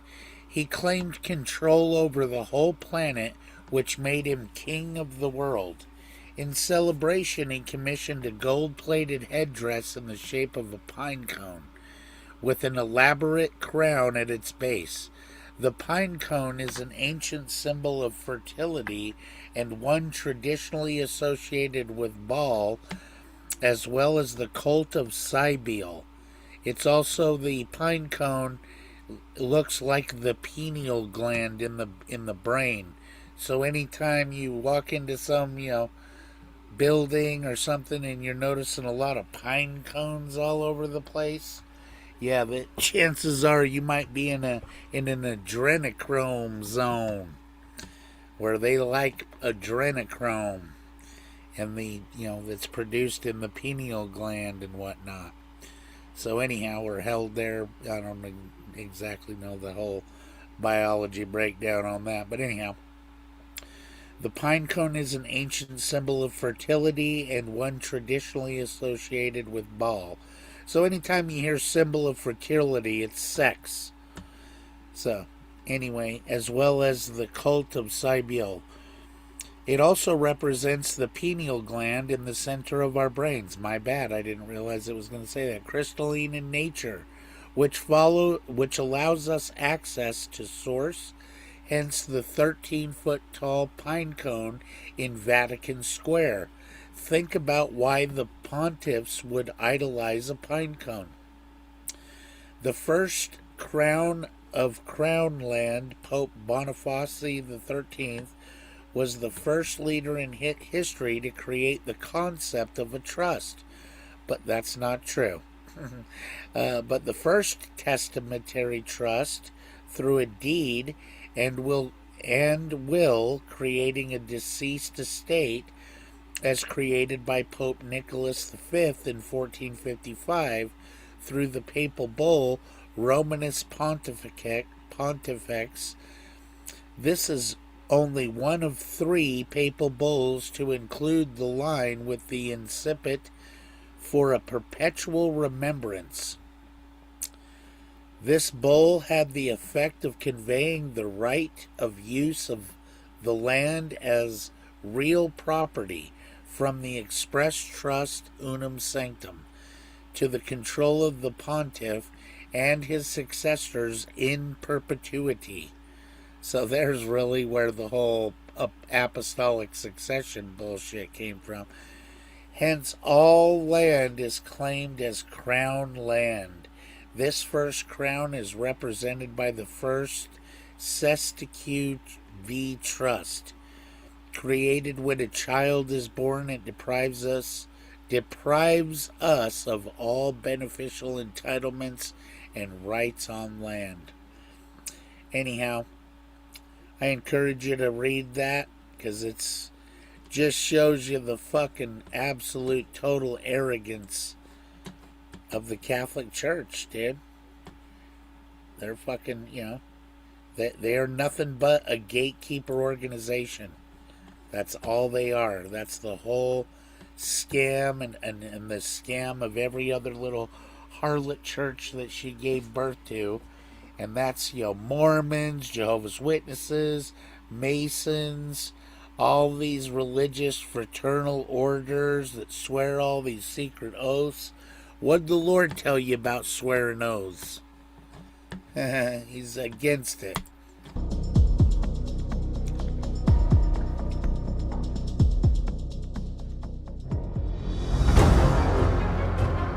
It was the Jesuit ambition to subdue all countries that compelled the order to send missionaries across the world, and eventually into America.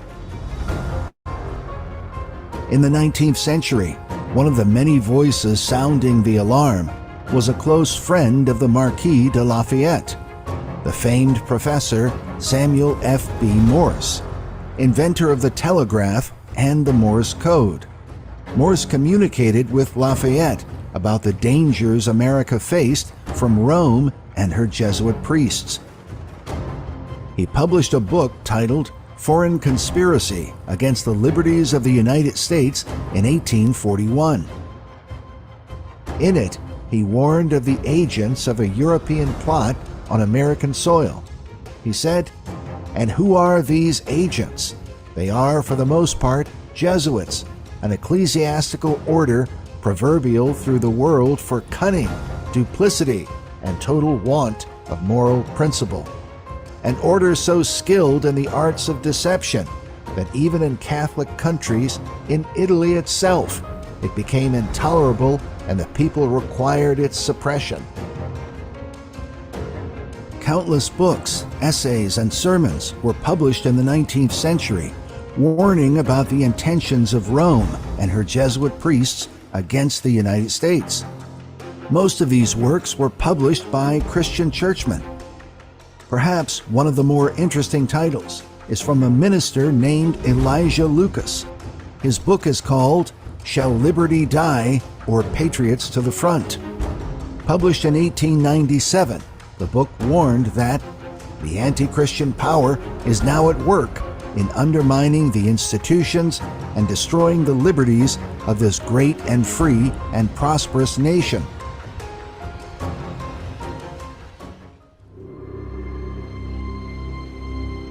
In the 20th century, the warnings continued.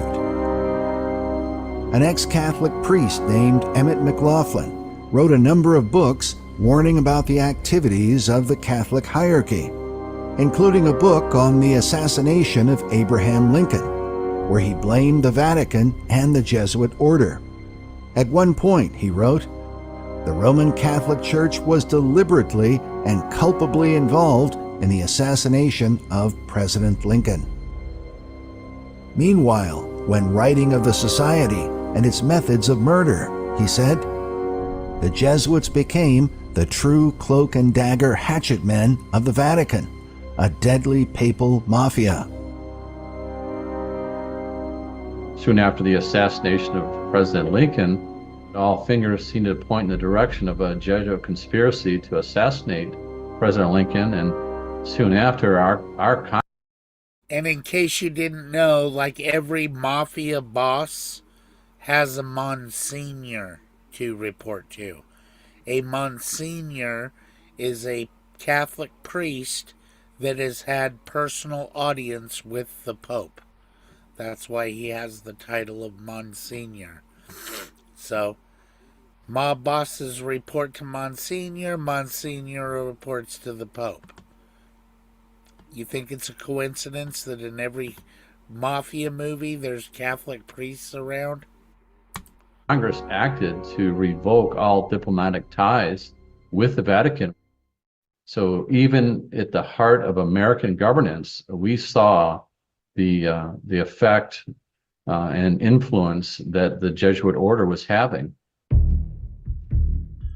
Yet Lincoln is not the only president the Jesuits were accused of killing. After the assassination of John F. Kennedy, retired Brigadier General Herbert C. Holdridge. Because Kennedy absolutely was going to get rid of the Federal Reserve. So, anyways, now you know who owns the fucking Federal Reserve. Who's printing all of the money? Who can go and sit there and keep buying stock in every publicly traded company and over time end up having the controlling shares? Who created this fucking casino? Sent a letter to the Attorney General of the state of Texas, in which he claimed that the deaths of John F. Kennedy and Lee Harvey Oswald were part of a conspiracy that involved Vice President Lyndon Johnson. He said these murders were plotted by Vatican Jesuit forces. The letter was dated November 27, 1963, less than a week after to the death of President Kennedy. Furthermore, some find it suspicious that Lee Harvey Oswald was invited by the Jesuit order to give a lecture at their Spring Hill College just 4 months before the assassination of JFK. It is reported that Oswald had a cousin who was a Jesuit and invited him to speak, sending him a letter to thank him afterwards. Meanwhile, ex-CIA agent E. Howard Hunt, made famous during the Watergate trials, publicly acknowledged that the Jesuits are, in fact, an intelligence network that has worked with the CIA. And they taught the CIA. They are the original CIA. Their intelligence reconnaissance goes way back. You know, check out David Daniels on Chick Track's official YouTube. Check out David Daniels' work on the Jesuits, and then also Jack Chick did a presentation called Smoke Screens. Highly encourage you give that a listen. I would presume to trace the lines of authority within the Catholic Church, how they get their information, but they do. We've always said, in an admiring way, that the Jesuits form the greatest intelligence service in the world. They always have. An intelligence service that can be traced to some of the most subversive movements in American history, including the coronavirus pandemic of 2020. The lead figure in the COVID-19 drama, Dr. Anthony Fauci, admits he is a well-trained Jesuit. Well, I was born and raised in Brooklyn, New York. My father is a pharmacist, so I had some exposure to the health issue, but I don't think that was the major thing leading me into medicine. It was mostly training in high school and college by the Jesuits, who taught humanities, classics, Greek, Latin. Most of the world has come to know Dr. Fauci over the last 3 years, but he was what I call a poster boy for the Jesuit educational system, which is not your traditional educational system. They are very agenda driven. One of their mantras is the end justifies the means. With Fauci, we discover that Dr. Deborah Birx is also closely associated with the order. She was originally sworn into her office standing beside a Jesuit priest who was described as a longtime family friend. He also gave the invocation. I understand originally that Dr. Birx had requested that Pope Francis give his invocation, but he was a little occupied, so I was sent still. And there's old John Kerry, member of the Skull and Bones. It's I'm pretty sure he's a fucking Jesuit too, because the Skull and Bones Society is just another fraternity of the Catholic fucking Jesuits. You know what I mean? So that's, gotta be connecting the dots, folks. Similar connections can be shown with Dr. Robert Redfield, head of the CDC during COVID, who was Jesuit trained at Georgetown University. And then there's Bill Gates with his then wife Melinda, who had a Jesuit priest in their family, while their foundation gives millions of dollars a year to Jesuit education programs. The connection with Rome was specifically noted by Dr. Brian Ardis, who gained national attention warning America about the use of the drug remdesivir to treat COVID-19. I knew right away from the Gilead study, conducted 2 months earlier, that the entire kidney failure, multiple organ failure, was a result of remdesivir and had nothing to do with the virus. In an online interview, Dr. Ardis gave his opinion on the role of Rome and COVID-19. But I am concerned that no one is acknowledging who the real threat is. I actually think the Roman Catholic Church and the Pope Francis, is over this entire thing. And I think he's manipulating, controlling the entire narrative. I think he's got Anthony Fauci in his pocket. I think he's got Joe Biden, Donald Trump, Francis Collins. I think all of them are being controlled by division. They absolutely, every one of them motherfuckers he just named goes and kisses the fucking ring. Absolutely. Of the Roman Catholic Church called the Order of the Jesuits, whose sole mission for the last 200 years I'm aware of, since 1857, they have been plotting to destroy the Constitution of the United States.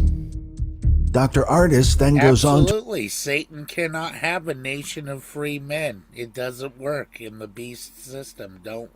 It's got to go.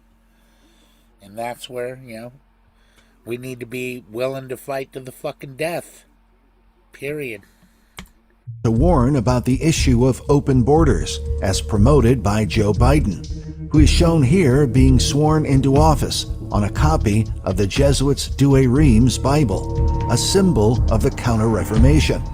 Biden himself attends a Jesuit church in Washington, D.C. Well, what is Joe Biden doing? He opened up the borders, let people flood in.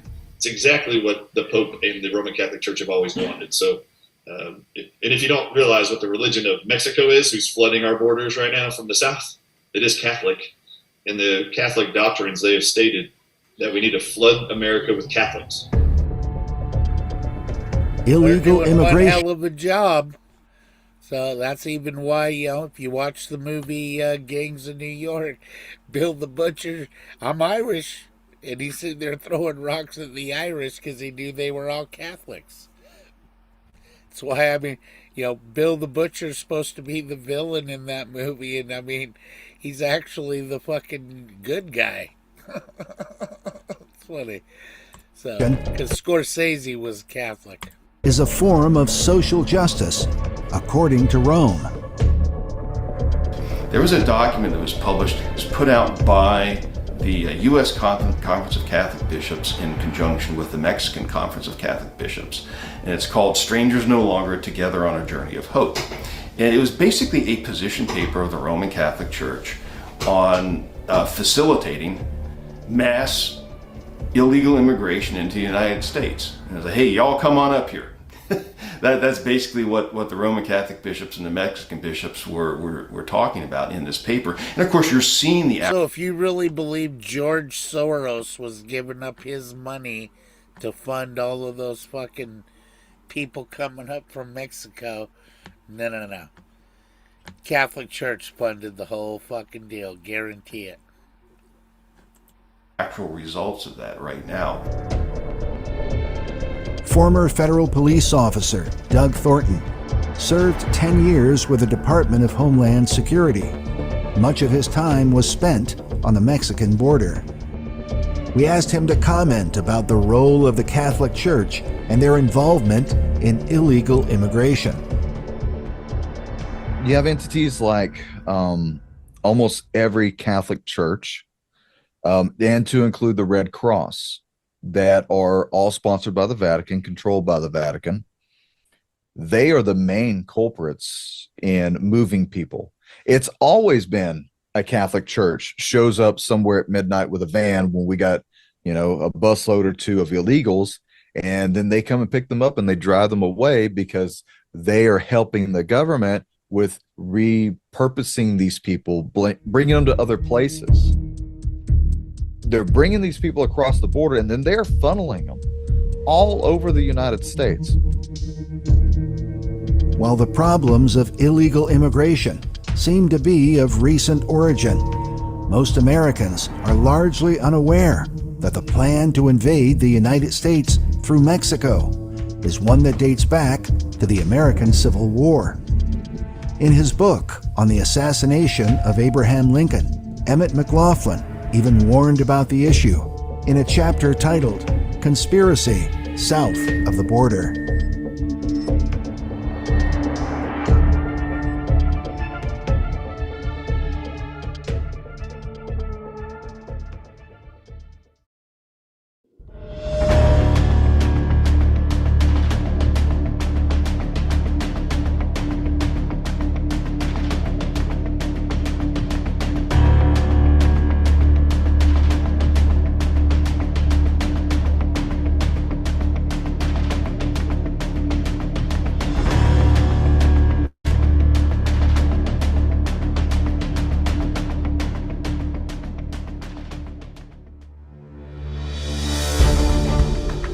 One of the most controversial chapters in all of American history involves the time of the Civil War, the climax of which was the assassination of Abraham Lincoln. While the events surrounding Lincoln's death are well known, it is the truth about the conspirators and what motivated them to commit their crime that some argue has been suppressed in modern times.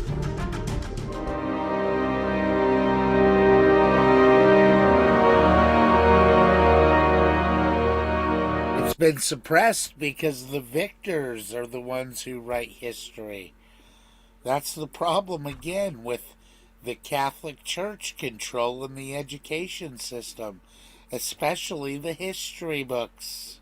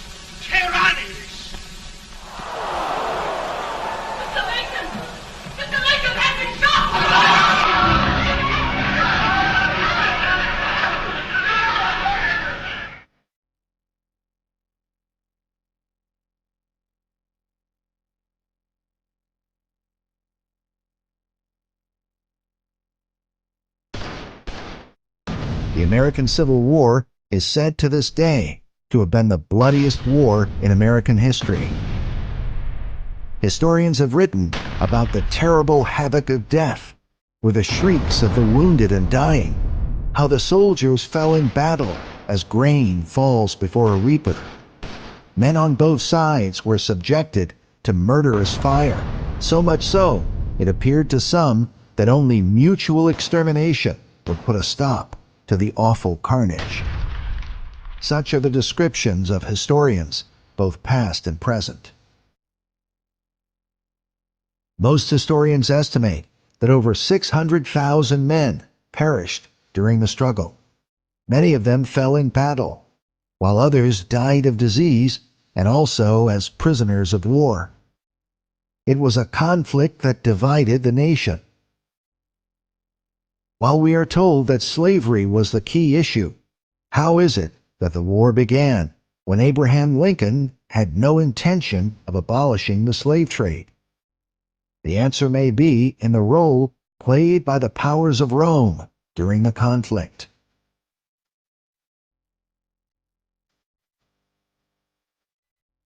One of the leading figures of the time was a Catholic priest and personal friend of Abraham Lincoln, a man named Charles Chineke.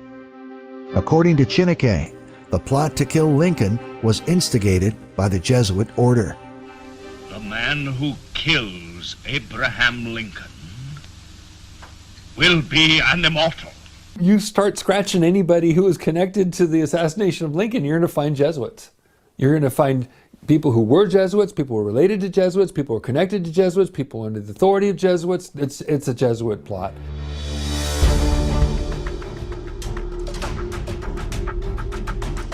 Chineke wrote that the Jesuit assassin Booth murdered Lincoln the 14th of April, 1865 at 10 o'clock p.m. He went on to say that Booth was nothing but the tool of the Jesuits. It was Rome who directed his arm after corrupting his heart and damning his soul.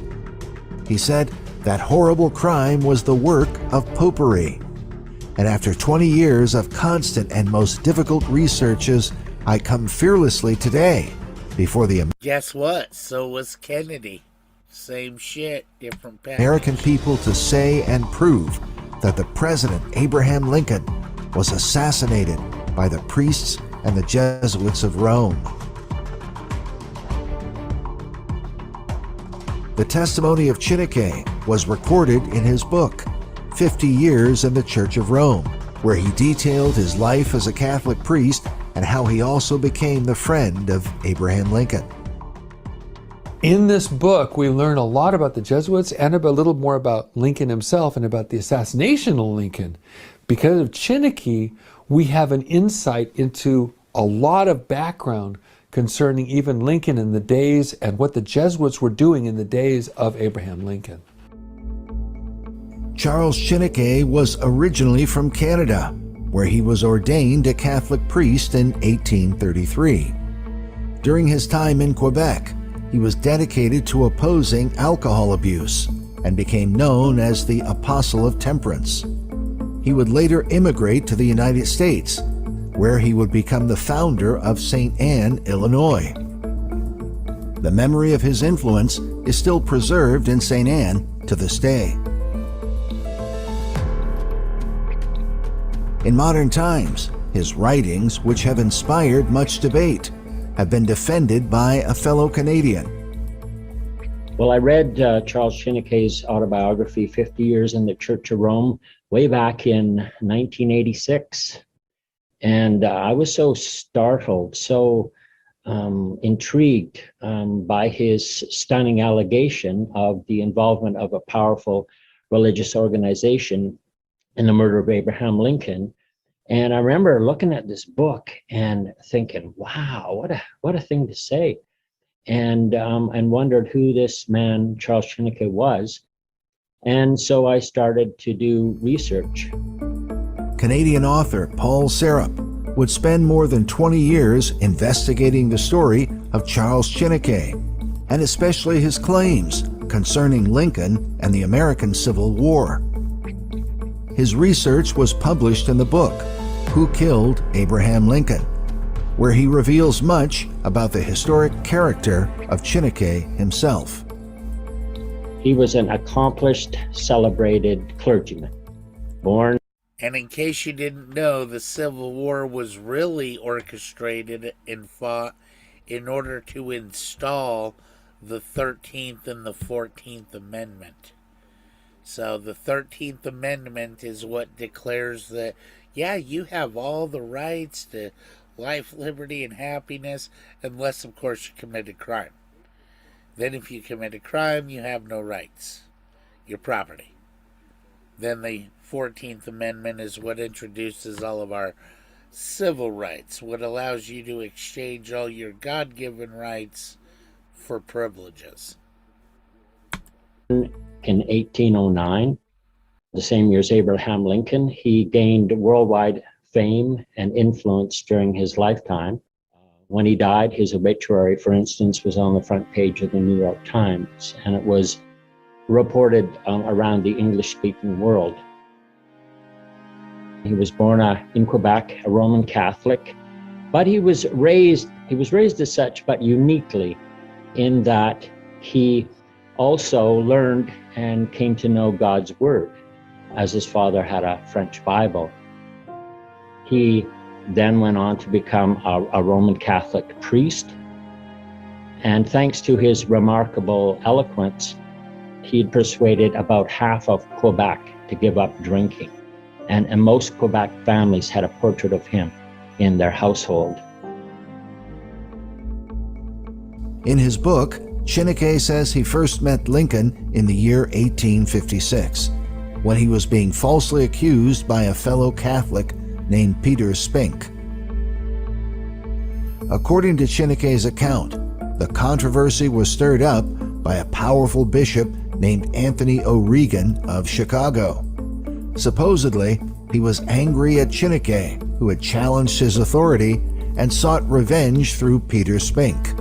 The controversy ultimately landed in a court in Urbana, Illinois, where Chineke was defended by Abraham Lincoln, who was a respected lawyer at the time. There in Urbana, Lincoln defended Chineke in 2 court actions brought by a prominent Catholic resident of the area named Peter Spink. So he defended him in 2 court actions. One of them was the most high-profile libel case in Lincoln's career. And incidentally, as I state in my book, at this point of time, The celebrated apostle of temperance fame in 1856, however, was such that the slander suit in which Abraham Lincoln defended him attracted large crowds of people who attended because Chineke was involved, not Lincoln. So interestingly, it was actually Chineke who was better known than Lincoln, though certainly at this time, Lincoln was a distinguished and accomplished lawyer.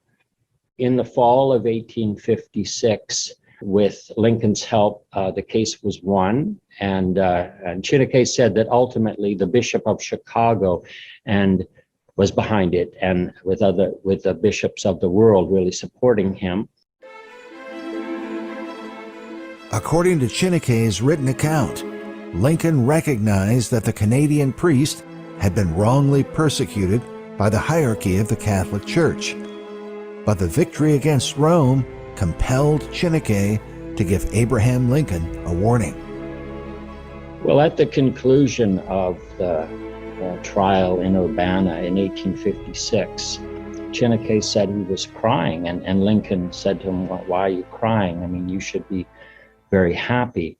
But Chineke said that he had seen some 10 or 12 Jesuits in the courthouse.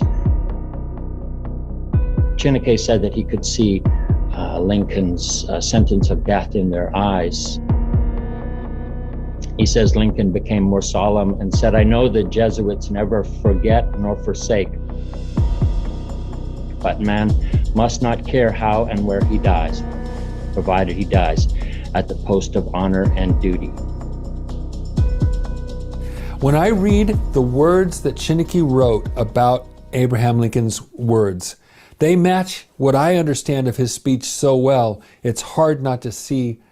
And we said, what reason would he have to lie about it? It cost him so greatly. Yeah. It cost him so greatly. It's a matter of historic record that he was the friend of Lincoln. Yeah, it's a matter of historical record. But people say his quotes are not real and stuff. Or the Jesuits probably say his quotes are not real.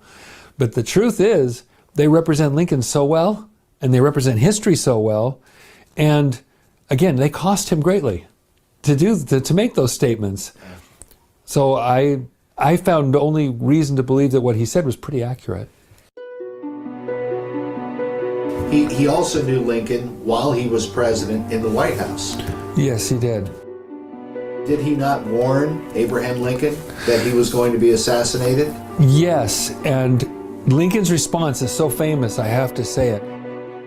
"I know that the Jesuits never forget nor forsake, but a man must not care how or where he dies, provided he dies at the post of honor and duty." Whoa. Yeah. That is amazing that a person would say that that's what matters. He didn't run and hide like a lot of people. He stood right there in the middle of it. People can say anything they want to about Lincoln, about anything else, but for this, dude, this man was a man. Yeah, so I mean, you want to tell me that we're evolving, we're turning into a bunch of fucking pussies compared to these men. Despite Chineke's initial warning, it would be years before the opposition of Rome would be more fully realized. Once the Civil War began, the Southern Confederacy was linked to the interests of the Vatican and the Catholic bishops of America. The Jesuits were well known as slave owners and took the side of the Confederacy. In fact, Chineke quoted Abraham Lincoln, who said that, "From the beginning of our Civil War, there has been not a secret, but a public alliance between the Pope of Rome and Jeff Davis. The Pope and his Jesuits have advised, supported, and directed Jeff Davis on the land from the first gunshot at Fort Sumter by the rabid Roman Catholic Beauregard." Indeed, General Pierre G.T. Beauregard was just one of many Catholic leaders involved on the Confederate side of the war.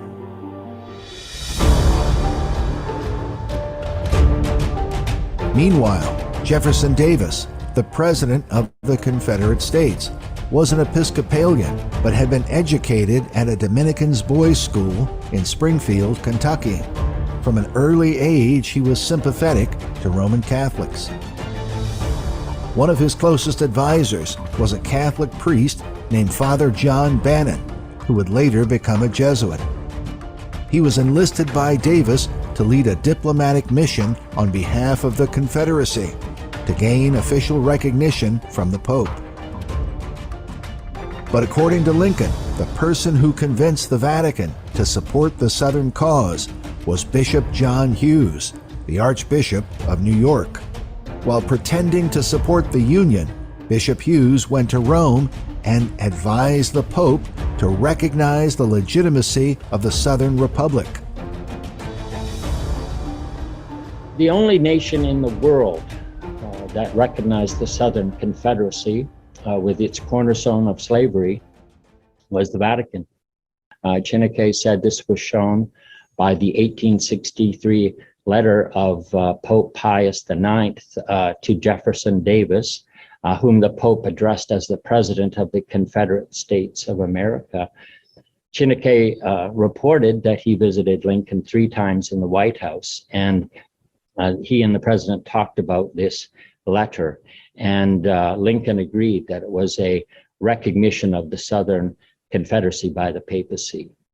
The New York Times also indicated its agreement with Chineke in an 1876 article with the title, How the Pope Recognized the Southern Confederacy, his letter to Jeff Davis. The role of Catholic Confederates during the war has been a topic of surprise to a modern audience, but was well known to those involved in the conflict at the time.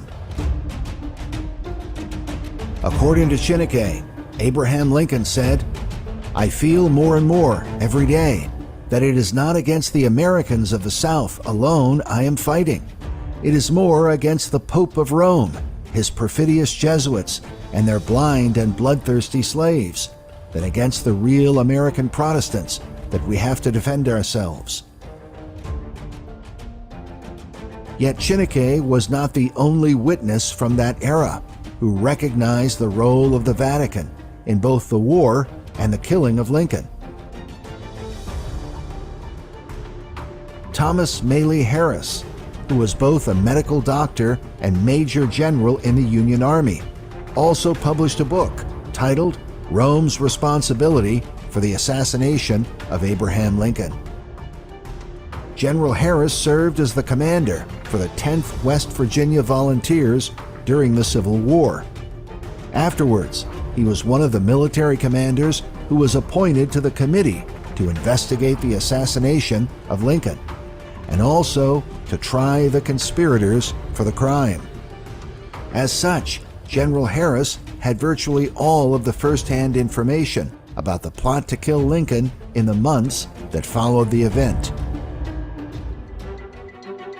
General Harris documented evidence that the key conspirators, including Mary Surratt, whose boarding house provided the location for planning the crime, along with her son, John Surratt, a former Confederate spy during the war, were both devout Roman Catholics, motivated by their loyalty to the Confederacy, and were referred to by Harris as, quote, zealous slaves of the Pope, and clearly proven by the evidence given before the commission to have been leading and active members of the conspiracy. He also mentions the most notorious of them, John Wilkes Booth. He writes that Booth, the ringleader, was born and reared a Protestant. He was only a nominal Protestant, however. Under the influence of his associations in the conspiracy plot, he had become a pervert to Catholicism. It was found that he was wearing a Catholic medal under his vest and over his heart. The wily Jesuit had been able to pervert him to Catholicism and to deceive him into the belief that his medal would conduce to his personal safety and to the success of the enterprise. Charles Chineke argued that Booth had been thoroughly indoctrinated by Jesuit philosophy, which teaches that any leader who refused to obey the Pope was denounced as a tyrant and could be killed.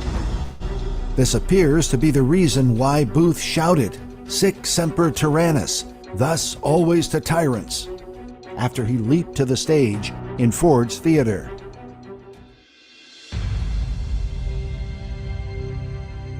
Jacob Thompson of Mississippi was the former Secretary of the Interior, who resigned his office to serve in the Confederacy.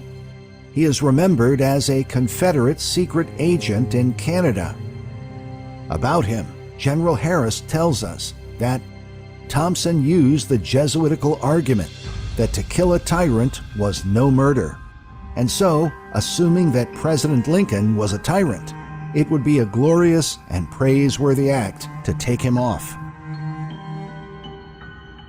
Mary Surratt was captured and ultimately condemned for her part in the conspiracy. After her trial, she was hanged along with the other conspirators. But her son, John Surratt, escaped on the night of the assassination and was smuggled with the help of Catholic priests through Canada and out of the country. His image was shown on some of the original wanted posters next to John Wilkes Booth.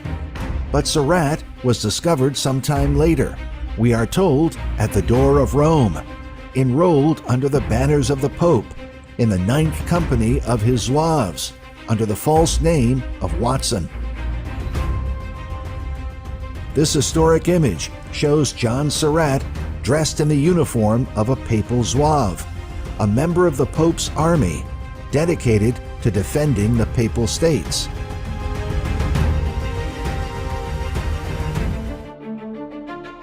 Despite his initial escape, once Surratt was discovered, he was arrested and brought back to America to stand trial for the murder of Abraham Lincoln.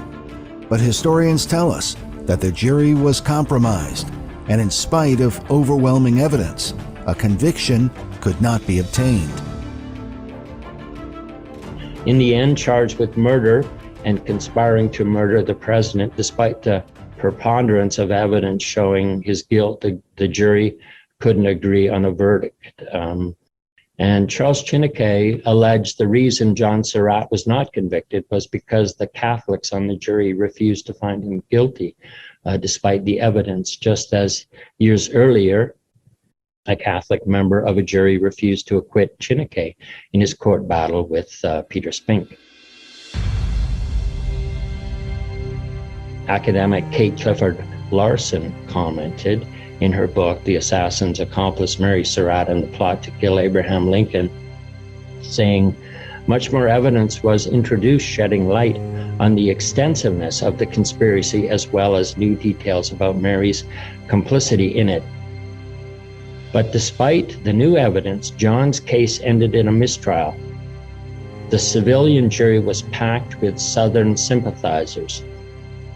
All charges were then dropped because the statute of limitations of 2 years on a charge of treason had passed, and in February 1868, John was set free. And after that, he taught for several years at a Catholic school in Maryland. He died in 1916. And when he died, a solemn high requiem mass was offered at St. Pius Catholic Church in Baltimore. And this was an unusual honor for a man who was charged and never found innocent of conspiring to murder America's greatest president, and one whose own lawyer stated he was guilty of at least conspiring to be part of a plan to kidnap the president. This mass would be reserved for the funerals of bishops, priests, and nuns. When offered at the funeral of a layman, it would be a token of appreciation for exceptional devotion or service to the church. And it remains a question today, what could that service have been?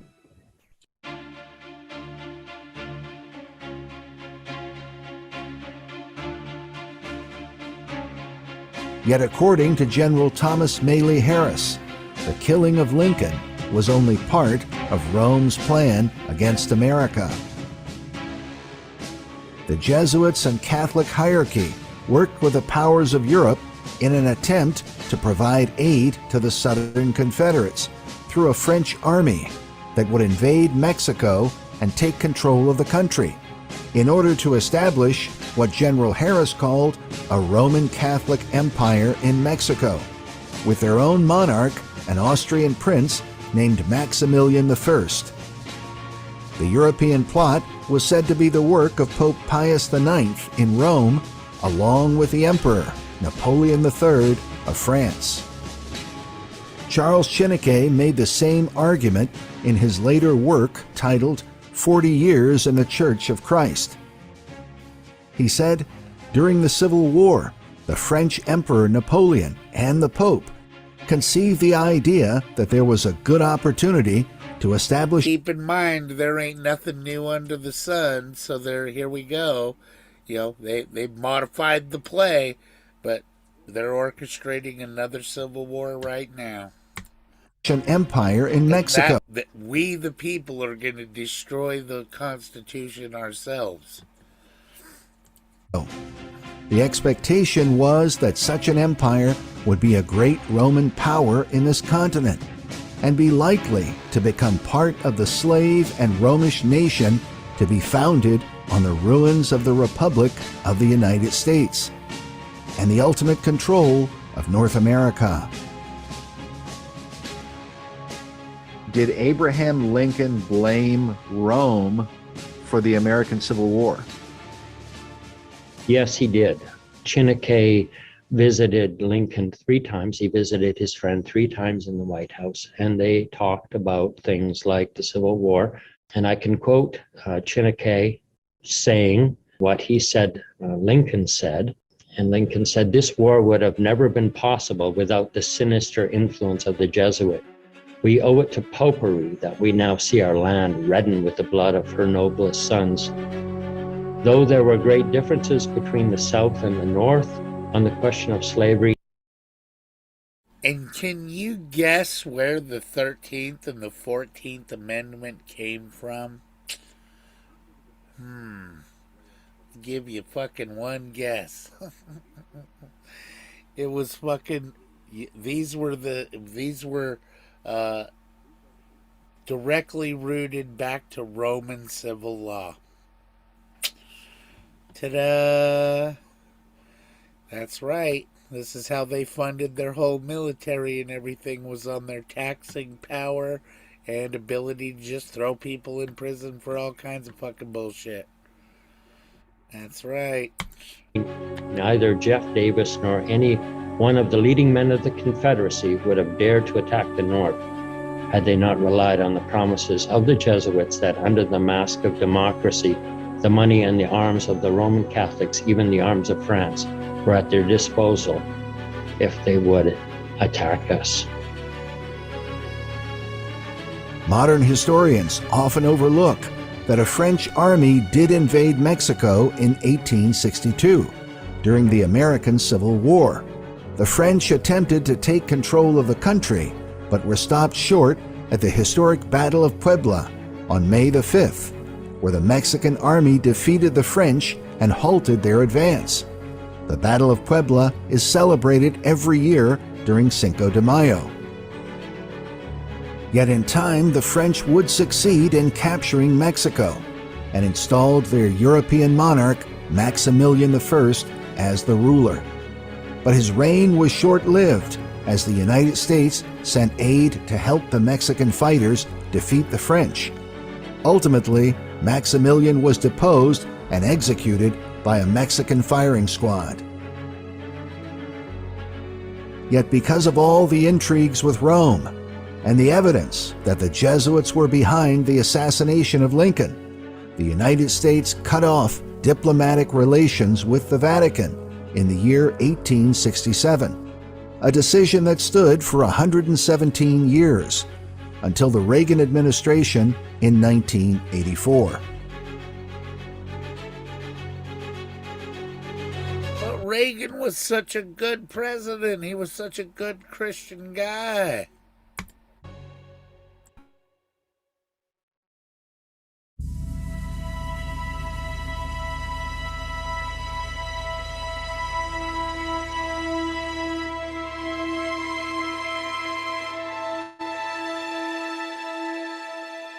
Mount Vernon today preserves the memory of the man who could be called America's most well-known ancestor.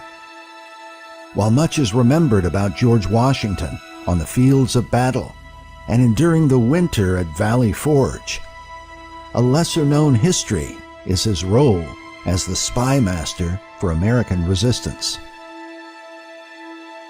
The Mount Vernon website today features an article on the subject with a quote from a British intelligence officer who said, "Washington did not really outfight the British. He simply outspied us."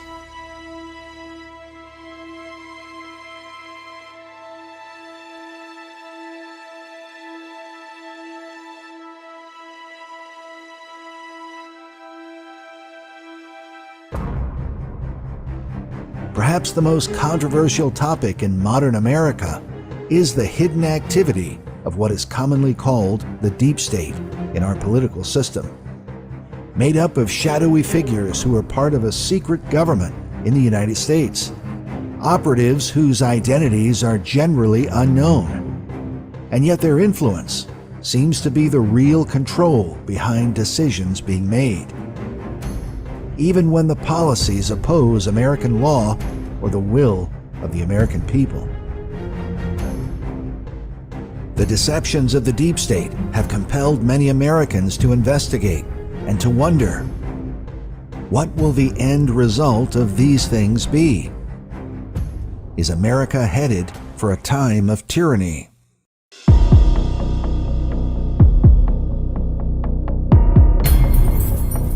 Or perhaps a future inquisition?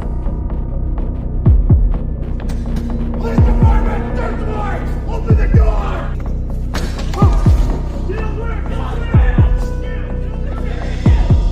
And could it be that those who controlled the first Dark Age will be responsible for the second?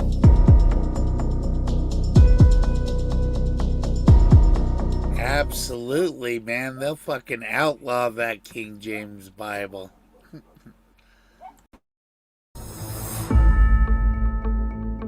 In 2014, the Boston Globe published an article with the headline, "Vote All You Want, the Secret Government Won't Change."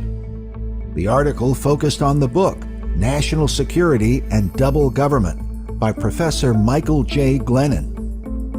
In it, we are told that the author, quote, catalogs the ways that the defense and national security apparatus is effectively self-governing, with virtually no accountability, transparency, or checks and balances of any kind.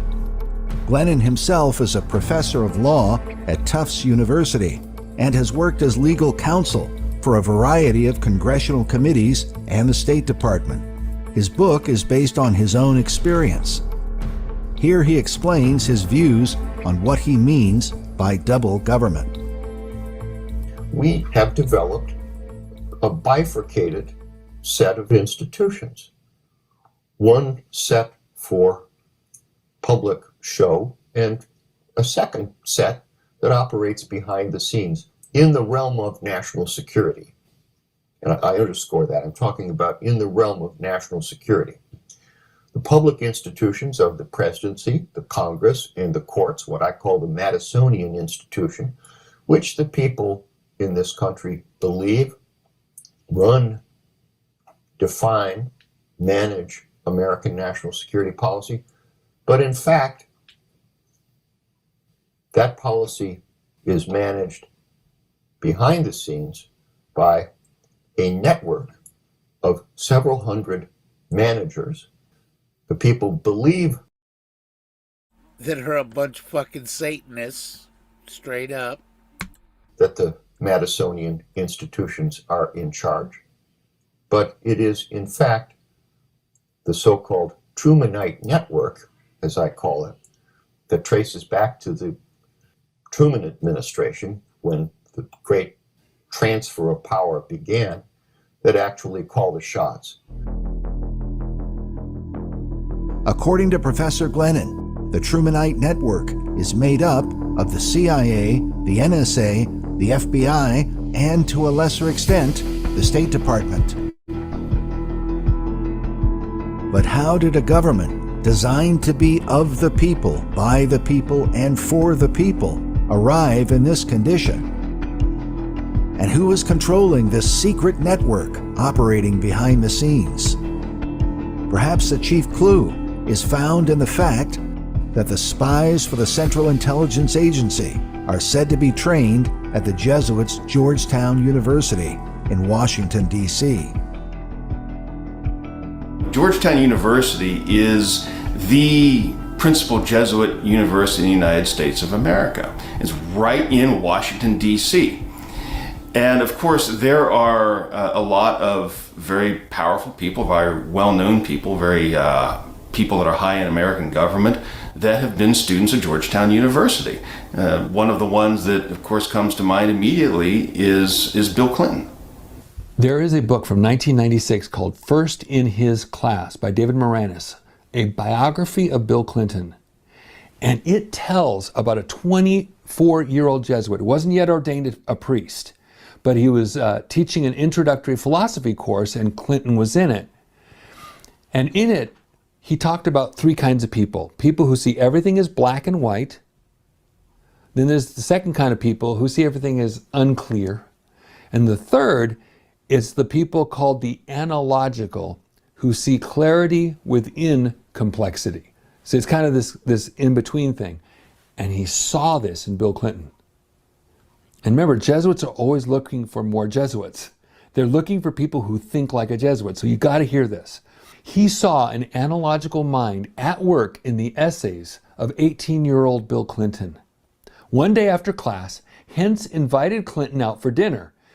And as they sat across from each other in a booth, Hentz sipping a beer, Clinton engulfing a hamburger, the teacher began making a sales pitch for the Jesuit order. He talked about how Jesuits got an exemption from the Pope to be active in politics, retelling his favorite joke, that Jesuits say the missing line in creation is, then God created politics and saw that politics is good. I think you should seriously consider becoming a Jesuit, he said to Clinton. I've been impressed with your papers. The Jesuit who met with Clinton was the Reverend Otto Hentz, a theology professor at Georgetown for more than 40 years. He is shown here interviewing Bill Clinton in 2015. What does going to Georgetown mean to you? I was here with fascinating people. I was here at a fascinating time, but it affected me mostly because of the teachers I had. I doubt very seriously if I ever would have become president had I not come to Georgetown.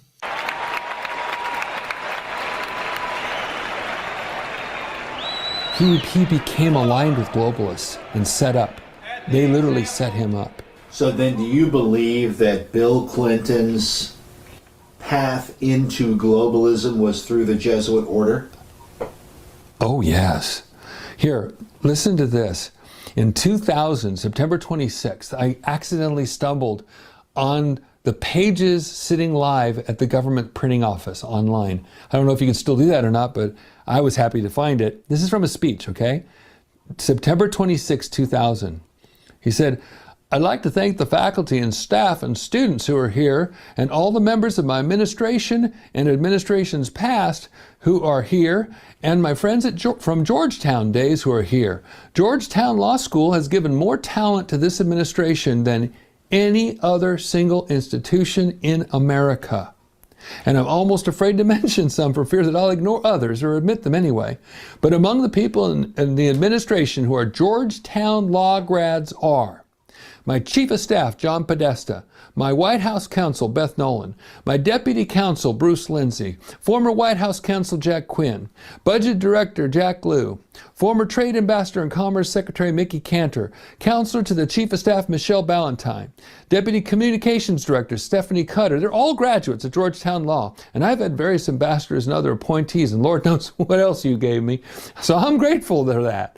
It's also quite interesting to me that Beth Nolan's assistant, Ben Adams, and my personal aide, Doug Band, are also actually working full-time at the White House. Later on, he says, I also want to credit one other person for the remarkable fidelity Georgetown students and Georgetown lawyers have had to public service over the years, my freshman philosophy teacher, Father Otto Hans. So he has this major indebtedness to the Jesuit order. It is worth noting that Clinton graduated from Georgetown's Walsh School of Foreign Service, named after Edmund Walsh, a well-known Jesuit priest who founded the School of Foreign Service back in 1919 after the First World War. He is shown here with General Douglas MacArthur during World War II. Walsh was also known as an anti-communist and was called Joe McCarthy's Jesuit, since it was he who is said to have manipulated the McCarthy campaign against communism in the United States. One communist on the faculty of one university is one communist too many.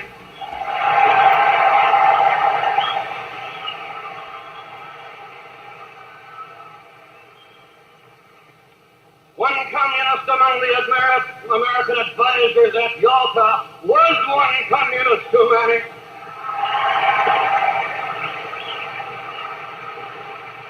And even if there were only one communist in the State Department, even if there were only one communist in the State Department, there could still be one communist too many.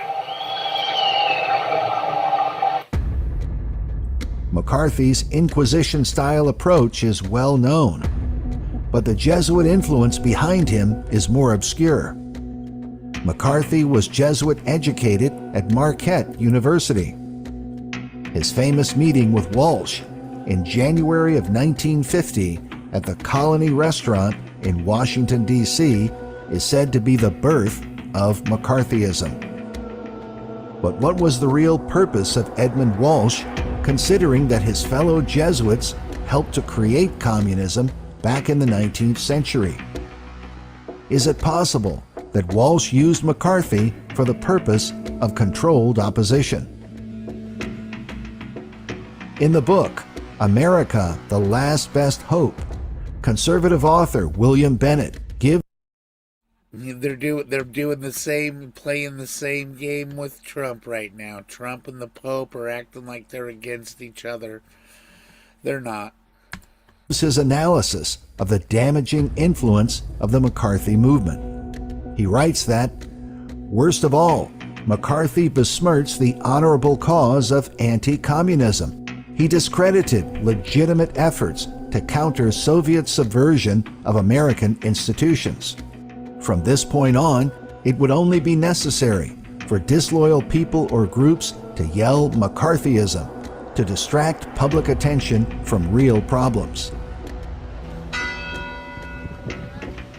The Walsh School of Foreign Service continues to educate world leaders in the same globalist tradition begun by Edmund Walsh and continued through men like Bill Clinton. There is no longer a clear division between what is foreign and what is domestic. The world economy, the world environment, the world AIDS crisis, the world arms race, they affect us all. Today, as an old order passes, the new world is more free but less stable. Communism's collapse. So, but keeping up, I mean, if you really want to get into it, I will even show you in law that your vote is fucking meaningless. It literally is. This is why you need to understand what the War Powers Act, the Trading with the Enemy Act is all about. I'm telling you the truth. Your vote is a fucking joke. It's a scam, totally, all the way. And also, if you read the back of a voter registration card, I'm telling you, you got to be careful. Anytime it says, I attest under the penalty of perjury that I am a U.S. citizen, those are adhesion terms. You're entering into a contract, and you don't get to even read the fucking contract. But that's what you're opting into the system and declaring yourself a U.S. citizen. There is a difference between an American citizen, a state citizen, and a U.S. citizen. The United States is in a 10-mile area, a 10 square mile area called District of Columbia. That's where the corporate entity of the United States exists. So don't kid yourself that your vote means shit, dude. It really don't. Has called forth old animosities and new dangers.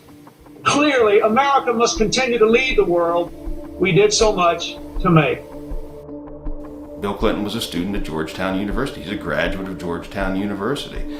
And again, there are many others. And I mean, the fact that they've got that Jesuit school right in the nation's capital, that's not an accident. That's something that is done intentionally. And of course, they train many, many people. The city of Georgetown itself is often seen as a city of spies, due to the fact that many of the CIA's intelligence agents had lived there, along with spies from governments around the world. Georgetown University is the Jesuit headquarters in the United States, featuring a statue of the order's founder, Ignatius Loyola. Nearby is another statue of the university's founder, John Carroll. John Carroll was the first Catholic bishop of the American hierarchy. Beforehand, Catholic bishops were forbidden on American soil due to their history of subversive activities in Protestant countries. Y'all catch that? They were not allowed in this country. 'Cause we already know all your dirty tricks. Samuel Adams wrote about this in his famous work, The Rights of the Colonists, 1772. In examining the teachings of John Locke on the subject of toleration, he said the following: "Toleration ought to be extended to all whose doctrines are not subversive of society. Excluded from such toleration are those who teach doctrines subversive of the civil government under which they live. The Roman Catholics or Papists are excluded by reason of such doctrines as these, that princes excommunicated may be deposed, and those that they call heretics may be destroyed without mercy, besides their recognizing the Pope in so absolute a manner, in subversion of government, by introducing imperium in imperio, leading directly to the worst anarchy and confusion, civil discord, war, and bloodshed."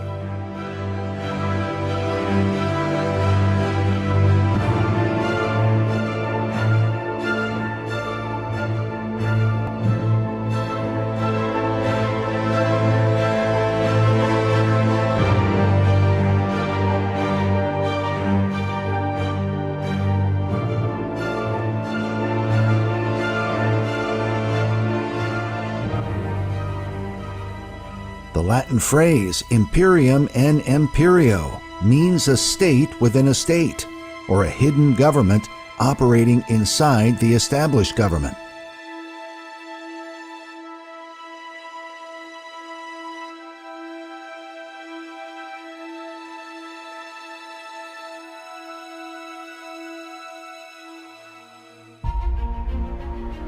Before he signed the So if you've ever wondered who the deep state is, now you know. Declaration of Independence, Sam Adams declared, "This day I trust the reign of political Protestantism will commence." We asked Dr. Ronald Cook to comment on America's Protestant heritage. Was America founded as a Protestant country? Yes, it certainly was. And you don't have, when they went forward to sign, there was only one Roman Catholic there at that point in time. And as many people have pointed out, the the population of early America was about 99% Protestant. Jews were almost unheard of, and Romanists too. And in fact, the early colonies, they tried to stop Roman Catholics from coming in. I saw that man on TV talking there one time, that O'Donnell fella. They said they were even trying to stop us there early on from even coming into this country and all. He was railing against the Protestants there. Of course they did. They tried to stop the Jesuits from coming in too. But it failed because after a while, your people are not all Christian like they were early on. I believe most of the early colonists that came there to what's Massachusetts now, they were all basically Christian people, truly Christian, not just a name. But as more people came, then you get people that are not. But the thing is, you have to, if you're a true believer, I believe, you have to contend earnestly for the faith once and for all, delivered not to the professors, not to the ministers, not to the teachers, but to the saints, the ordinary, everyday Christian, if he's a true believer. But wait a minute, according to the Catholic Church, I got to do 2 miracles, and I got to do, I got a few hoops to jump through before I get to be a saint. Fucking heretics. And they're going to call us heretics and kill us. Anyone that they deem heretic. Look up what the Albigensians are. They were deemed heretics, and they were nothing more than a bunch of Bible-believing Christians that wanted to follow the Bible and not your popery bullshit and all your religious, ritualistic garbage. He must be a contender. Otherwise, he doesn't truly believe. If you believe in something, you're going to contend for it. Otherwise, you don't really count it as that important. And that's what happened.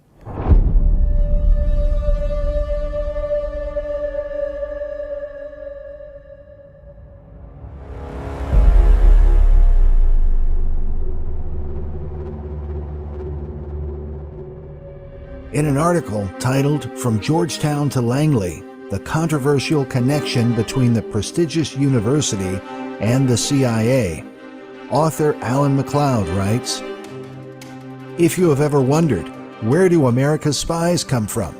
The answer is quite possibly the Walsh School of Foreign Service at Georgetown University. The school provides the backbone for the Central Intelligence Agency, Department of Defense, State Department, and other organs of the national security state. With more than 24 ex-CIA officials among its teaching staff, the school tailors its courses towards producing the next generation of analysts, assassins, coup plotters, and economic hitmen. To this day, the national security state is filled with Georgetown graduates. This includes no less than 5 former CIA directors."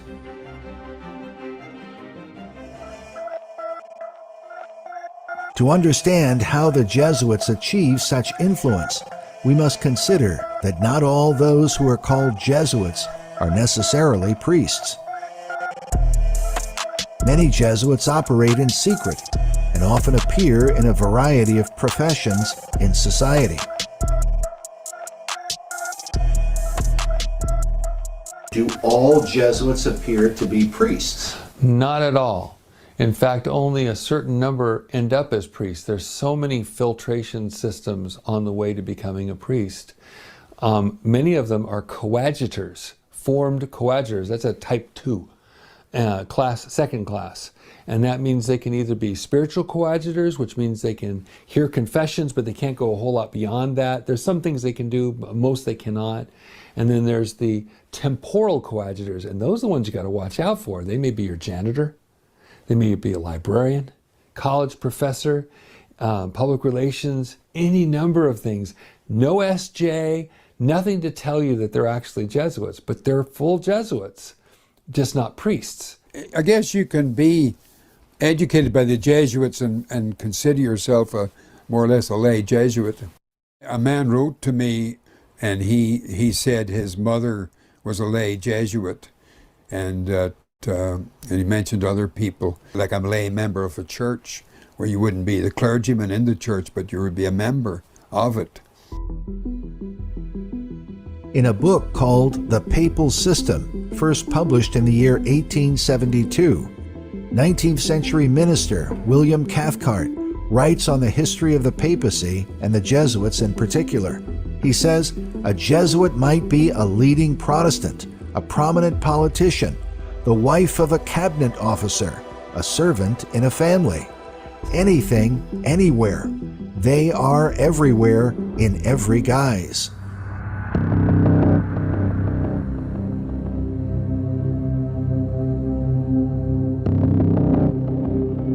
Such claims about the secret spies and operatives of the order are not unique.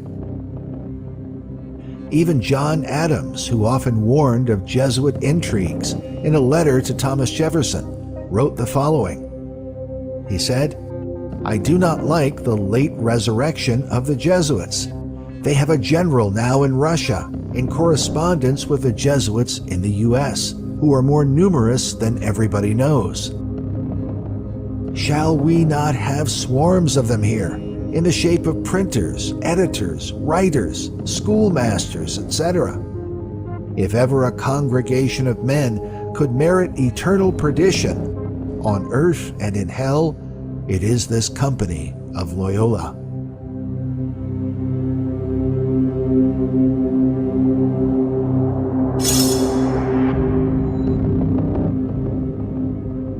Nineteenth-century priest Charles Chineke warned that the Catholic bishops of America had a plan to take control of the U.S. government using covert methods. Chineke reported that he was invited to go to a large meeting of priests in Buffalo, New York, in 1852. And at this meeting, he heard of a plan to mass Roman Catholics in the large cities of the United States, to take political control of the country and to make a way for the time when, as he said, not a single senator or member of Congress will be chosen if he be not submitted to our Holy Father, the Pope, and when Catholics will not only elect the president, but fill and command the armies, man the navies, and hold the keys to the public treasury. How fucking disgusting is that in America? How fucked up is that?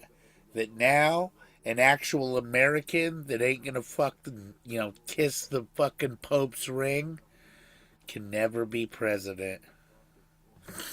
That's right. Charades, charades. Well, currently Roman Catholics hold all or almost all of the key positions of power in the United States. Catholics have been increasingly viewed by United States politicians as an influential bloc of voters to be courted.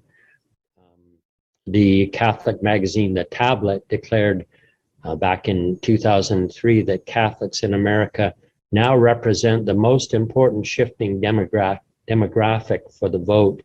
Senator Joe Biden, a Roman Catholic, was picked by Barack Obama to be his 2008 running mate, in part because of Biden's connection with Catholic voters. And of course, now Biden is the president.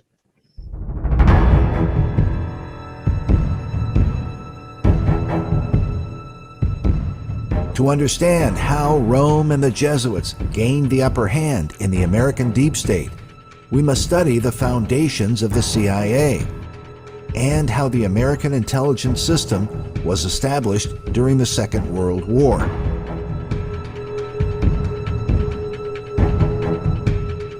During the war, then-President Franklin D. Roosevelt established the Office of Strategic Services, the first official intelligence arm of the U.S. government. How much you want to bet Prince Charles or King Charles now is a Jesuit, a secret Jesuit? He's all cool with Islam because that's the the thug service for the Pope. FDR chose as the sole leader of this new department a former classmate from Columbia Law School, an Irish Catholic named William Donovan.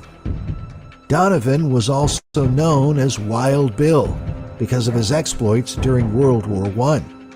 He was given complete authority over the new spy network proposed by the president. Furthermore, Donovan was answerable to no one but FDR. Former Special Forces operator Dino Garner writes that books have been written about Donovan's exploits, a heroic warfighter and the architect and driving force behind the OSS. What those books don't share is that Donovan was a well-trained Irish Jesuit who played dirty at nearly every turn. His tactics and strategies were second to none, simply because the Jesuits use a no-holds-barred approach to fighting their enemies.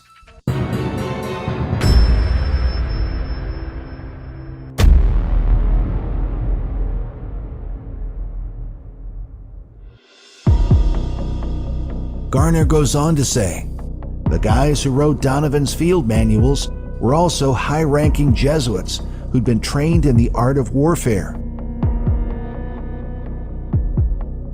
While the OSS was controversial, some of America's prominent figures served in Donovan's spy network. Perhaps most interesting was Julia Child, the woman made famous for her dynamic cooking show. Yet those who watched her were largely unaware that during the war, she worked as a spy for Donovan and the OSS. With her were men like Catholic film director John Ford, who was famous for his many productions with American icon John Wayne. Ford also served in the OSS. He even created training films for Donovan, including this one, where he appears as an OSS officer. Now, we'll give you all the dope you require about this El Porto area, but just don't read it. Absorb it. Okay, if you want to waste time. But I tell you, I know El Porto like a book. Perhaps the enemy has added a couple of chapters since you've left. Aye, aye, sir. The film shows how an overconfident agent can make mistakes. It was just one of many projects Ford produced for the OSS, and shows the connection between the intelligence community and the entertainment industry from the beginning.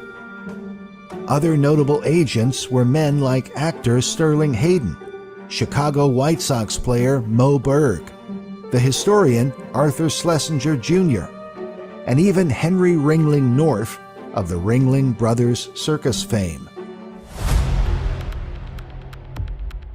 The relationship between Hollywood and the CIA has continued since the time of Donovan, having influenced countless films, as shown by the documentary Theaters of War: How the Pentagon and the CIA Took Hollywood.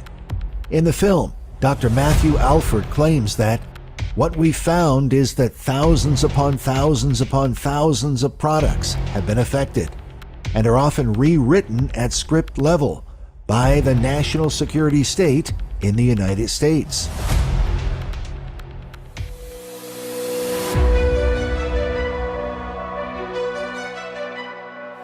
Some believe that Hollywood movies are really a modern version of what was known as Jesuit theater in centuries past, where the order communicated ideas through dramatic plays. The book, Jesuit Hollywood by Sean Wilcock, documents how Jesuits used theater as part of the Counter-Reformation to refute the anti-papist dramas inspired by Martin Luther. Wilcock writes that the Jesuits saw the theater as having a very great purpose in their schemes to promote Jesuit religious propaganda to the masses. Well, it worked pretty good for Hitler and his crew. Far from being a minor instrument for teaching, the Jesuits incorporated the use of dramas, dance, and opera in their schools and missions around the world. In the 20th century, they were even responsible for creating the official production code for making movies in Hollywood. also called the Hayes Code after Congressman William Hayes. It was originally intended to prevent immoral practices from being communicated on film. The code was developed by Catholic publisher Martin Quigley, along with a Jesuit priest named the Reverend Daniel Lord. The code was upheld for some 20 years by a Jesuit-educated Catholic named Joseph Breen, who became the central figure associated with the moral boundaries imposed on the film industry. At one point, Breen was even said to have more influence over world opinion than Hitler, Mussolini, or Stalin because of the tremendous power he had over the content of Hollywood movies.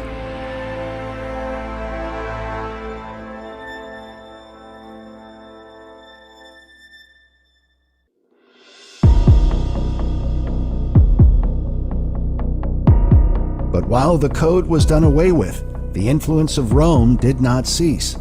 It continued through the American deep state. Researchers continue to investigate what sort of covert propaganda the intelligence community has infused and continues to infuse in Hollywood films. The Jesuit influence at the CIA can be seen in a series of clues. For example, the order was originally known as the Company of Jesus, while the Company is also one of the names given to the CIA, as shown by the book Inside the Company by former CIA operations officer and whistleblower Philip Agee. In the introduction, he reveals that he joined the CIA, quote, after 4 years of Jesuits and 4 at Notre Dame. It is also reported that the CIA is often called the Catholic Intelligence Agency. Most sources give as the reason for this the influence of OSS founder William Donovan, whose statue is found at the CIA headquarters to this day as part of the OSS Memorial. He continues to be seen as the father of modern American intelligence gathering and the unofficial founder of the CIA. But perhaps the most revealing part of Donovan's history is found in the book, The Last Hero by Anthony Cave Brown, where a black and white photo shows Donovan at the Vatican, beside the Pope's Swiss Guards, to receive the Medal of Saint Sylvester, the Vatican's highest award for a lifetime of public and secret services to the Catholic Church. While Bill Donovan late in life, he actually received a very high award from the Pope. It's called the Order of Sylvester. So the Pope saw fit to crown his lifetime efforts with this very prestigious award. And that is another important tie-in between the CIA and the Roman Church state. The liberal magazine Mother Jones published an article on Donovan's relationship with the Vatican, titled, "Their Will Be Done." The article shows an illustration with an American politician receiving instructions from a Roman Catholic priest inside a confessional. The obvious suggestion is that the priests control the politicians in a secretive manner. The article further exposes the activities of the historic Knights of Malta, many of whom are members of the CIA. They argue that while the Knights are known for their charitable works, some of their acts included the mass smuggling of some 50,000 Nazi war criminals, who, with the assistance of the International Red Cross, were furnished fake Vatican passports and, in some cases, clerical robes, and were smuggled to South America. Many Nazis were smuggled to Argentina, for centuries known to be a stronghold of the Catholic Church. Cardinal Bergoglio, who became Pope Francis, is a Jesuit from Argentina. In the book, The Secret History of the Jesuits, written by French author Edmond Paris, the connection between the order and Hitler's National Socialist Workers' Party is explained in detail. In his book, Paris even goes so far as to declare that the Vatican was behind both world wars. He writes, "The public is practically unaware of the overwhelming responsibility carried by the Vatican and its Jesuits in the start of the two world wars, a situation which may be explained in part by the gigantic finances at the disposition of the Vatican and its Jesuits, giving them power in so many spheres."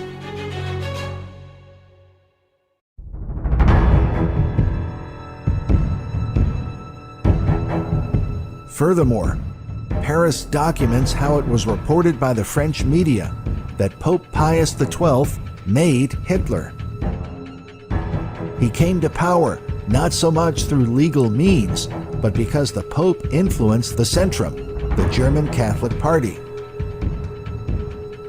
It was the German Catholic Party, known as the Center Party, that would give to Hitler his absolute power. Before he became Pope, Pius XII was known as Cardinal Pacelli. It was he who had worked for years to initiate the political agreement between the Vatican and Nazi Germany. He had famously signed the Vatican's Concordat in 1933 with Hitler and the Third Reich. Quoting the French media at the time, Edmund Paris writes that the Concordat brought to the National Socialist government, considered nearly everywhere to be made up of usurpers, if not brigands, the seal of an agreement with the oldest international power, the Vatican. In a way, it was the equivalent of a diploma of international honorability.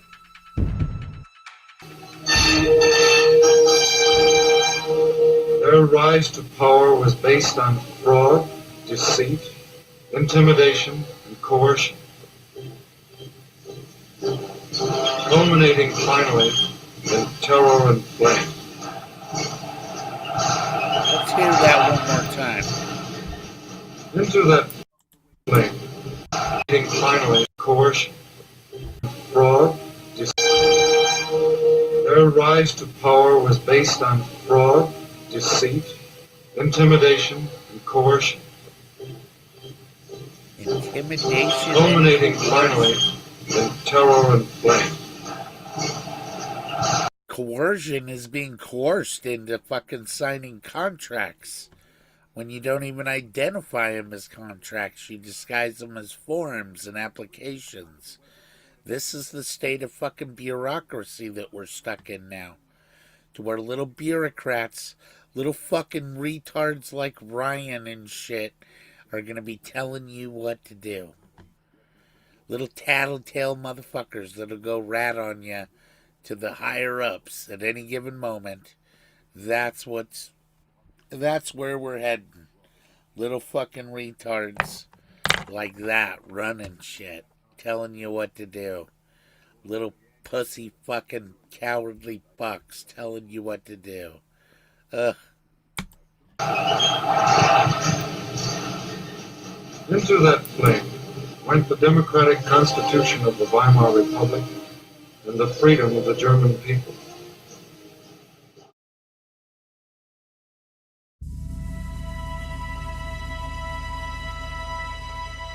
Edmund Paris also revealed that one of the terms of the Concordat was that the Roman Catholic bishops would need to swear their allegiance to the Nazi government, giving greater credibility to Hitler in the eyes of millions of Catholic citizens. He writes, in July 1933, when the Concordat forced the bishops to swear an oath of allegiance to the Nazi government, the concentration camps were already open. The Vatican was the main force behind the lightning rise of Hitler, who, together with Mussolini and Franco, were but war pawns manipulated by the Vatican and its Jesuits. In 1936, Cardinal Pacelli Whores are often very good manipulators. traveled to America, where he was given an honorary degree by the Jesuits' Fordham University, and then another honorary degree by the Jesuits at Georgetown. The order referred to Pacelli as the Apostle of Peace, yet he was crowned Pope in March of 1939, and within 6 months, World War II began. In his book, The Vatican Against Europe, Edmund Paris would blame the Second World War on the political craftiness of Rome. Paris himself was a French historian, raised by Catholic parents and educated at the Sorbonne, the leading university in Paris.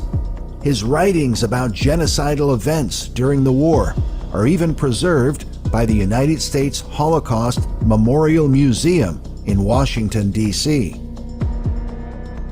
Who was Edmund Paris, and did Jack Chick know him personally? Edmund Paris was an unsaved researcher, but his wife was a Christian. And his wife had contact with Chick Publications and Jack.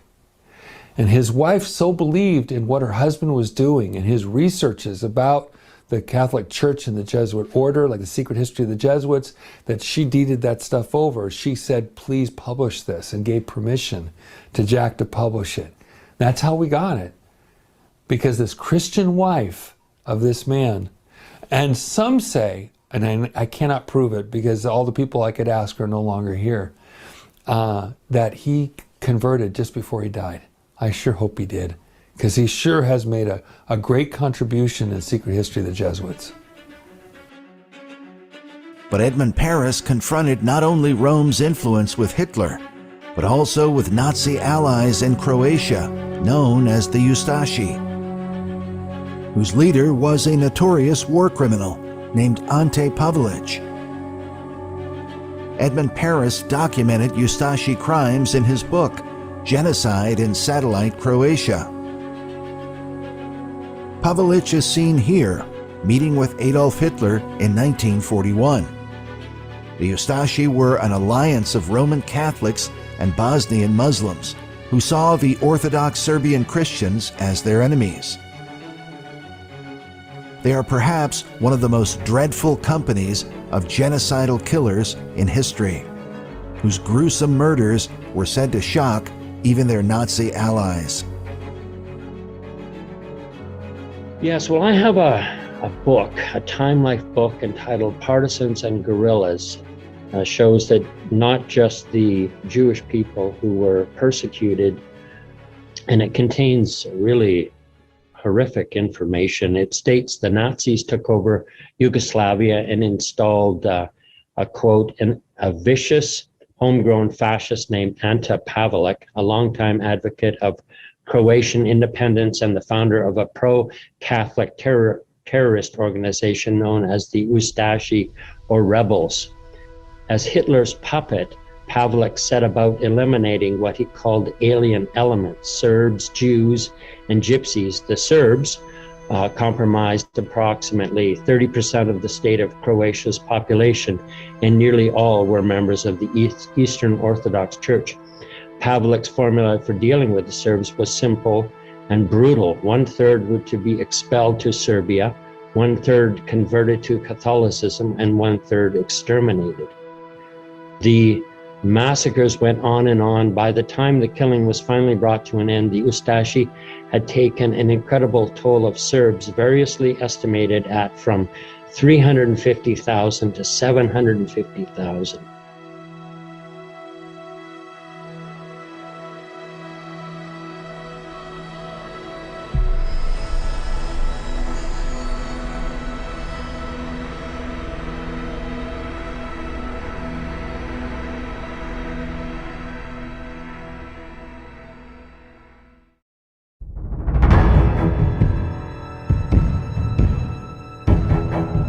The supreme apostolic vicar of the Ustashi army was Archbishop Aloysius Stepanak, a Jesuit-educated priest and one of the most controversial figures from the war. Stepanak defined Serbs as renegades from the Catholic Church. He and the Vatican supported the Ustashi movement both during and after the war. He is seen here meeting with Ante Pavelić, whose government was the Croatian parallel to that of Nazi Germany. We read that Pavelić's Ustasha started a reign of terror unprecedented in Balkan history, and in the 4 years killed over 500,000 people. The victims were primarily Serbs in Croatia, as well as Jews and Gypsies. Orthodox Church scholars maintain that Archbishop Stepanak welcomed the religious conversion law of 1941, which obliged the Orthodox Serbs to convert to Roman Catholicism. In fact, this photo, taken from the U.S. Holocaust Memorial Museum, shows a group of Serbian civilians who are being forced to convert to Catholicism by the Ustashi. To this day, Orthodox Church historians maintain that Catholic priests, monks, and nuns took the most active part in the genocide of the Orthodox Serbs.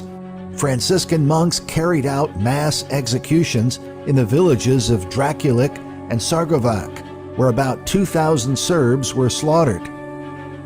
This photo shows Ustashi leader Ante Pavelić surrounded by Franciscan monks, who are said to have been some of the worst killers during the genocide.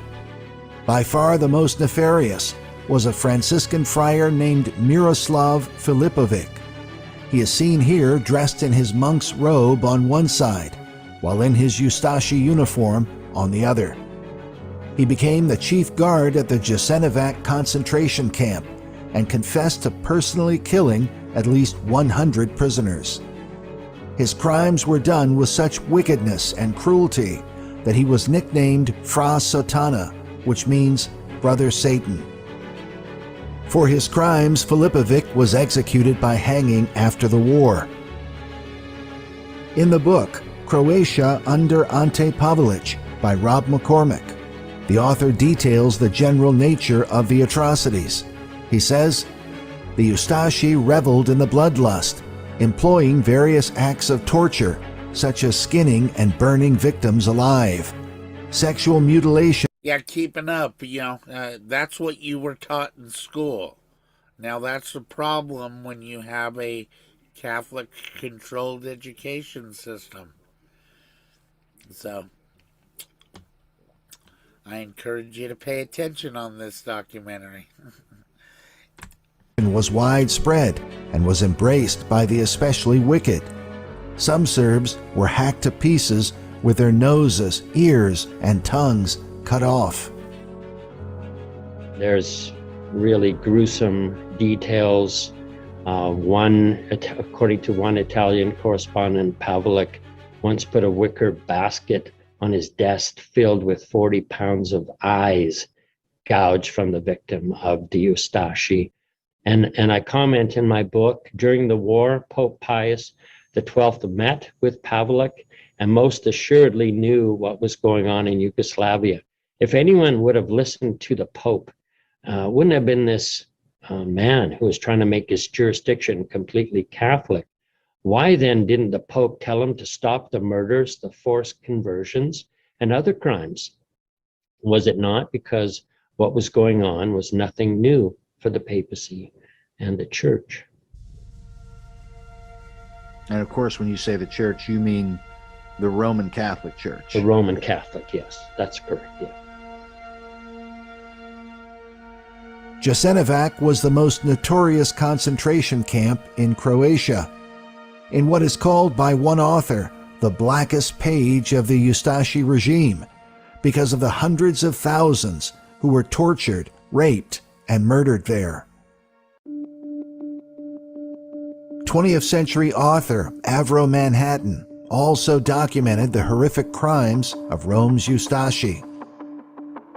In his book, The Vatican's Holocaust, which is called the sensational account of the most horrifying religious massacre of the 20th century, he writes, "The Vatican was well informed of what was going on inside Ustashi Croatia, not only because the Catholic hierarchy sent the Pope regular reports, but because the Pope had his own personal representative there.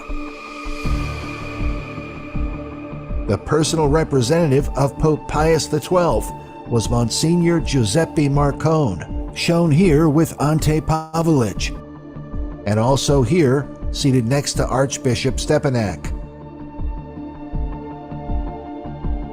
Today, the people of the Republic of Serbia maintain a memorial at Jasenovac, remembering more than 700,000 victims of what is often said to be the most cruel and savage chapter of the Second World War.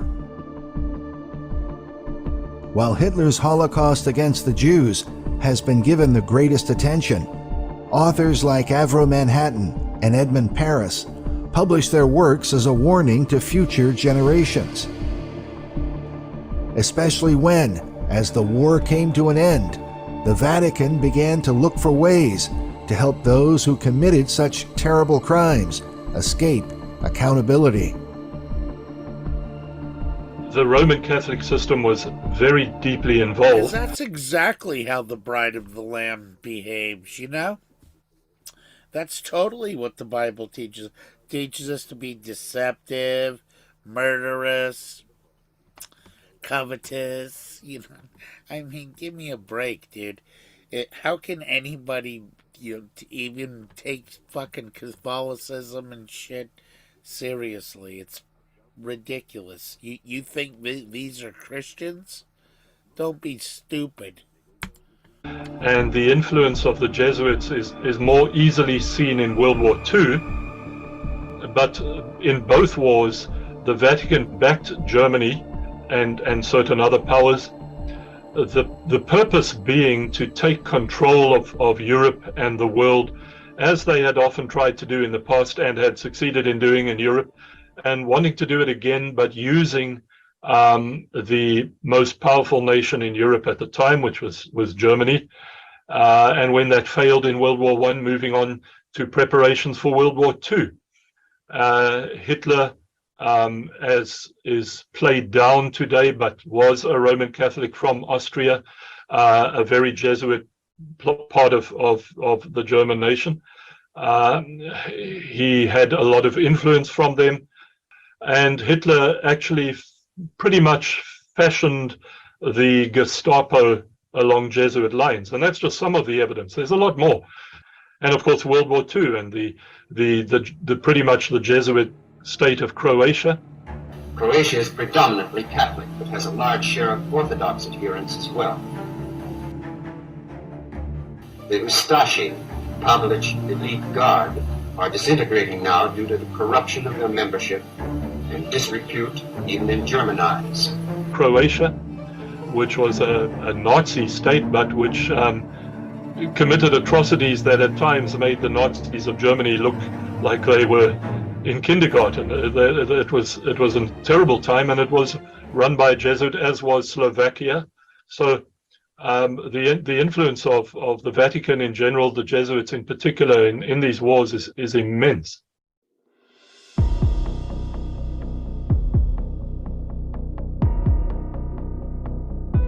The Nazi invasion of France is one of the most dramatic events of World War II, and would have been a defining influence in the life of Edmund Paris as a French citizen. He would have been familiar with the legendary French resistance that fought valiantly against Nazi tyranny until their country was fully liberated. Many of the quotes from his books are taken from French publications written during or shortly after the war. His writings could even be seen as a continuation of the fight against Nazism by exposing the powers that were behind it. But he was not alone in his analysis of Rome's involvement. Famed author H.G. Wells accused the Pope of supporting Hitler and of only preaching peace once he wanted to help the Nazis escape accountability. Wells said of the Pope, "The pleas he is now making for peace and forgiveness are manifestly designed to assist the escape of these criminals, so that they may presently launch a fresh assault upon all that is decent in humanity.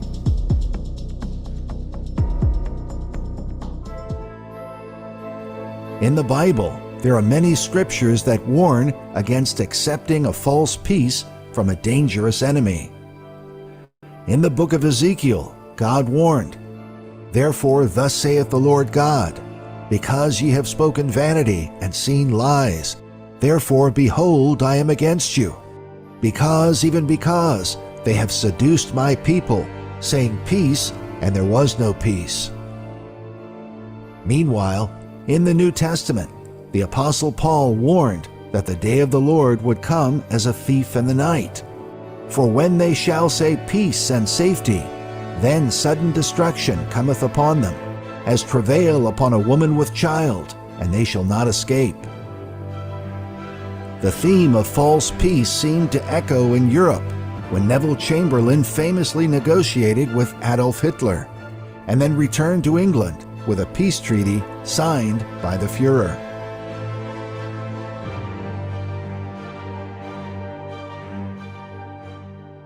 This morning, I had another talk with the German Chancellor, Herr Hitler.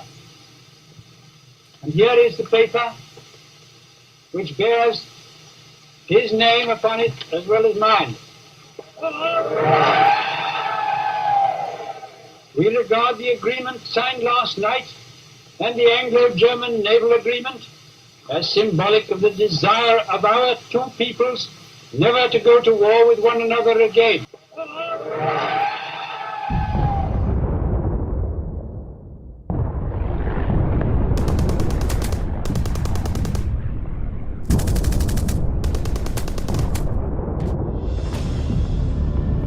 The agreement with Hitler would be shattered a short time later at the start of World War II, resulting in the removal of Chamberlain, who was replaced by Winston Churchill.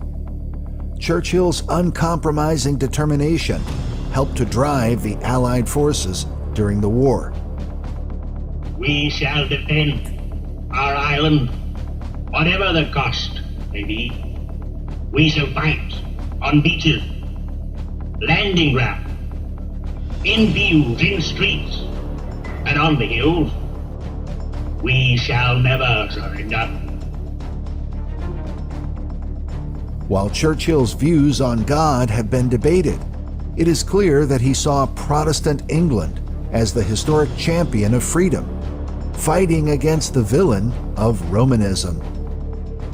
Meanwhile, the evidence of Rome's influence over Hitler and Nazi Germany appears to be undeniable.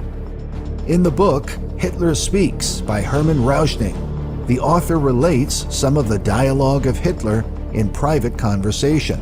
Rauschning claims that Hitler said, quote, "I learned above all from the Jesuits. So did Lenin, for that matter, if I remember rightly. There has been nothing more impressive in the world than the hierarchical organization of the Catholic Church. I have taken over many elements of it in the organization." See, and that's what it is people get seduced by the pageantry and the order. And this is also why, Muslims can't take biblical Christianity seriously, because they look at us like they have no discipline. They're just, they all argue amongst themselves. They have no discipline.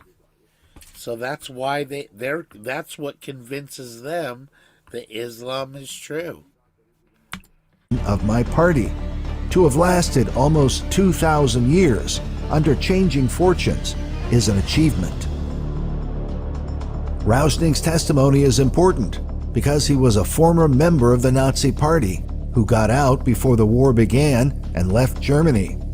In his book, he warned that Hitler and his movement are the apocalyptic riders of world annihilation. There is also the testimony of Walter Schellenberg, one of the highest-ranking members of the Nazi intelligence network.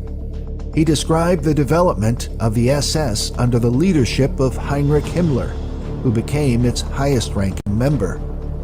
He said, "The SS organization had been constituted by Himmler according to the principles of the Jesuit order.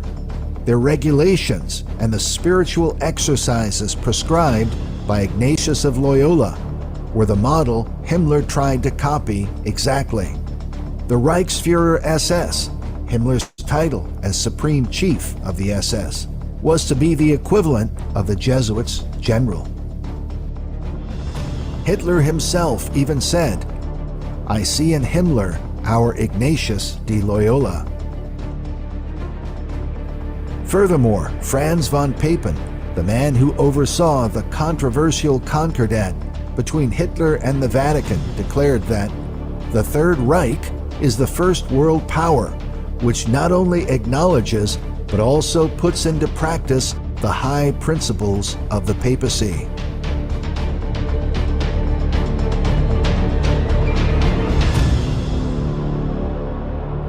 Durch eure Schule wird die ganze Nation gehen. Und ich weiß, so wie ihr in stolzer Ergebenheit. Furthermore, it is generally agreed that the leading symbol of the entire Nazi movement can be traced to Hitler's Roman Catholic education. We read that Adolf Hitler had been a pupil at the school of Lambach and sang amongst the choir boys in the abbey bearing the same name. He discovered the swastika there, as it was the heraldic sign of Father Hagen, the abbey's administrator. The abbot, Theodoric Hagen, was a 19th century priest who had long since passed away before Hitler attended the school at Lambach Abbey. Yet he left behind his coat of arms, which is said to have captivated the young Adolf. We see the image here with the bishop's mitre, placed like a crown above the emblem. The letters around the symbol stand for Theodoric Hagen, Abbey Lambach. Some of the Nazi connections to Rome are still subjects for debate. According to Edmund Paris, Heinrich Himmler's uncle was said to be a Jesuit and also a leading member of the SS. Yet records of his uncle's history have proven difficult to find. Another Catholic priest, named Father Bernhard Stempfel, was reportedly the ghostwriter for Hitler's famous work, Mein Kampf, as was reported by a former Nazi named Otto Strasser. According to Edmund Paris, Stempfel. Alrighty, well, I'm running out of gas big time fast. So anyway, I'm gonna call it a night. I'm gonna crash out. I'm ready for bed. So anyways, I want to thank my viewer. Anyways, I appreciate you guys being here and watching, but this is where, we got to pay attention. You got to know your enemy in this battle, dude, because it's coming. I think we're right on the doorstep of the beginning of sorrows. So anyhow, but we know who's king and who we serve, and there's nobody that can fuck with him. So that's where, this will be an adventure. So being in the know, we know what's going on. This, is a time of great adventure for us. So anyhow, hope y'all